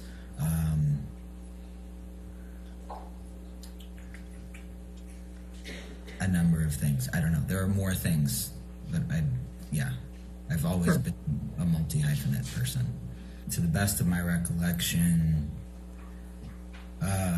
we initially met at a mutual friend's house, which I think I already stated. That friend is also an actor and had met Amber at the Children's Hospital while they were both volunteering. and knew that Amber had done quite a bit of LGBT activism and mentioned my project to her, and then invited her over to the other friend invited Amber to her house so that we could all meet. And Amber and I discovered that we liked the same books and we liked psychology, and just, you know, laughed and had fun that night. And then I asked her if she would participate in the photo project, I think, or somebody did, and she said yes. A couple of days later, I went to the house that she was staying at, and I photographed her for the project. And then thereafter, I went back to New York, where I lived. And I remember her texting me and saying that she was shooting a movie in New York, and did I want to get lunch? So we got lunch, and we became friends. Okay, please walk me through that. We met in 2011. We started becoming friends soon thereafter.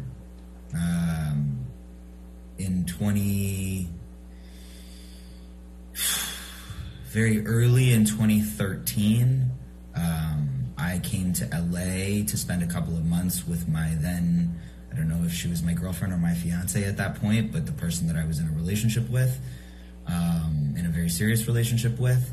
And during the time that I was in LA, I spent more time with Amber. We both spent more time with Amber. And I was introduced to Johnny.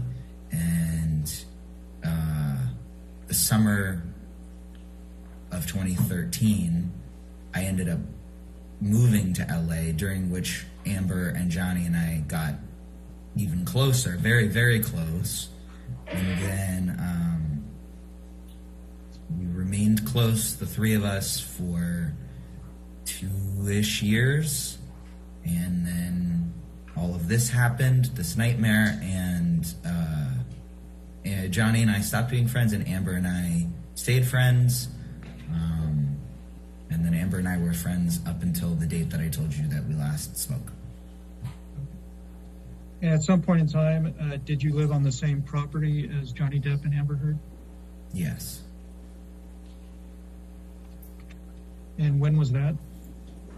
It was August 2013 until, I believe, June 1st of 2014. I moved into my own house, so 9 months.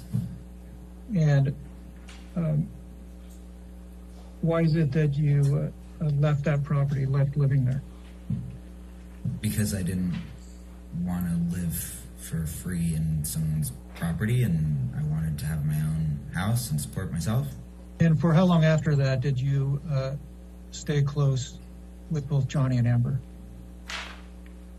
I stayed close with both of them.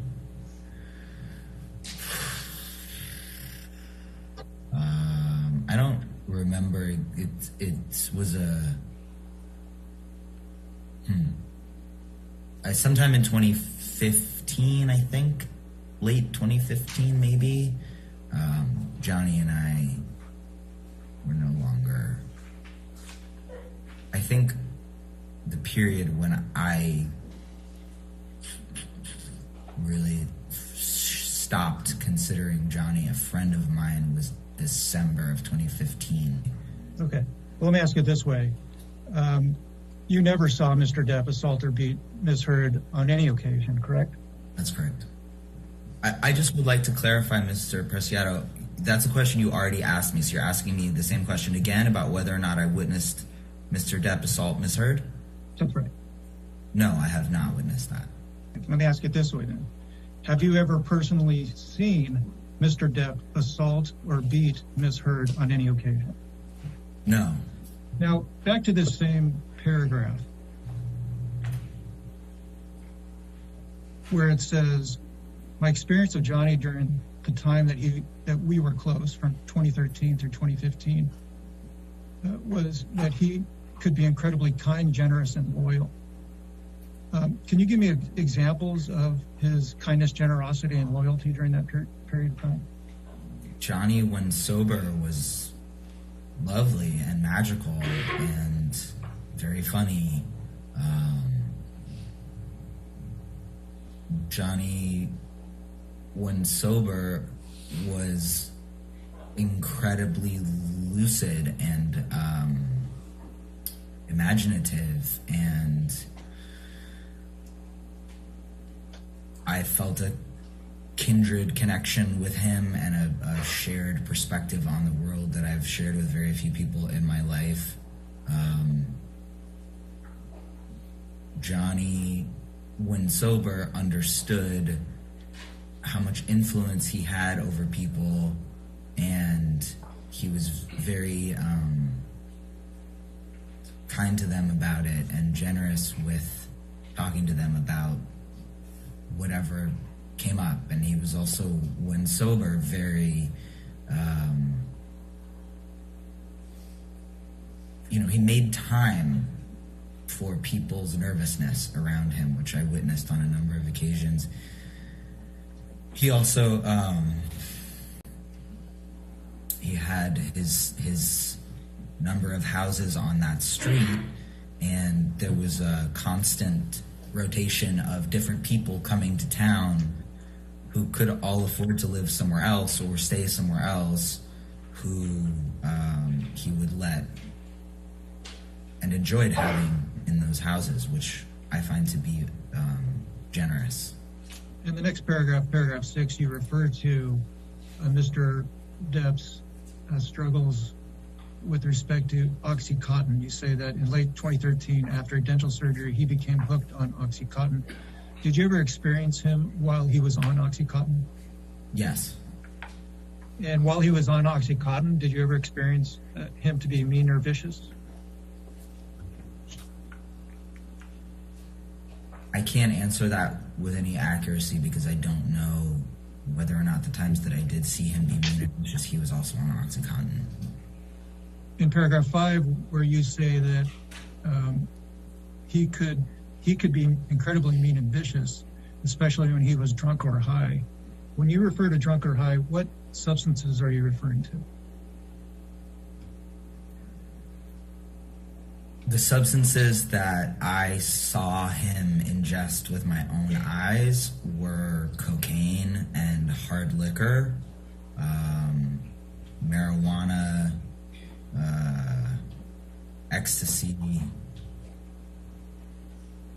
mushrooms, wine. Probably some other things, but those are the immediate ones that jump to mind. Cocaine and any kind of alcohol would bring out a very, very ugly side of him,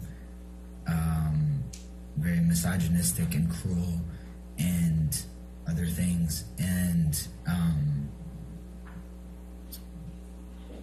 when he would take any kind of psychedelic like ecstasy or MDMA, he would become paranoid. When he would drink alcohol, he would become paranoid.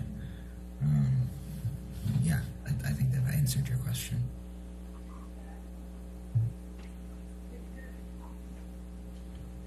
You mentioned that you witnessed him having had cocaine.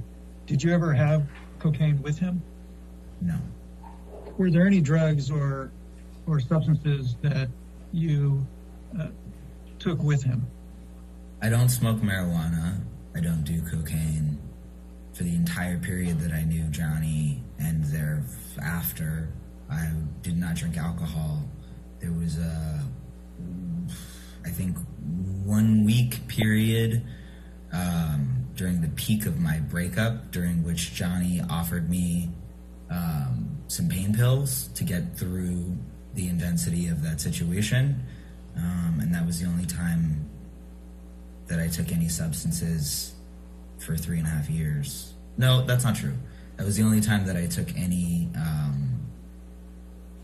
substances with Johnny. And yeah. All the other things that I had stated previously about what I do and don't do are also accurate. So I'm sorry, just to summarize that, is your testimony that when you witnessed Mr. Depp drunk and high, you were not also either drunk or high. Is that your testimony? My testimony is that during the entire period that I knew Mr. Depp, I was never drunk or drinking or consuming alcohol at all. My testimony is that for a 1, maybe 2 week, possibly 2.5 week, I don't remember, period, on a sporadic occasion, I took some pain pills that Mr. Depp offered me to get through an extreme emotional pain situation. When I witnessed Johnny doing cocaine, I was not drunk or high.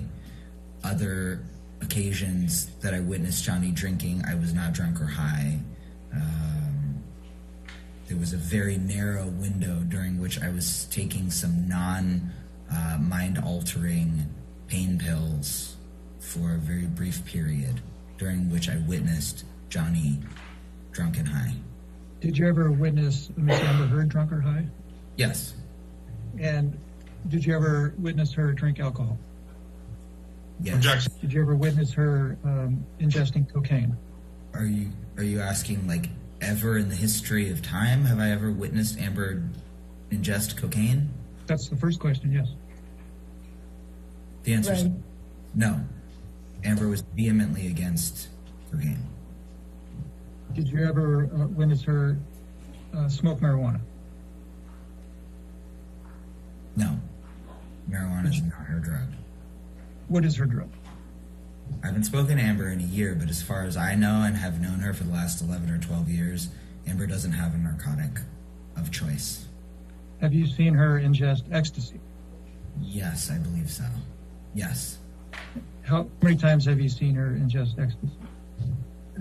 I can think of one instance in particular when she took it for her birthday, like a celebration.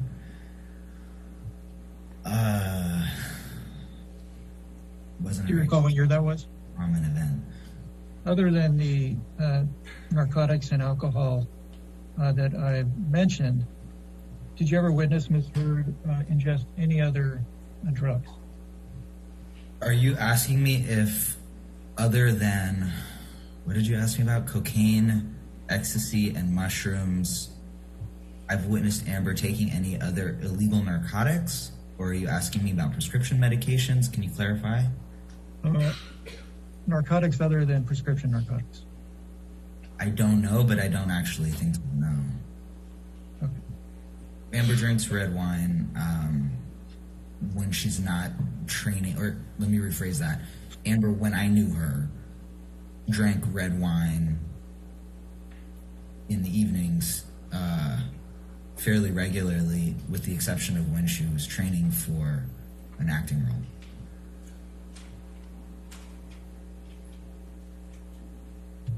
Have you ever witnessed Miss Heard intoxicated? Yes. And how often would you estimate that you witnessed Miss Heard intoxicated? I don't know how to quantify intoxicated. If you're asking me how often I witnessed her drunk, is that your question? Yes. Amber's strangely immune to getting drunk unless she's really drunk a lot. So I didn't see her drunk very often. I saw her drinking often, but I didn't see her out of her faculties very often. Like, you know, I saw that a handful of times in the 11 years that I knew her. And how would you describe how alcohol affects Miss Heard's personality based on your experience? You know, it depends on the circumstance. If it was during a moment when she was celebrating, it would make her loose. Like if we were salsa dancing, then, you know, she would have fun and be fun and at a party and, you know, inebriated and dancing and having fun. If she was in a stressful situation, I think it would just kind of exacerbate whatever the feeling of the moment was. I'm going to ask you to state your name for the record. Nobody has yet. This is me. In case you haven't recognized my voice. All right, go My ahead. name is Io Tillett-Wright. Let's bring up Depp exhibit number 1 again, please. Mr. Tillett-Wright, you were asked some questions by Mr. Presidio. And I'm going to take you back up to the first page where you were asked some questions. And he started out with, I'm just going to draw your attention to paragraph 4. And you indicated you met Johnny Depp through Amber. And you hit it off immediately. Do you see that? Yes, I do. Okay. And then you explained to Mr. Presidio that you considered Johnny to be a close friend and you cared very much about Mr. Depp. Is that correct? He became a close friend, and I did care very much about it. I still care very much about him. All right. Could you please describe that relationship that you had with Mr. Depp up until I think you said December of 2015? Sure. Okay, Mr. Depp and I first met. Amber invited me over to his house with my then girlfriend. I don't know if she was my fiance yet or not. In, I think, February of 2013, right at the beginning of 2013. And we all hung out, the 4 of us hung out in his house, in his living room, and just kind of talked and got to know each other. And it was sweet. I was mostly hanging out with Amber and kind of meeting this person. It was a trip to meet someone like that, you know, and see his house. And he was very friendly and very welcoming and very kind. And then the next time we saw each other was at, Amber and I both like to do what we call family dinners. So we invite people over and cook for them and have a dinner party. And Amber did an elaborate family dinner at her house, and Johnny and I and my ex and Amber and I believe Whitney were there. I don't know if anyone else was there. I'm sure other people were there. I don't remember. And Johnny and I really connected at that dinner. We were sitting either opposite each other or just catty corner from each other, and I left feeling a very intense connection to him, and I was like, well, yeah, sure, everybody probably feels an intense connection to him because of who he is. I'll forget it. It's ridiculous. And then a couple of days later, Amber had another dinner, such a dinner at her house, and Johnny and I had another really good time and felt very connected and really laughed a lot and whatever. And at the end of the dinner, as I was standing to leave with my ex, Johnny came up to me and said, I don't really know how to say this because it doesn't happen to me very often, but I think I love you. And I felt strange because I felt the same way. And I said, that's funny because I had that same experience after the last dinner party too. And then we joked about how crazy and ridiculous that felt. And we exchanged phone numbers. And then he texted me wanting to talk about Amber a couple of times. And I felt that it was like kind of violating her privacy. So I said that I was happy to be friendly with him and happy to, I don't remember exactly what I said, but something to the effect of like, you know, I'm happy to give advice or to help you guys stay in concert with each other, but I don't want to violate anybody's privacy with the other one. And I think he really respected that and really liked that because he also values his privacy greatly. And then, I was in LA for a couple more months, and I don't know, I think maybe we hung out more during that period, I'm not sure. I if they came to New York during the next stretch of time or what happened. But basically by the summer, I came back to LA to write and had a very bad breakup with that fiance and was going through some things personally that Johnny, he was like, I recognize what's happening for you. It was like particularly bad anxiety related, trauma related things. And I didn't expect him to offer me any support around that stuff, but he just was like, wait, I see what you're going through. This is my experience of it. I have the same thing, and let's talk about it. And like, if you need anything, I'm here. And I was like, thank you so much. I didn't really expect that. And I went back to New York to be with my family for a couple days, or maybe a week or something. And it was very painful to be there. And he had said, if it's painful to be there, just let me know and come back and stay here. And so I did. And I came back, and I originally was going to stay at Amber's house because she kept her apartment for a number of years while they were together, even though she stayed at his house a lot, that she paid for, etc. And she was, the person that I'd known longer, so I felt more comfortable being at her house. And then the consensus was that I should be closer to them. And so they said, oh, there's this house that's just sitting empty at the end of the street. Just stay there. And I was very hesitant because I didn't want to take advantage of him. And he was insistent, and he was very kind about it. And he said that he understood fully what having PTSD and anxiety could do, and that he wanted to help. So I went and I stayed there. And then that was, I'm guessing, in August of 2013. And then in September, I think, Amber went to England to shoot a movie. So I was there, and Johnny and I would hang out on our own. And Johnny doesn't have a ton of friends because he can't. And I would go up and hang out with him. We really enjoyed each other. We really liked each other.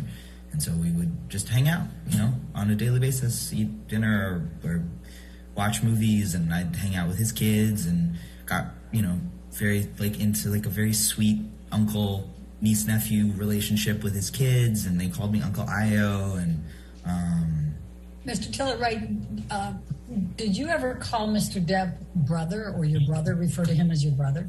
Yes, I did. Now, I'm going to take you to paragraph 5 of Depp Exhibit number 1, and Mr. Presidio asked you about this paragraph as well. And at the end of it, you had said, and he could be incredibly mean and vicious, especially when he was drunk or high. What did you mean by that? What I meant by that was, on a number of occasions, I saw, Amber or he, I think, also would ask me to come and help.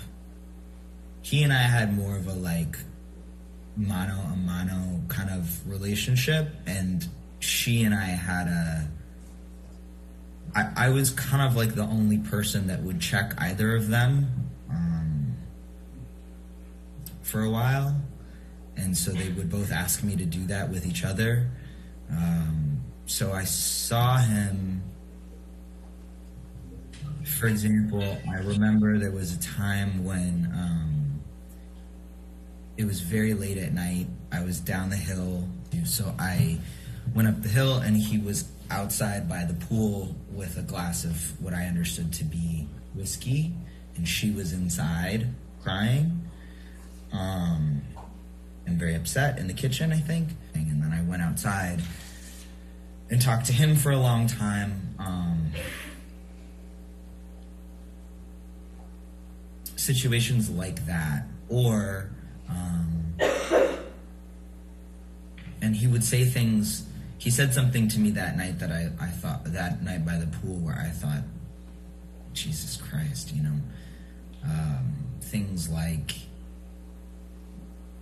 she's gonna, all she's got is her looks, and she has no talent, and when her tits start to sag, and her face gets wrinkly. Nobody is going to be interested in her for anything, and she better like figure out another way to survive and shit like that. Sorry, pardon me, things like that. And I also witnessed him when Amber was in England. Marilyn Manson and Paul Bettany came over at one point, and there was a great deal of cocaine and alcohol involved that I witnessed them doing together. I don't specifically recall if Mr. Bettany did or did not partake in the cocaine, or really much of anything except things that he said and his personality. But Mr. Manson and Mr. Depp partook in a lot of cocaine. What, if anything, did Mr. Depp tell you about his struggles with drugs and alcohol? And we sat on the couch and he told me a number of things. He told me about his childhood. He told me about growing up in Kentucky. He told me about growing up very poor and how his mom was verbally and physically abusive. He told me that when he was very, very young, like 13 or something, he started drinking and taking drugs, I think, or at least drinking quite heavily. And he was even kind of like, yeah, it's crazy, I know, but I've been doing it my whole life and built like a tank. And so that was kind of the nature of the conversation. And he told me that he had struggled with ever not drinking or ever not doing drugs. And he also told me that he didn't particularly enjoy being sober, but that, people around him were very concerned. He was very, very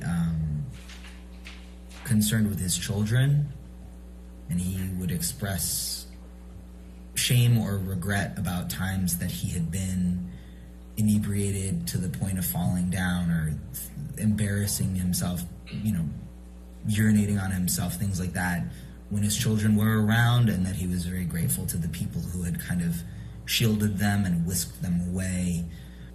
And he told me that in his relationships with previous women, his drug and alcohol use had been an issue, but that he just didn't really like life sober, and that it was too painful to be alive without imbibing or getting high. And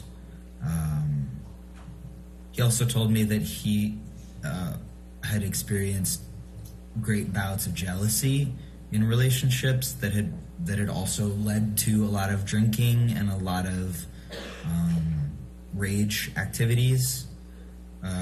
He told me that happened with Winona. He told me that happened with Winona Ryder and Kate Moss. He told me that had happened with Vanessa Paradis. Mr. Tillett-Wright, what, if any, observations did you make about Mr. Depp abusing OxyContin? Over the course of those 2 years, Mr. Depp told me verbatim that he was addicted to OxyContin. And I have a text message from him where he expresses that it's extraordinarily hard to kick, and that it, I don't remember exactly the words that he uses, but he referred to it to me verbally many times as like the hardest thing that he's ever tried to kick, which he's tried to kick most things. He said it was harder than heroin. So he was very open and verbose about OxyContin, having gotten addicted to OxyContin. So what, if any, observations did you make about Mr. Depp smoking cigarettes and joints, marijuana? Mr. Depp, as far as I could see, always had a cigarette or joint his mouth at all times, to the point where I was confused about how he could function. He also showed me his marijuana closet that had, I don't know, tens and tens of pounds of weed in it. What, if any, observations did you make while you were staying at Sweetser? I think you said that was August 2013 through May of 2014, with respect to the type of alcohol and the amount of alcohol that Mr. Depp was consuming. When I saw Mr. Depp drink, it was often hard liquor. I believe it was whiskey and gin and tequila, maybe. Could also be vodka. I don't know. He had a full bar in 80, the house that they, with his recording studio in it, that they mostly stayed in. So, I know whiskey for sure, and there was also red wine, a lot of red wine.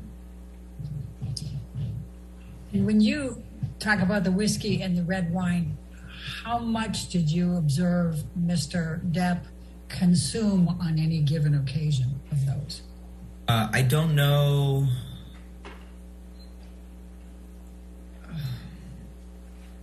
The one occasion I know specifically was the one that I mentioned before during the argument, where he suddenly had a glass of whiskey, and I remember it being like, I remember because I grew up counting people's drinks, I remember clocking that it was a very large pour in the glass of whiskey. If you recall those, I think my question was, what, if any, observations did you make, or did Mr. Depp ever tell you about him blacking out? Mr. Depp was very open with everyone that he was a heavy user. And he told me about, I know there was one instance where he had this very large house property. So if Sweetser Avenue goes like this, the house that I was staying at, 76, is down here, then there's 78, which is right here, and then up here is 80, and then across the street, I guess, is 82. And 82 is a very large compound. So he and I were staying, I was at 76 or up at 80, and then 82 they lived in for a brief period of time. And he told me about like vanishing into 82, into the property, into the because it was very lush and a lot of trees, and went up quite far up the hill. And he told me about kind of like blacking out and going in there. On one instance, he told me, he told me that in Australia, he had blacked out,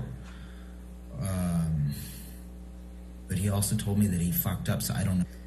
In terms of specific blackouts, there were a number, I think he said on the plane, he said that he didn't remember what had happened.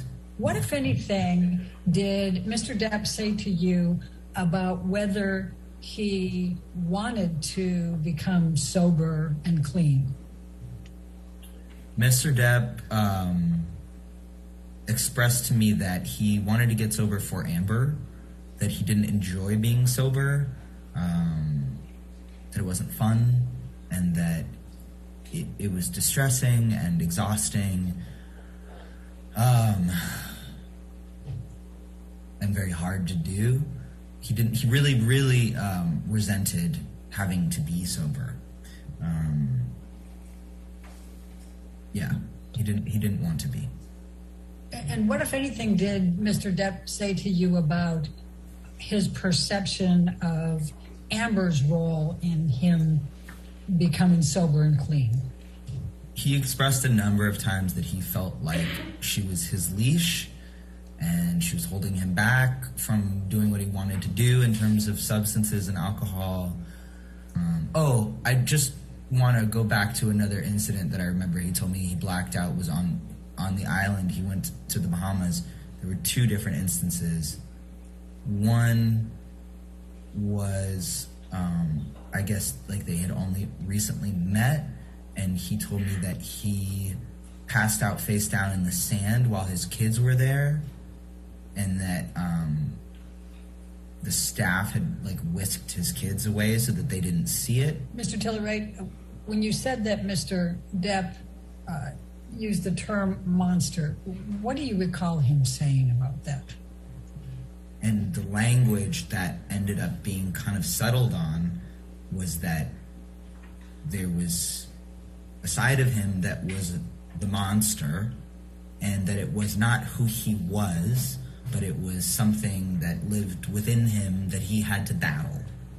And the language that he always used was that of battle and battling the demon, battling the monster, so that the monster, he would say things like, the monster will not win. I will not be that type of man, I don't want to be that type of man or husband. I don't want to hurt. He would call her Slim, our Slim, our girl, referring to all of her friends and him and her and I. Yeah.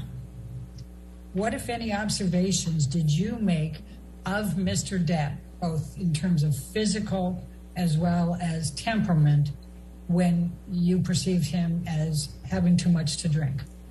Mr. Depp would drink and or take drugs.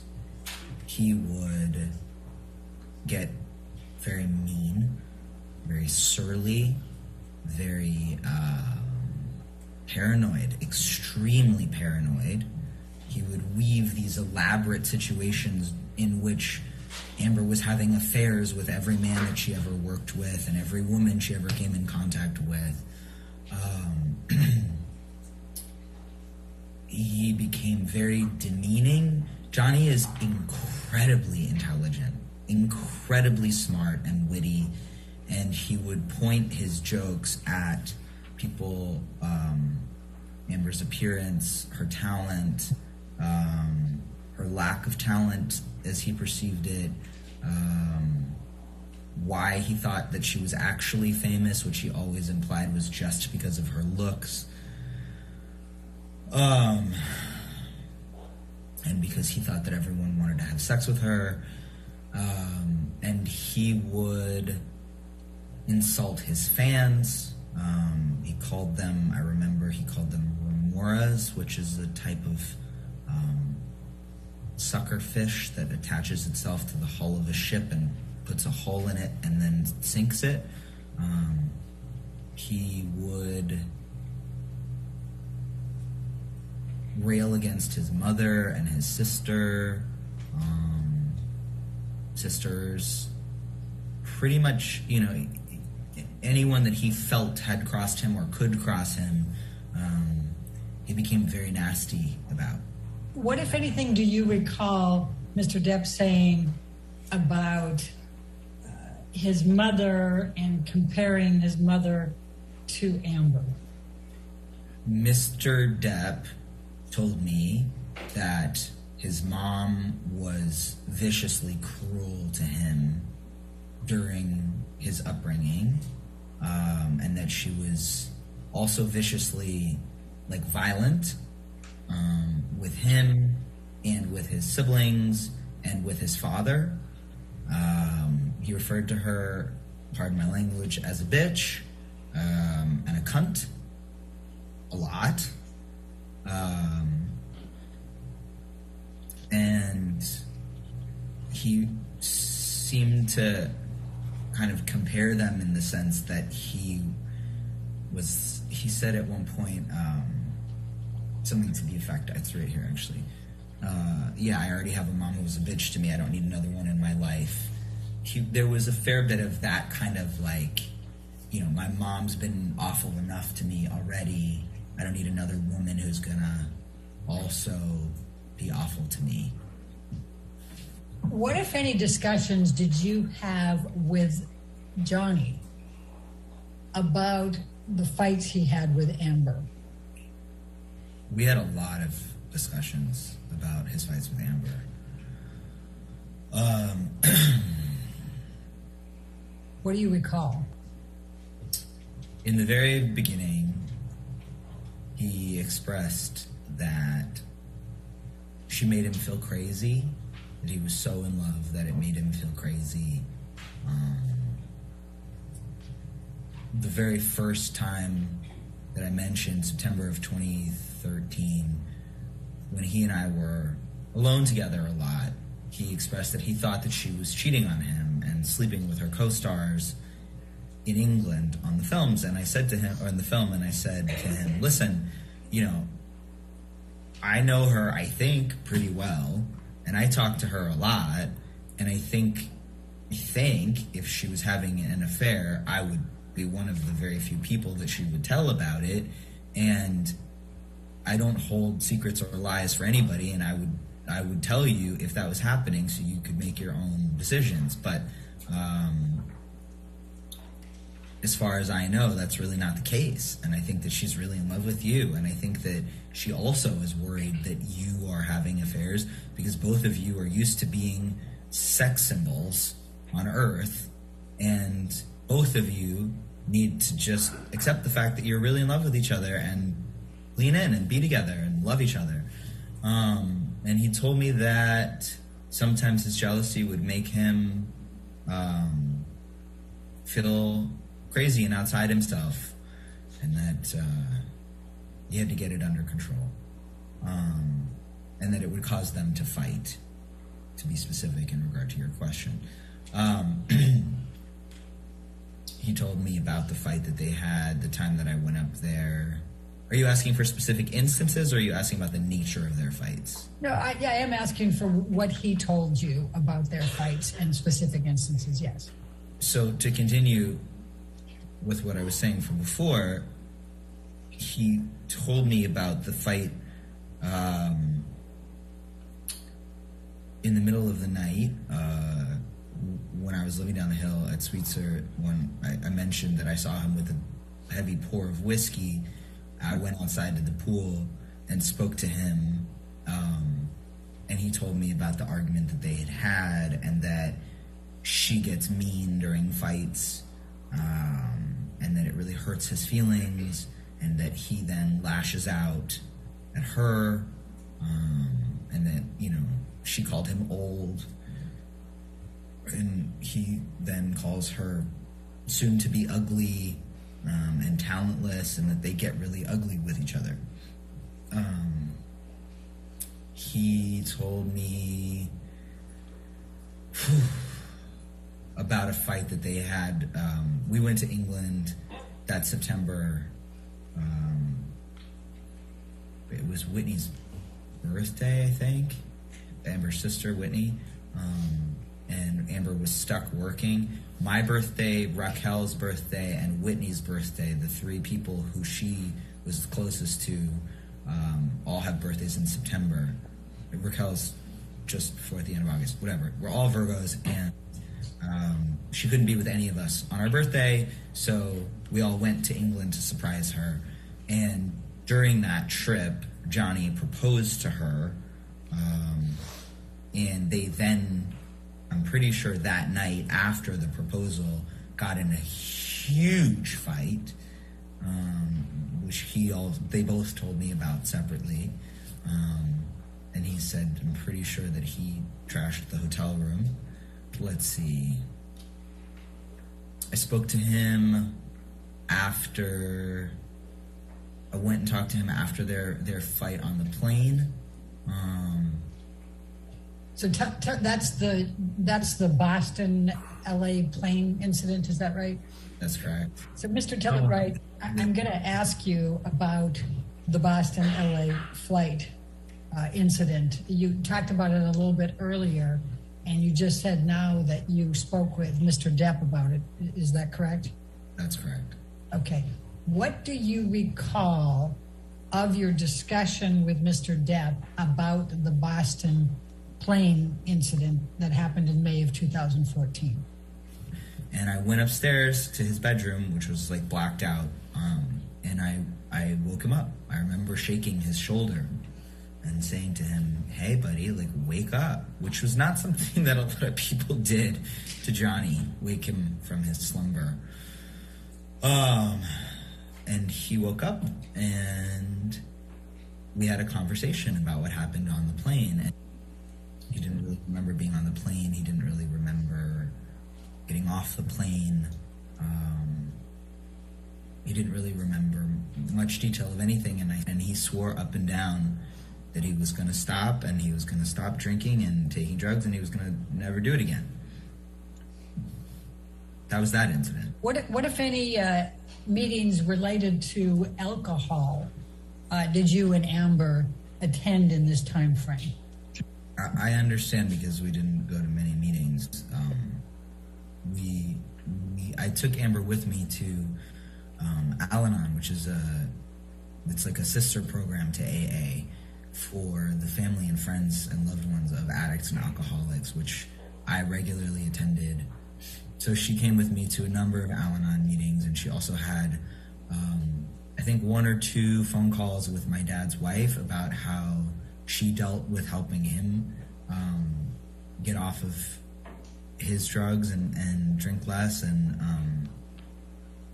she read a number of books about it. She was watching documentaries about it. She would listen to any radio show she could get on, like anything she could get her hands on that would give her some tools for how to deal with this, she consumed in that period. What, if any, communications did Johnny have with you in this time frame about wanting to get back with Amber after the Boston plane incident?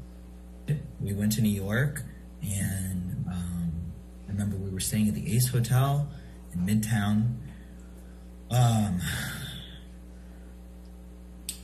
And Johnny started reaching out to me. He went eventually back to Boston to start filming again. Would have been in like the next day or 2 because we weren't there for that long. And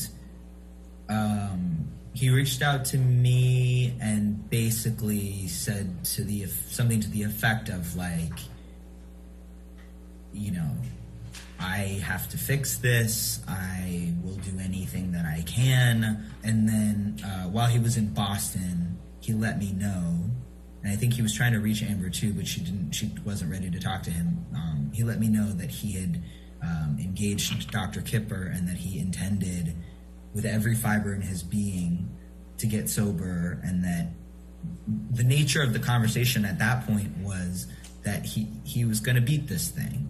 You know? Yes, please describe for me what transpired, what you discussed with Johnny and Amber relating to Australia in 2015. After they were married in February and they went to Australia in the spring. I'm going to interrupt you just for a moment, and forgive me, I just want to keep it chronologically there. You described earlier that you were present for the wedding, correct, in February of 2015? Yes. Okay. And you also had discussed about Amber wanting Johnny to be sober for the wedding. What, if any, observations did you make about Johnny at the ceremony and with respect to whether he was sober and clean? You know, I don't actually know whether Johnny was. I don't think Johnny was drinking on the day of their wedding. I really don't actually think he was. Let me rephrase that. Before the ceremony on the day of their wedding. Because I was going back and forth between their respective like private preparation quarters where they were getting ready, because I was technically her best man and his son Jack was his best man, but I wasn't one of the girls and felt more comfortable over there with them, but I was helping all the girls. So I was running back and forth on this golf cart between. I was also taking pictures. I was one of 2 people who was friends with them that had worked as photographers, so I volunteered to take pictures. So I was very intimately with Johnny and Jack leading up to the wedding, and he wasn't drinking, I don't think. I don't remember seeing him drink. And then let me ask you this. After the ceremony, as you were walking to the reception, what, if anything, did Johnny Depp say to you about Amber? as we were walking back from the ceremony, we were coming into Cafe Los Cabrones, which is where the party was happening, and I was walking with Johnny and congratulating him that they pulled it off and that they did it, you know. And he said, "We're married now. I can punch her in the face and nobody can do anything about it." So I'm going to now turn your direction to Australia, roughly a month later after the wedding. You weren't present in Australia with Amber and Johnny, correct? That's correct. I'm showing you what has been marked as exhibit number 3. Do you recognize anybody in this picture? I do, yeah. Myself and Miss Heard. I do, yeah. Please describe what you see. I see a number of long, thin cuts. And what, if any, similarity are those to the ones you just described, having seen after Amber returned from Australia? Very similar. All right. And are they the same or are they different ones? I would have no way of knowing if they're the same or different ones, but they're similarly long, skinny cuts like the ones that I saw after she came back from Australia. I'm going to show, Mr. Tillett-Wright, I'm going to show you what has been marked as exhibit number 5. And it's a text message exchange. Do you recognize this text message number here below Arrow's Arc? That's my old phone number, yes. Okay, so does this represent a text message exchange between you and Amber Heard on 12/16/2015? Yes, it does. Okay, and I'm going to start you at the top with the blue. It says, "I need you." Do you recognize who is sending that message? Yeah. Mr. Tillett-Wright, I'm going to ask you to take a look at what has been marked as exhibit number 6. Do you recognize the person in this photo? Yes, I do. Please describe what you see in this picture. I see Amber Heard, and I see an injury to Amber's scalp. Okay. And what, if anything, do you recall about seeing anything similar to that when you arrived in December 2015 at Amber's penthouse? I remember this being one of the injuries that I was shown when I arrived at Penthouse 3 at the Eastern Building on December 16th, 2016. And does this picture that's marked as exhibit number 6 accurately depict what you recall seeing? I remember this being one of, I think maybe 2 scalp injuries that there were. I remember there was another one as well, but I could be mistaken. I believe there was another one that was on a different part of her head as well. Do you recognize the picture that is set forth as exhibit number 7? Yes, I do. Please describe for me what is depicted in this picture that you recognize. This was a picture of Amber's scalp. And does this accurately depict what you saw when you were shown it, as you testified earlier in December 2015? Yes, it does. Mr. Tillett-Wright, I'm going to show you what has been marked as deposition exhibit number 8. Do you recognize this picture? Yes, I do. Please describe what's depicted there. This is Amber Heard's face with a very swollen lip. And does this accurately depict what you observed when you arrived at Amber Heard's penthouse in December 2015? Yes. I'm going to show you what has been marked as deposition exhibit number 9. Do you recognize this picture? Yes, I do. Please describe. This is the clump of hair that I was shown, I believe, when I arrived at Penthouse 3 on the night of December 16th, 2015. And does this accurately and genuinely depict the scene that you recall seeing? Yes, it does. Thank you. Now, what if any plans was there as of December 16, 17 of 2015 for Amber to be spending Christmas with Mr. Depp and his kids. Do you recall? Taking the pictures down while we talk. Yes, I do recall. There was a plan for Johnny and Amber and Lily Rose and Jack and Raquel and her boyfriend or fiance at the time, Josh, to go to the Bahamas. Oh, and Raquel's mom and Amber's parents to go to the Bahamas and spend Christmas on the island together. Yeah. Mr. Tillett, I'm going to ask you, what, if any, conversations did you have with Johnny Depp about the December 15 incident? I don't think that I don't know that he and I had a direct conversation about it. I'm not sure if he and I had a direct So what, if any, I'm going to show you, Mr. Tillett, what has been marked as deposition exhibit number 16. It's a text message exchange dated 2/10/2016. Do you recognize this document? Yes, I do. It's a text exchange between me and Amber Heard about a video that she sent me. Okay. Now, it starts out, hi, Steve left me a voicemail at 5 a.m. And that's from you, correct? That's correct. Do you remember what the voicemail message was? Yeah. Johnny called me at 5 in the morning and left me a voicemail in the character of some kind of management, of like a property manager. And he said something about, yes, hello, this is management. And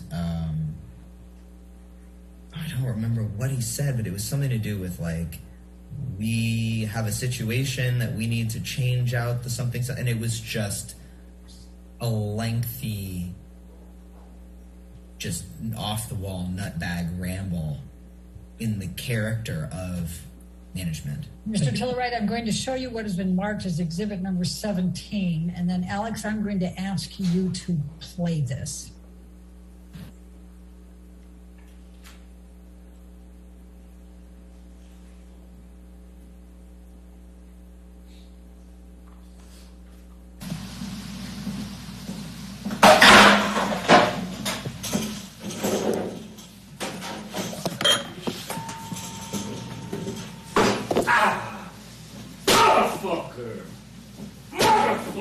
What happened?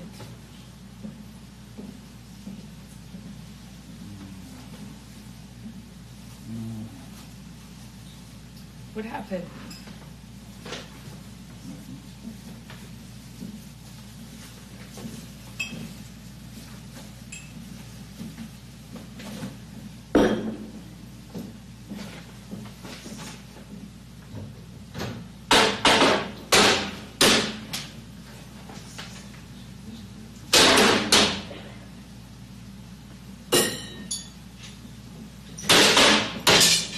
Nothing happened this morning, you know that?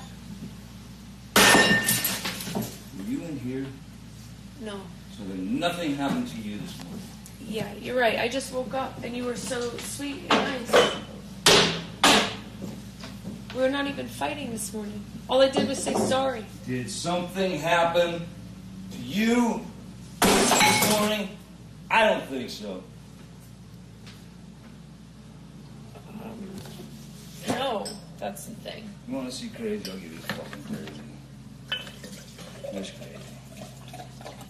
Oh, you're crazy. Oh, you're crazy. Have you drunk this whole thing this morning? Oh, you got this going? You got this going? I just started it. Oh, really? Really?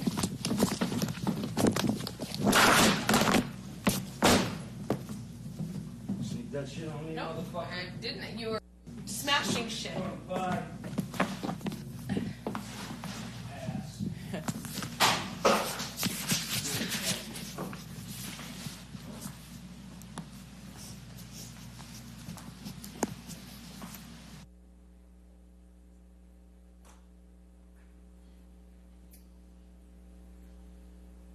Thank you, Alex. You can take this down now. Mr. Tiller-Wright, do you recognize that video? Yes, I do. Was that the video that Amber sent to you on the text message exchange on February 10th, 2016?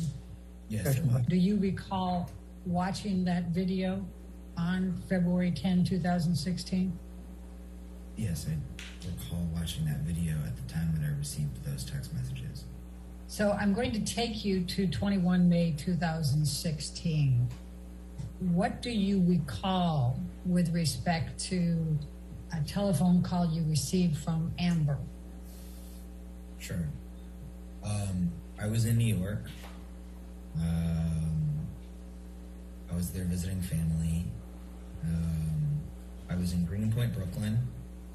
I was walking down Manhattan Avenue, and I got, I believe, a text message from Amber that said something to the effect of, like, can you talk? And so I called, and I was walking down the street as this happened. She put me on speakerphone, so I was talking to both of them. He just stopped by to pick up some of his stuff, and he has a theory that he either he wants to ask you about, or and I said, okay, sure. And hello, Johnny, like, you know. And he, I think it was he said or she said, Johnny thinks that you and I together defecated on his pillow. I think the words were used were shit on his pillow. So I started laughing, and I was laughing, she was laughing, and when I realized that he was serious, I was like, okay, look, you know, first of all, I wasn't there that day. And so he got very agitated by the fact that she and I thought it was funny. And he started to get more and more agitated, and I could hear him walk away from the phone. He came clomping back down the stairs. I heard like a noise, and then the phone dropped. And he said to her, "Oh, you think I hit you? You think I fucking hit you? What if I peel your fucking hair back?"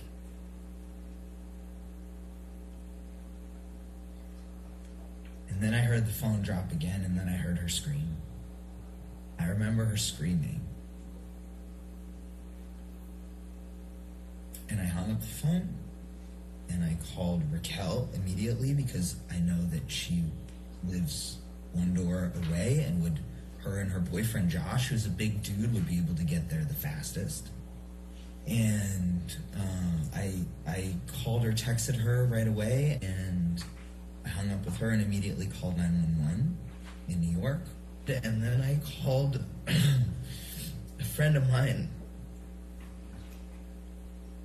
in LA who I knew had met Amber a number of times, and I think I may have placed a second call to NYPD. Now I'm all frazzled and I don't remember, but I think I called NYPD. Mr. Waldman made some statements in April and June of 2020 that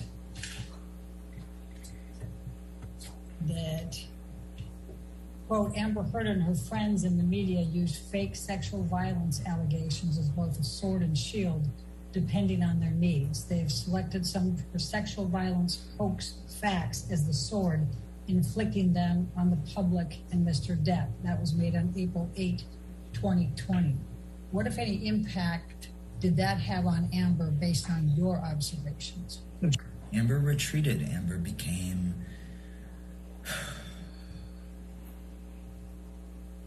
isolated, embattled, extraordinarily distressed. And then on June 24, 2020, Waldman accused Amber Heard of committing a, quote, abuse hoax against Depp. what were your observations of how this impacted him? I think that my previous statement encompassed that. During the time that you were friends with Johnny and you were speaking with him up until you testified December of 2015, what, if anything, did Johnny Depp ever tell you about Amber Heard being physically violent to him? Nothing ever at any point. Do you agree with me that Mr. Depp and Ms. Heard had many verbal arguments? Yes, I do. And you were a witness to a lot of those verbal arguments, correct? I was a witness to some verbal arguments. Okay. And did you ever hear Ms. Heard say anything mean to Mr. Depp in those arguments? Yes. And did you ever hear Ms. Heard say anything vicious to Mr. Depp in those arguments? Yes. So would you agree with me that when they argued, they were mean and vicious to one another in what they said? I would categorize it very differently, sir. Well, you testified that you heard Ms. Heard say mean and vicious things to Mr. Depp when they argued, and vice versa. Is that accurate? Yes.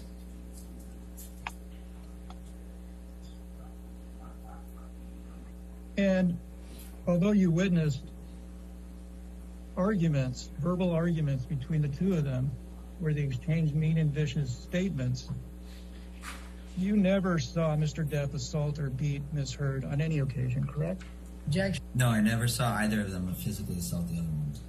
Did you ever experience him become violent as a result of or because of smoking cigarettes or joints? As I've already explained to you probably 8 times, I've never seen Mr. Depp become physically violent with Ms. Heard. So if that's what you're asking me, if he smoked a cigarette and that made him violent, I think you know that that's ridiculous, and the answer is, again, no. Did you ever witness Mr. Depp become violent in any manner on account of him smoking cigarettes or joints? If you want my honest answer is that Mr. Depp mixed substances constantly, and I keep trying to tell you that. He mixed all kinds of things together when he got crazy and violent. So, and upset and paranoid. So, and I never knew what he had taken. When you say when he got violent, when did you see him get violent? I saw Mr. Depp throw glasses and dishware on at least 2 occasions, which I would characterize as physically violent. And do I know if he'd smoked marijuana or cigarettes? Before that, I don't know. When were those 2 occasions? Sometime during the time that I was living in Sweetser. And once at the Eastern Building. And prior to throwing those dishes, did you witness him imbibing any drugs or alcohol? I couldn't tell you, but seeing as Mr. Depp always was smoking cigarettes and marijuana, my assumption would be yes. Okay.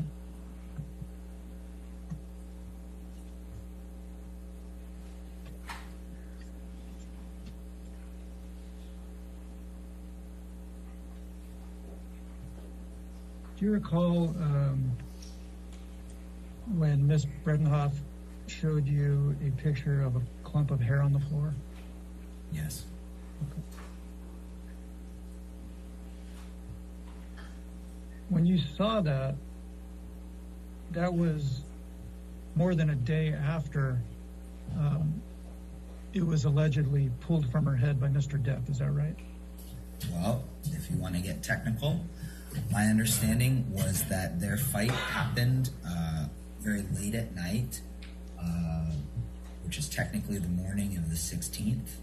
And I arrived at her house around midnight, the night of the 16th. So technically, it's not more than a day after. It's in the same 24-hour period. So technically, the answer to your question is no. Okay. So I'm just talking about the hair on the ground that you saw. When you saw it, was it your understanding that it had been there for more than 20 hours? I have no idea what time their fight started or ended, so I don't know if it was 20 hours or 16 hours or 13 hours.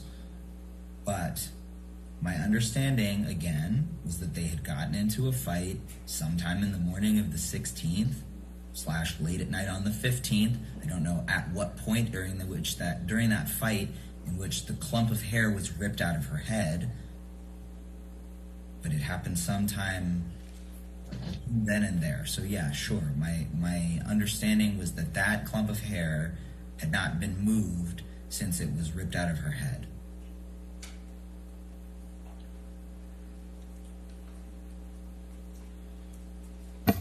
All right.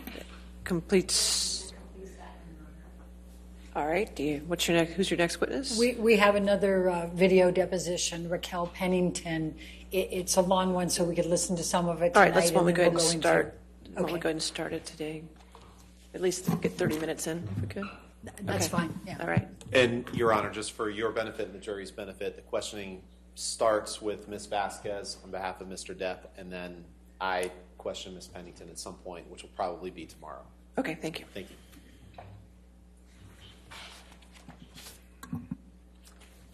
Can I please have you state your name for the record? Raquel Pennington. In what city and state do you currently reside? Los Angeles, California. You've been deposed before, right? Yes. And you were deposed in Ms. Heard's divorce proceeding for Mr. Depp. Is that correct? Yes. Have you been deposed in any other matter? No. What was the purpose of the declaration that you submitted during Mr. Depp and Ms. Heard's divorce? The purpose of the thing that I wrote, which I don't know if it was technically called a declaration or whatever it was to write down my account of events as fresh in my memory as possible. And Ms. Heard asked you to write down your witness account. Is that correct? I do not remember, actually. I don't know. Did Mr. Depp ask you to write down anything in support of any legal filings? I don't remember.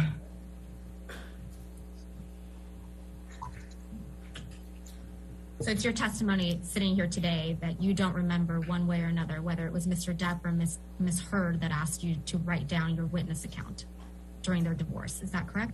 I wrote down my account. That is the memory that I have. I wrote down everything as clearly as I could remember it, as soon as I could. You provided a witness statement in the UK proceedings. Is that correct?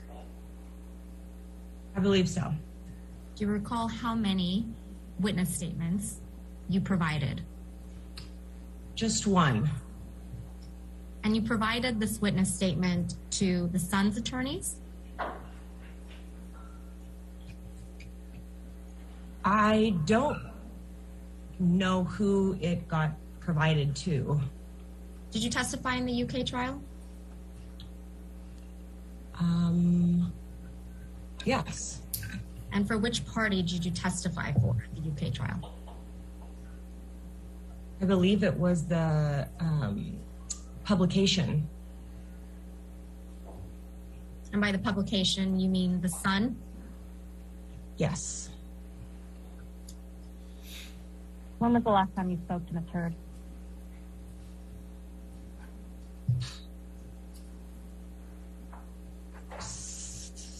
Perhaps 6 months ago, maybe more. What did you and Ms. Heard speak about?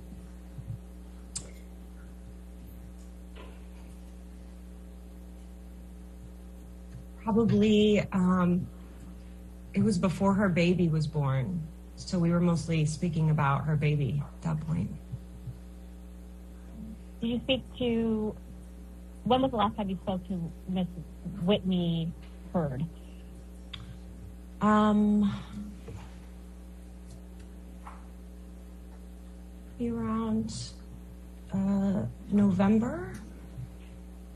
October, November of last year.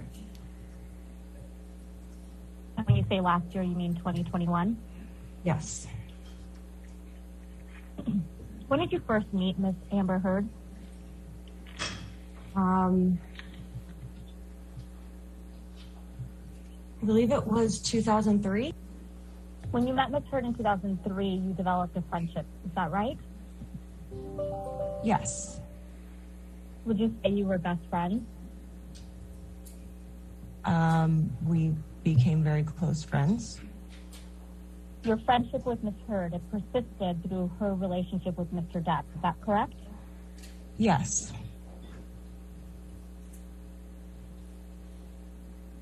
And you were friends with Miss Heard through her divorce from Mr. Depp as well. Is that correct?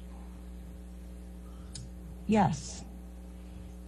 Other than when you lived at the Eastern Columbia building, which we'll get to, did you ever live with Miss Heard? Yes. When was this?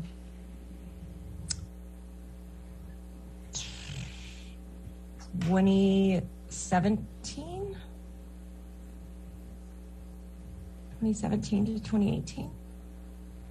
Yeah. Where did you both live? We lived on Holly Drive. Was that a home? Yes. And did you pay rent? No. Did Miss Heard? Yes. Sitting here today, do you still consider Miss Heard a friend?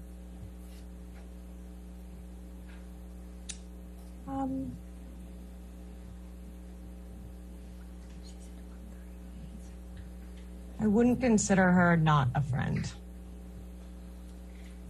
What does that mean? We don't speak. We are not enemies.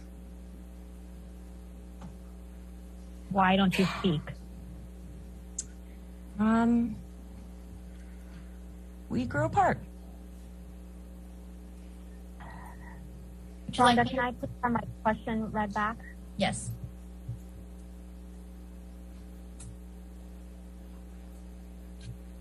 Sitting here today, you can't give me one reason why you grew apart from Miss Heard?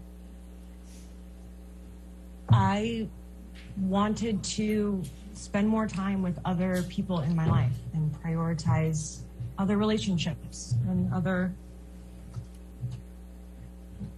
relationships. Over the course of your friendship with Amber Heard, did you ever see her using illicit drugs? Can you define illicit drugs? Not prescribed. Yes. Did you ever see her use cocaine?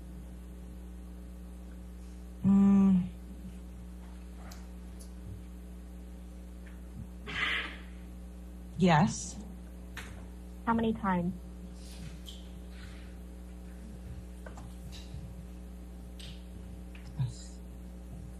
I don't know. Countless? No. Less than 10? Yes. Less than 5? Yes. If you remember, when was the first time you ever saw Amber Heard use cocaine?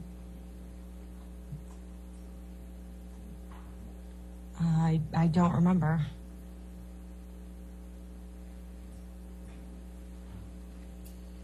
Did you ever do cocaine with Miss Heard, Amber Heard?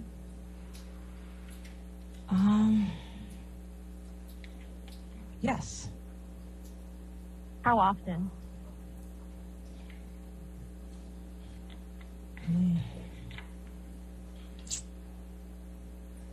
Not often. Was there a point in your relationship with Ms. Amber using more cocaine? No.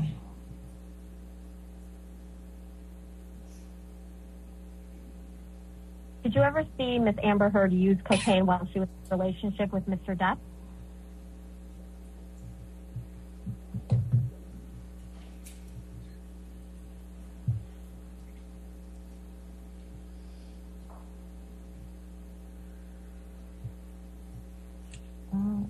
don't think so, no.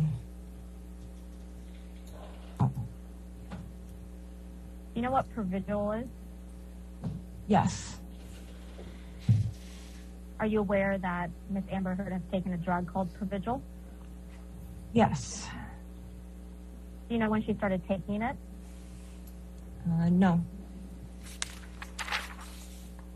Do you know whether Amber Heard continued to take Provigil during her relationship with Mr. Depp? No. Did she ever tell you that she had stopped taking Provigil? She never told me that. Are you familiar with any of the side effects of Provigil? No. Did Ms. Heard ever tell you that she was experiencing any side effects as a result of Provigil? She never said anything about that. You testified you saw Ms. Heard use mushrooms less than 5 times, yes? Yes. Each of those 5 times, or less than, was she in a relationship with Mr. Depp? Did you say each of the 5 times? Right. Not each of the 5 times. How many times that you observed Amber Heard use mushrooms was she in a relationship with Mr. Depp?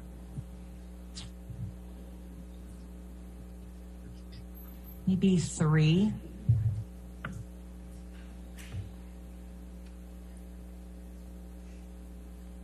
Do you recall the specific occasions when you saw Amber Heard use mushrooms while she was in a relationship with Mr. Depp?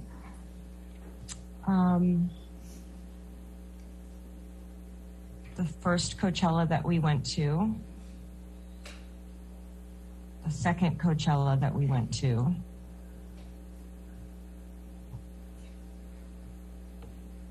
And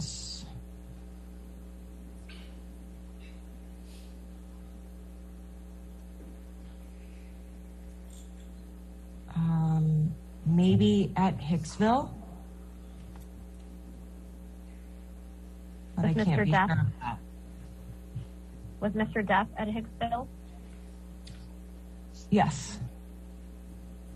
Around June of 2014, you moved into one of the penthouses in the Eastern Columbia building. Is that correct? I don't remember which month, but I did move into the penthouses. Approximately in 2014?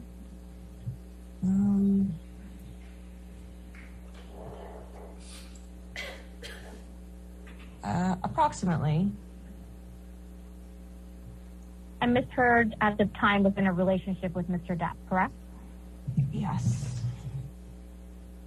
And it was Mr. Depp who invited you to live in one of the penthouses, right?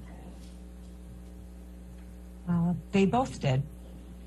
And when you say they both did, they both sit you down and invite you to live in the penthouses? I don't remember how the invitation happened, but it came from both of them. This was a penthouse Mr. Depp owned, right? Correct. And specifically, the one you lived in, it was referred to as Penthouse 1, right? Correct.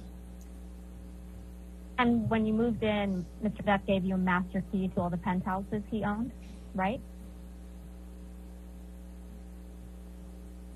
It could have been one of his assistants. When you say one of his assistants, you mean one of Mr. Depp's assistants? Correct.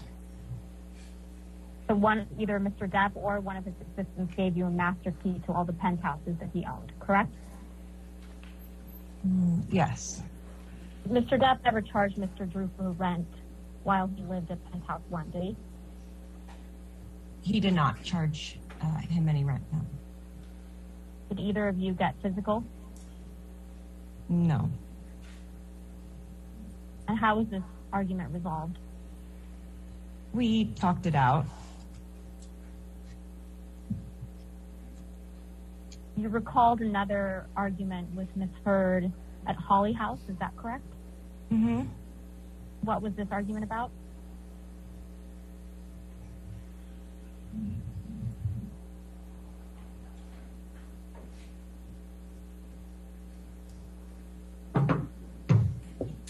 I think that we were setting up for Thanksgiving, and we were looking for maybe some glasses or some dishware. We had just moved in, and we couldn't find them anywhere. And then she finally found them in a place that I thought I had looked, and we started arguing about that. She thought that I wasn't looking hard enough, I think, and I told her that I thought that I looked there. Yeah, I think that's what their argument was about.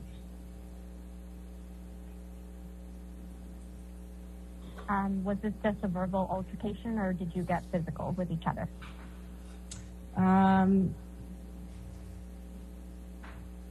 Yeah, I believe that I pushed her. How did Miss Amber Heard react to that? She either pushed or hit me back.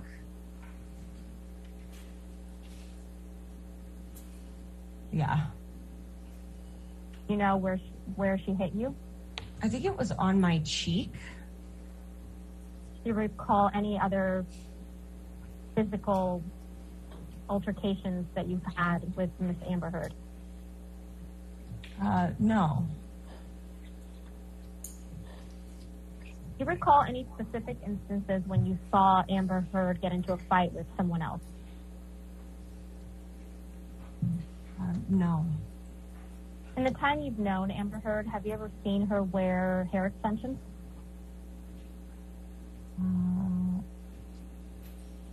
Yeah. Yes. Did she have hair extensions in while she was in a relationship with Mr. Depp? I don't know when exactly she had them throughout the time of knowing her. I'm going to mark as Pennington Exhibit 1, Ms. Pennington's witness statement in the UK proceeding, which is dated June 16th, 2020. Ms. Pennington, first and foremost, do you recognize this document? Yes. Ms. Pennington, this is a sworn witness statement that you provided in the UK, right? I understand. I wanted to get to the bottom and make sure that this was the one that I signed and saw the date, and that was the full document. I just finished it. Yes, this is the document. Did you write this witness statement yourself?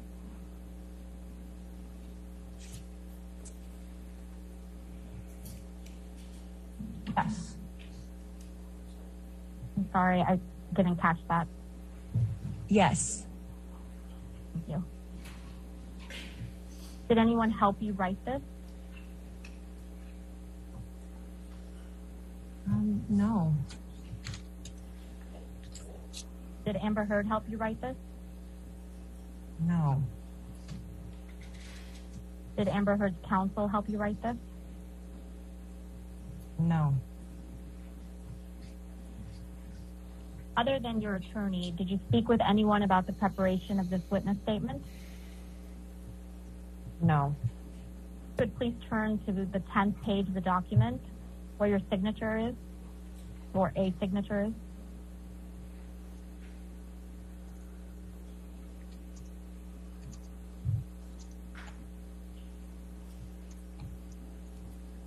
Is that your signature on the 10th page of this document, Ms. Pennington?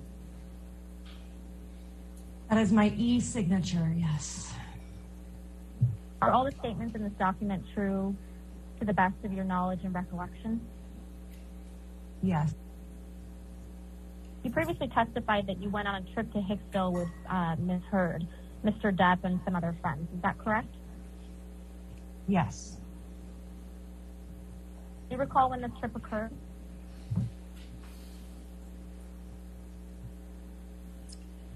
Not off the top of my head. Do you recall who else went on that trip? Yes. Who else was on that trip? Whitney Heard, Nathan who was one of Johnny's assistants.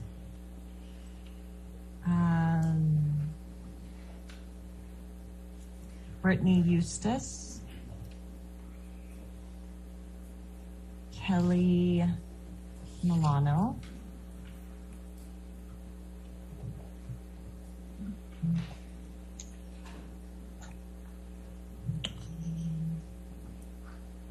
Anyone else that you can recall? Trying to remember.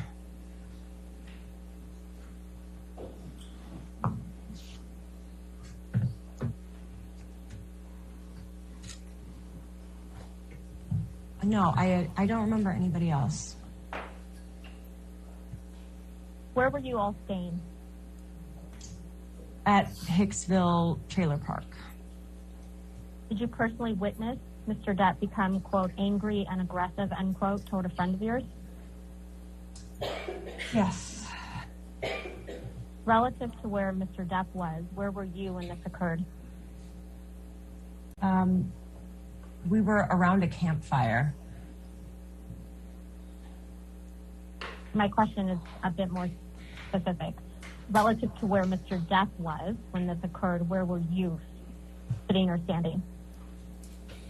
I was at the same campfire.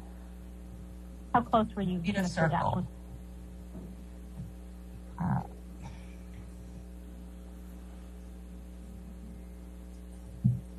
6 to 10 feet. What time of day did this occur? Evening. Had you consumed any drugs or alcohol at this time?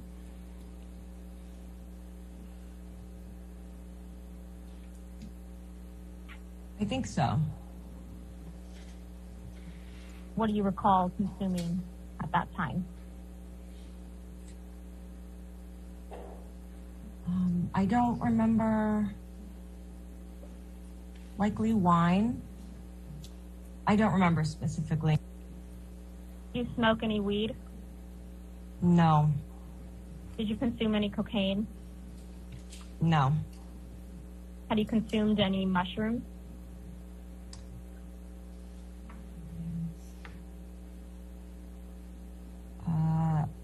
I believe so. Had you consumed any MDMA? No. Who was the friend that you referenced Mr. Depp became, quote, angry and aggressive towards? Kelly Sue. How did you know her?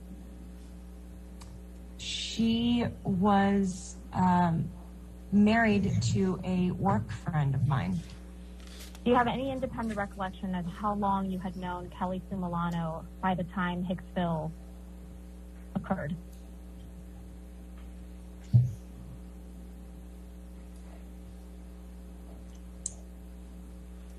More than 1 year, less than 2.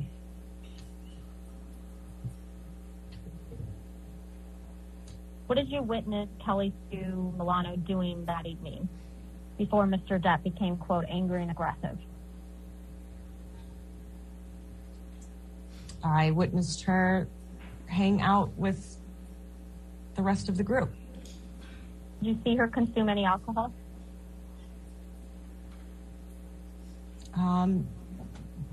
Not that I remember. Did you see her smoke any weed? No. Consume cocaine? No. Did you see her consume any mushrooms?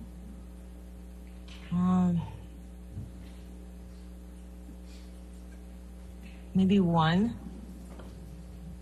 Sore. I'm genuinely trying to remember.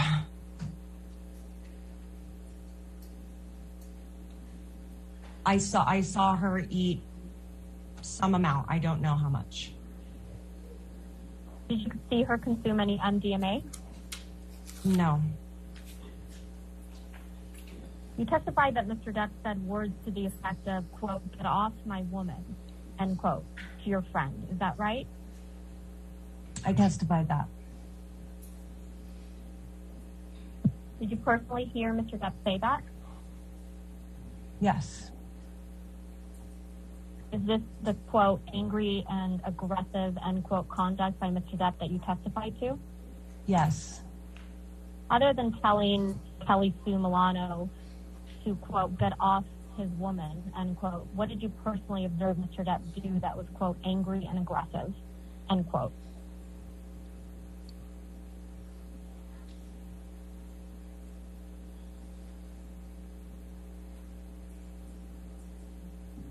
That was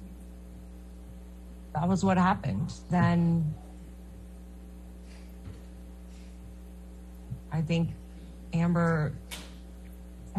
Kelly and Amber were hugging on a chair out by the fire.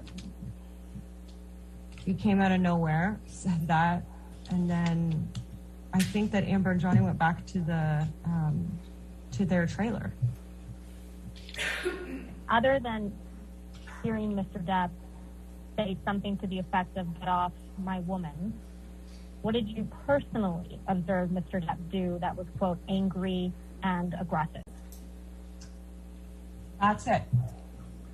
Did you hear Amber say anything to Mr. Depp?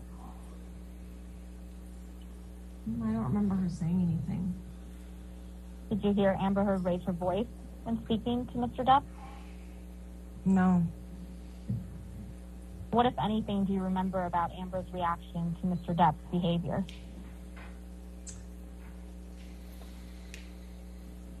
She was trying to comfort him.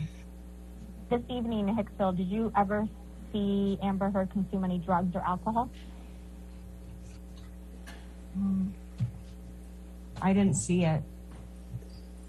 You didn't see Ms. Heard drink any wine? Yeah, I don't remember a specific time watching her take a sip of a drink. Was she holding a drink? I don't remember. And this evening in Hicksville, did you see Mr. Depp consume any drugs or alcohol? I didn't see any specific image in my mind of him consume. Did you personally witness Mr. Depp, quote, in a rage, end quote, that Ms. Heard described? Did I personally witness the rage in the trailer? Yeah. No. Did you hear Mr. Depp yelling in the trailer? No.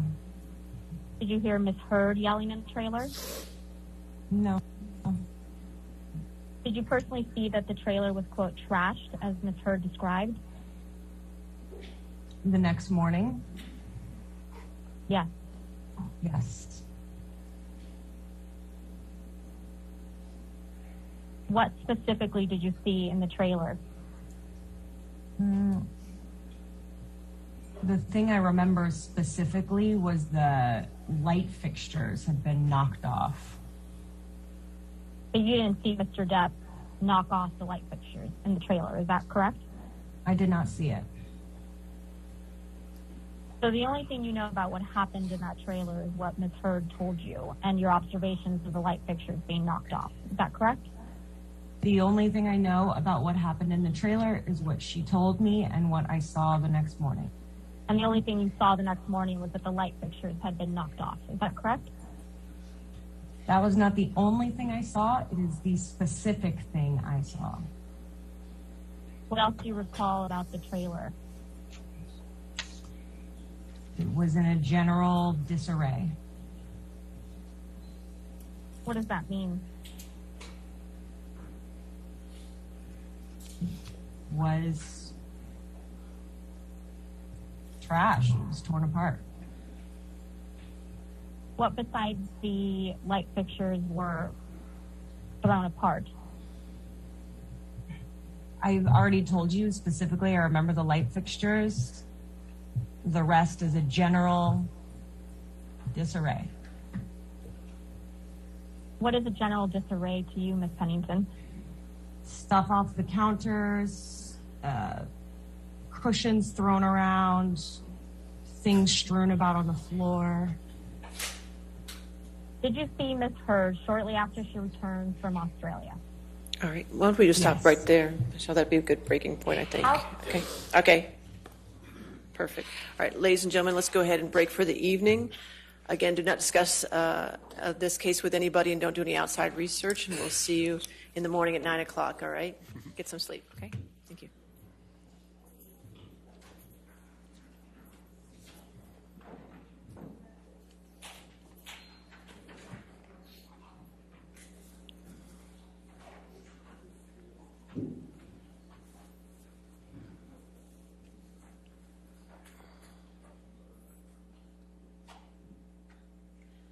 All right, I just have a few items.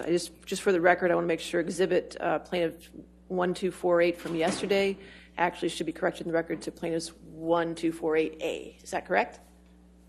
That's correct, Your Honor. Thank you. Okay, good. All right. And so the witnesses tomorrow, are they live, remote, or do we need a We have web link? one live witness tomorrow. The rest are all video depositions. So they're all depositions, so we don't need a WebEx link? No. Okay. All right. Other than that, jury instructions and verdict forms. I have received jury instructions from both parties. Thank you for that. However, I have not received agreed upon jury instructions as requested. So I'm not sure if that has happened or not happened as far as getting an agreed. Your Honor, we have been trying to meet and confer with them for a week. Well, Your Honor, they're identified and emailed to Sammy.